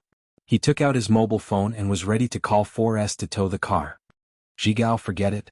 Since Brother Kun has spoken, just forgive my useless brother. Let him live for a few more days. Don't ruin Brother Kun's good thing. Xiao Xiao said lightly, you repair the car, I'm going to school. Okay Xiao Xiao, I'm really sorry to let you see me make a fool of myself. Hey, I'll take you for a ride another day. Qi Zhigao said quickly. Xiao Xiao waved her hand and walked quickly to the middle school department of number 2 middle school. The teaching quality of the middle school department of number 2 middle school was better than that of number 1 middle school, but it was not the same in the high school department. This was a relatively strange phenomenon. Xiaoqin and Tang Tang didn't go directly to the classroom. Tang Tang was sticky with soy milk, so she went to the bathroom to wash it. Xiaoqin, why are you so impulsive? Don't you know you have enough enemies now? Lu Jinming hasn't let it go yet, and you went to provoke Qi Zhigao? Tang Tang stared at Xiaoqin with some annoyance. Didn't he ask you to kneel and lick his boots? Xiaoqin smiled and said, don't worry, I saw Yu Shaochuan's car coming, so I went to trouble him. That's okay, but you also offended him. Tang Tang breathed a sigh of relief and said, Yu Shaochuan misunderstood that you and I are together, and he had to help you for his own dirty purpose. But have you thought about it in advance? Once he broke off the engagement, what would you do then? I'll take one step at a time. Xiaoqin smiled indifferently. When he became a cultivator at the 4th level of the refinement stage, he would have a certain right to speak. He couldn't dominate the aristocratic families, but at least these aristocratic families wouldn't dare to look down on him. Tang Tang took off her school uniform and was going to wash it, but when she shook it, something fell to the ground with a pa sound. You dropped something. Xiaoqin said, bent down to help Tang Tang pick it up and handed it back to her. It was a bank card. This is not mine. Tang Tang took the bank card and was stunned. Her card didn't belong to this bank at all. It fell out of your pocket, so it should be right. Xiaoqin also felt a little strange. He picked up the bank card and looked at it. There was a label on the back of the bank card with 6 numbers written on it, which was obviously the password of the card. Who put the card with me? There's even a password? Tang Tang suddenly felt very strange. It was impossible to say that it was left in her pocket. It must have been deliberately put in her pocket and written with a password. Obviously it was for her. Who knows? Was it in the morning market street? Xiaoqin was also puzzled. Who could give a gift to Tang Tang? Wait, there's a note in my pocket. A card fell out of Tang Tang's pocket, so she reached out and fumbled in her pocket, only to find a piece of paper that was soaked by someone. The handwriting on the note was a little blurred because Tang Tang had just soaked her clothes in the pool. But if you looked carefully, you could still vaguely see what was written on it. Give it to Xiaoqin. For me? Xiaoqin took the note handed over by Tang Tang with a strange look. He looked carefully and found that the handwriting on the note was not clear. Of course, even if it was clear, he couldn't see the handwriting. He didn't know who put it in Tang Tang's pocket. It seems so. Tang Tang nodded. Is it the girl fund that you Xiaochuan gave me? Xiaochuan thought about it, but he couldn't think of anyone who would give him money. The only suspect was Yu Xiaochuan. This guy wanted Xiaochuan and Tang Tang to be together, so it was reasonable to give some funds to Xiaochuan. Girl fund? Tang Tang was stunned, and then she said with a red face, "It seems that Yu Xiaochuan is really willing to spend a lot in order to get rid of me. Who cares? Since he gave it to me, I'll check how much money is in it after the exam." Xiaochuan naturally wouldn't accept the money for free. Don't bother. I have a Shengfutong mini card reader here. Just swipe it with your mobile phone. Tang Tang said, took out a card reader, plugged it into the headset of the mobile phone, and handed it to Xiaochuan. D*MN so advanced. Xiaochuan took the card and swiped it. He found that there was only 20,000 yuan in it, which immediately made Xiaochuan disappointed. Yu Xiaochuan is really a little stingy. He only gave me 20,000 yuan. You're too cheap, aren't you? Okay, 20,000 yuan is not bad. Tang Tang thought it was a lot. How many fried dough sticks do we have to sell to earn it back? I think it's a lot. Okay. Xiaochuan gave the card to Tang Tang. I haven't paid back the money I borrowed from you last time. I'll give this back to you directly. The extra 10,000 yuan is to pick you up. Pfft. Tang Tang was happy. Is there anyone who picks up girls like you? Local tycoon, just throw money directly. Ah, just kidding. Take it. Xiaochuan also laughed. Aren't you short of money? Why do you give it to me? I don't need it. You take it. Tang Tang waved her hand and returned the card to Xiaochuan. Let's go to the exam.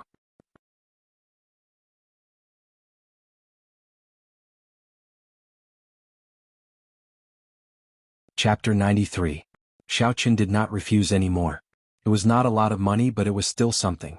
He had just gotten the 3rd dose of medicine, and he did not know where the 4th dose was yet. Xiaochuan found that his life was so miserable. He had been thinking about how to make money every day. 1 dose of medicine could last him for 3 days. It was too little. After they came to the classroom, she gave a bag of fried dough sticks to Jing Xiaoquan and gave the rest to Qing Menjing and Jin Beibei. Qing Menjing did not want any, but Jin Beibei did not refuse. She took one out and stuffed it into her mouth. The fried dough sticks are delicious. Cousin Menjing, you should have some too. I'm not eating them. You can eat them yourself. Qing Menjing was somewhat speechless. The more she looked at Jin Beibei and Xiaochuan, the more she found them to be a perfect match. The 2 gluttons knew nothing but food. However, after watching for a while, she found that Jin Beibei enjoyed the fried dough sticks. She could not help but tear a small piece and chew it in her mouth. It was indeed delicious and tasty. Menjing, are you eating fried dough sticks? I haven't had breakfast yet. Can you give me some? Lu Zhiming was about to approach Qing Menjing when he smelled the fragrance of the fried dough sticks. So, he grabbed one and stuffed it into his mouth. Qing Menjing looked at him but did not say anything. You have to pay for fried dough sticks, Jin Beibei said. You have to pay? Lu Zhiming was dazed. Didn't I invite you to the Blue Sea Palace for dinner? Did you spend the money? Wasn't it Yu Xiaochuan? Jin Beibei asked back. Oh, how much is it? I'll buy it. Lu Zhiming had no choice but to say. He had already eaten the fried dough sticks. It was not like he could spit them out. Besides, wouldn't it be shameless? He had lost a lot of points in front of Qing Menjing recently, and he was trying to make up for it. 1,000, Jin Beibei said. Jie. Lu Zhiming almost blurted out the half-chewed youqiao, but he remembered that this youqiao was extremely expensive, so he forced himself not to drop it on the ground. Did I hear wrongly? This is a fried dough stick, not a gold bar? Yes, Jin Beibei's youqiao, or gold bar for short. Jin Beibei said, give me the money. Okay, we'll do it together later. Lu Zhiming did not want to argue with Jin Beibei because the more he argued, the more losses he would suffer. Therefore he might as well buy peace of mind with money. After all, it was only 1,000 yuan. For ordinary people it was a sky-high price, but for Lu Zhiming he could afford it. To be honest, this fried dough stick was really delicious. It was even more delicious than the youqiao that Lu Zhiming had eaten before. This was the only comfort. The youqiao that cost 1,000 yuan was indeed different.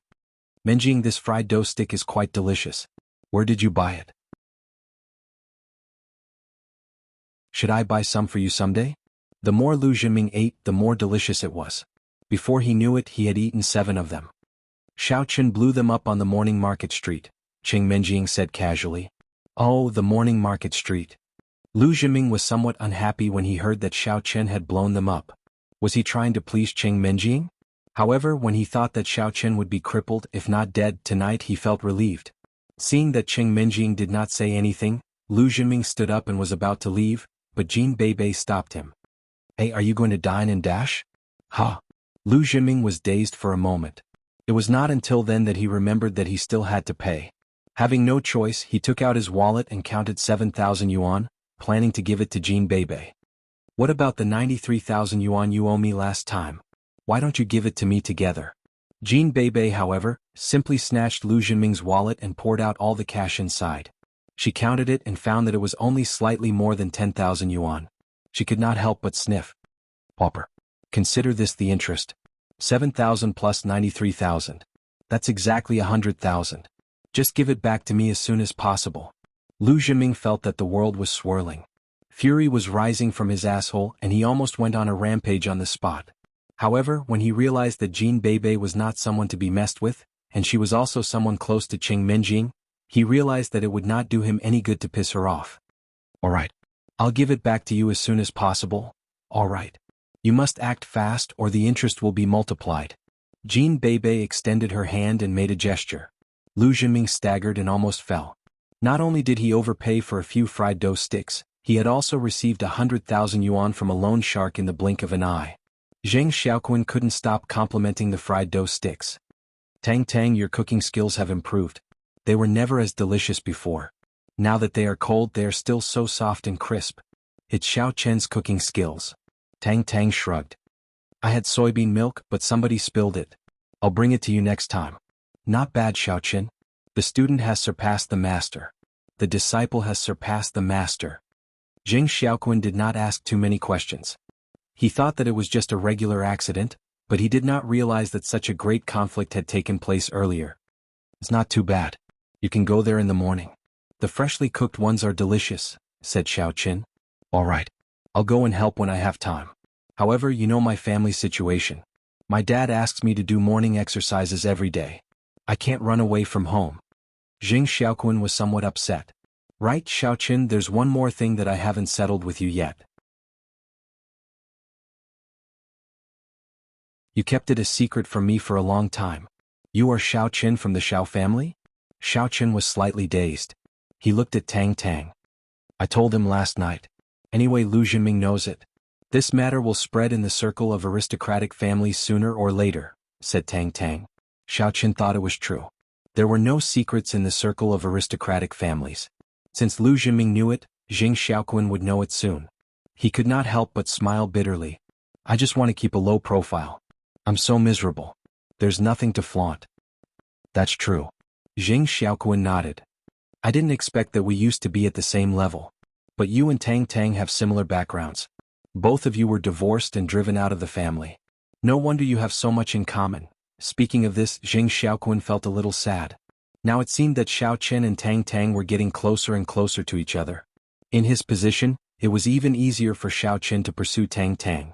The identity of the aristocratic family was glorious, but sometimes it was also a kind of restraint. In fact, it doesn't matter if I'm from the Xiao family. As long as you think highly of me, we are good buddies, said Xiao Chen with a smile. That's true. Zheng Xiaoqun nodded. I used to admire Tang Tang, but now in front of you, I have to say that I admire you. Your psychological adaptability is really strong. Strong? Xiao Chen smiled bitterly. If it weren't for his previous disguise, and if he hadn't met the Elder Heaven ancestor, would he really jump off the cliff and commit suicide? Maybe not, but he would never be so confident. The exam preparation bell rang. This time, Xiao Chen directly turned off his phone to prevent Lu Jinming from playing any tricks.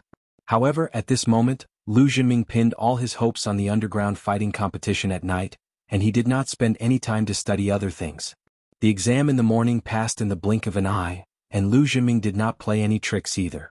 After handing in the papers, Xiao Chen, Tang Tang, and Zheng Xiaoqun prepared to go out for lunch.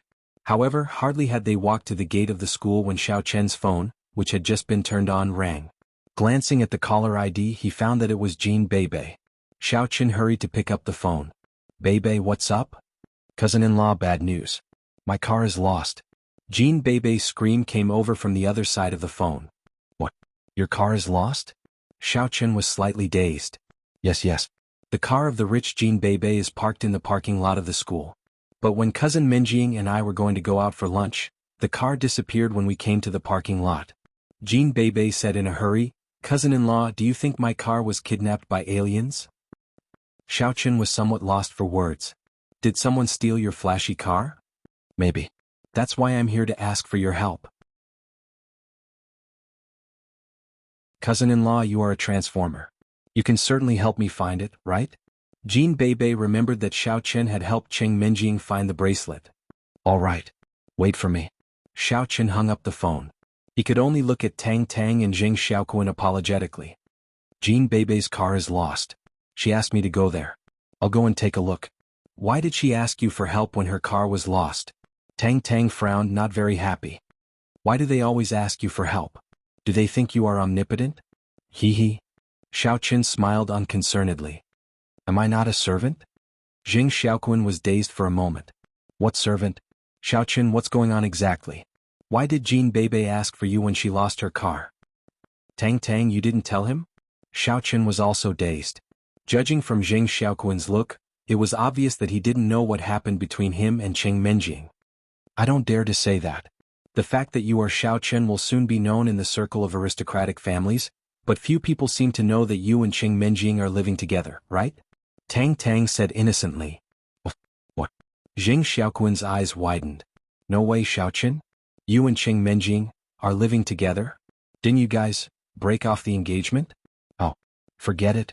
Let Tang Tang explain it to you. I'm leaving now." Xiaochen shook his head and walked quickly to the parking lot. After Xiaochen left, Tang Tang told Jing Xiaoquan about the relationship between Xiaochen and Cheng Minjing. Jing Xiaoquan had thought that Xiaochen and Cheng Minjing were a couple, so he was quite happy. It meant that it was impossible for Xiaochen and Tang Tang to be together. But now he was a little disappointed when he found out that Tang Tang was just a servant. Of course, Tang Tang also saw the change of Jing Xiaoquan's mood, but she didn't say anything. Xiaochen hurried to the parking lot of the school and saw that the place where Jean Bebe parked her car was empty. Jean Bebe was looking around anxiously. When she saw Xiaochen, she immediately rushed over as if she had seen a life-saving straw. She shouted, grabbed Xiaochen's arm and shook it back and forth. "Cousin-in-law, help me find a car. I'm so anxious." Jean Bebe might have been too anxious and did not realize that her breasts were bigger than others. Therefore when she swayed, she rubbed against Xiaochen's arm. She rubbed against him back and forth, which made Xiaochen very angry. Was she seducing him? Was she seducing him? Or was she seducing him?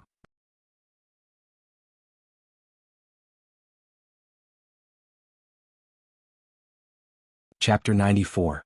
Bebe. I can help you find a car, but don't tempt me with a boob push. Xiaochen moved his body aside unwillingly.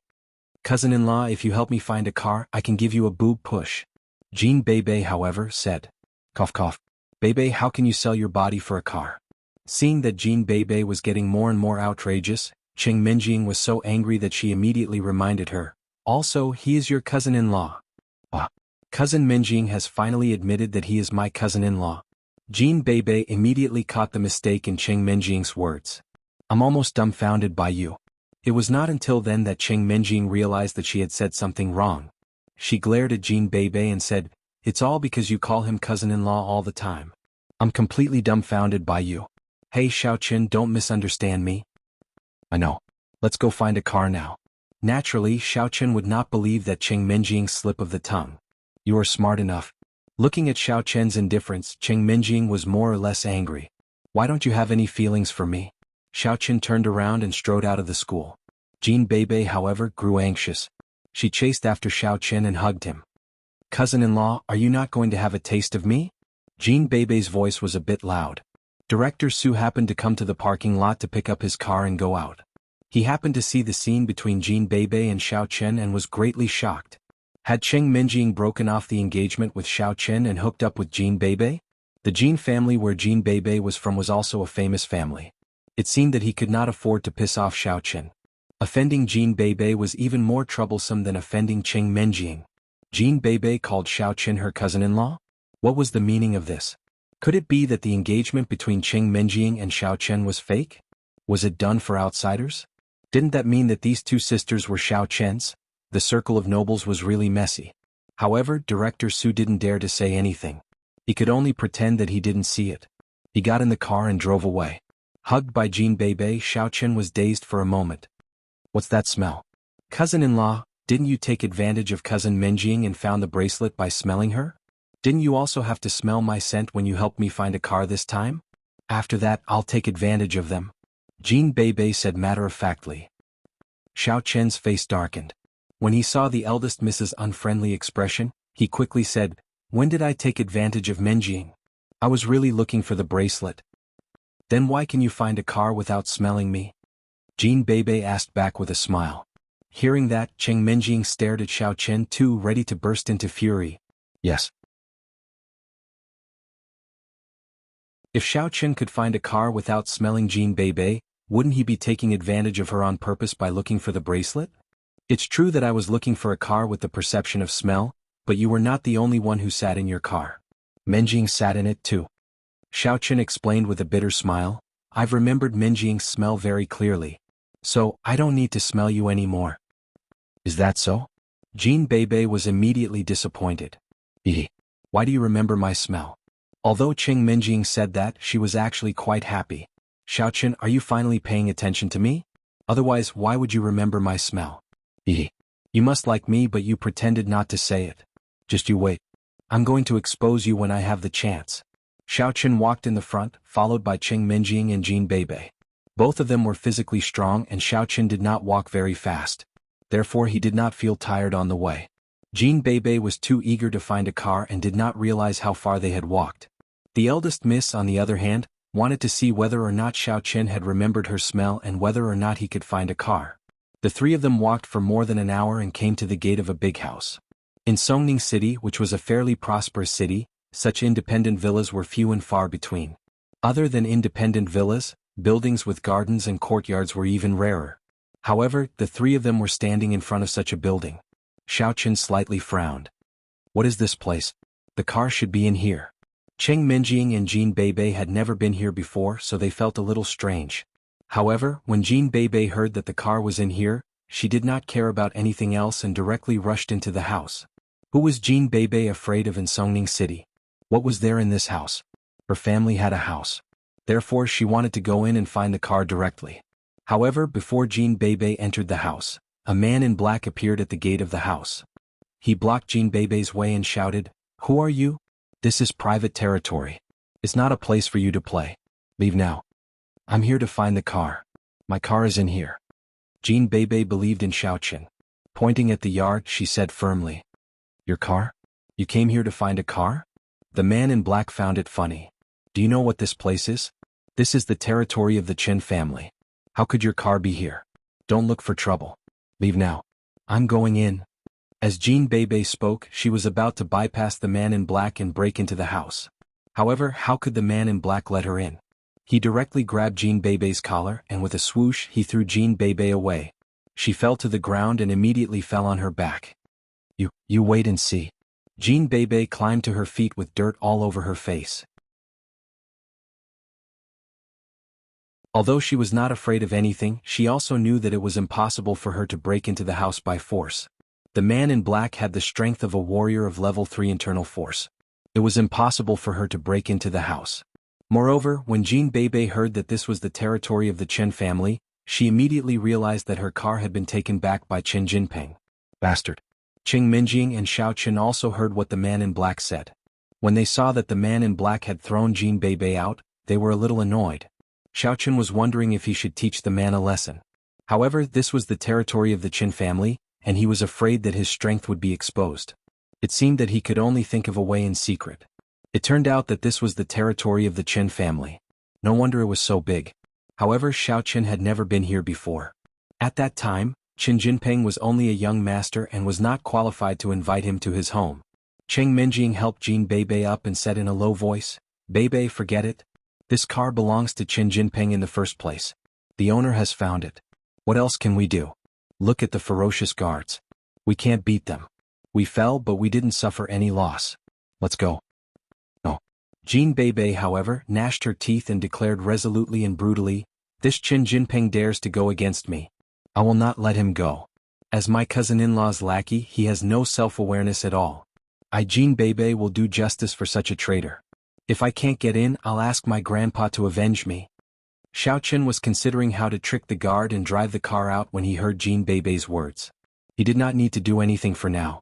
He had heard of Gold Fur Lion King Old Master Jin before. He was rather awesome and well known among the noble families.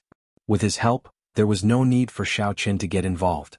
Jin Beibei took out her phone and dialed a number. "My baby granddaughter, you finally remembered to call your grandpa." After the phone was picked up, a booming voice came over. It was obvious that he was very happy to see Jin Beibei's call. "Grandpa, I was bullied." Jin Beibei's voice suddenly turned into a cry. "Grandpa, you have to avenge me." "What? Who dares to bully the granddaughter of the Gold Fur Lion King? Which son of AB** doesn't want to live anymore? I'll chop him into pieces." Hearing Jin Beibei's complaint, the Gold Fur Lion King burst into fury. "It's Qin Jinping from the Qin family. He stole Beibei's car. Beibei, my cousin Menjing and my cousin-in-law went to look for a car together, but the guard did not allow Beibei to get in. He even smashed Beibei's butt and almost broke it into pieces." Jin Beibei said. "The Qin family, right? Beibei, don't be hasty. I'm going to avenge you right now." The Gold Fur Lion King hung up the phone and hurried to the Qin family's house. Although he was somewhat confused about who his cousin-in-law was, he was concerned about Jin Beibei's safety and did not ask too many questions. Xiaoqin and Lady Wang looked at each other. They were a bit helpless about Jin Beibei. However, since Master Jin had shown up, they did not need to worry anymore. All they needed to do was to wait here. Although Jin Beibei had called for help, the guard in black did not hear her clearly and did not care about her at all. This was the territory of the Qin family. Who dared to make trouble here? Even if there were 10 more of them, they would not be able to break in. Sure enough, Old Man Jin came very quickly. After about 10 minutes, Xiaoqin saw a Wrangler jeep speeding over. The person sitting in the front passenger seat had a head of fluttering golden hair. It was Old Man Jin, Golden Fur Lion King. "Beibei, how are you?" Master Jin jumped out of the car and went to check on Jin Beibei. "I'm fine for now, but the car is still inside. Also, they bullied Beibei," Jin Beibei said, pointing at the Qin family's house. "Wait for me to avenge you." Master Jin drew out a machete from his back directly. He pointed at the gate of the Qin family's house and shouted, "Martial God Qin, you old man, come out now and die." At this time, the black-clothed man was also shocked by Old Master Jin's aura. Old Master Jin was a person that all the aristocratic families were wary of. The black-clothed man also recognized him. Suddenly he did not dare to breathe loudly. Could it be that the little girl he had lost was Old Master Jin's granddaughter? "I'm doomed. I'm doomed." Master Jin's lion's roar was one of the martial arts techniques that he was famous for. The deafening sound shook the entire Qin family's house as if there was a minor earthquake.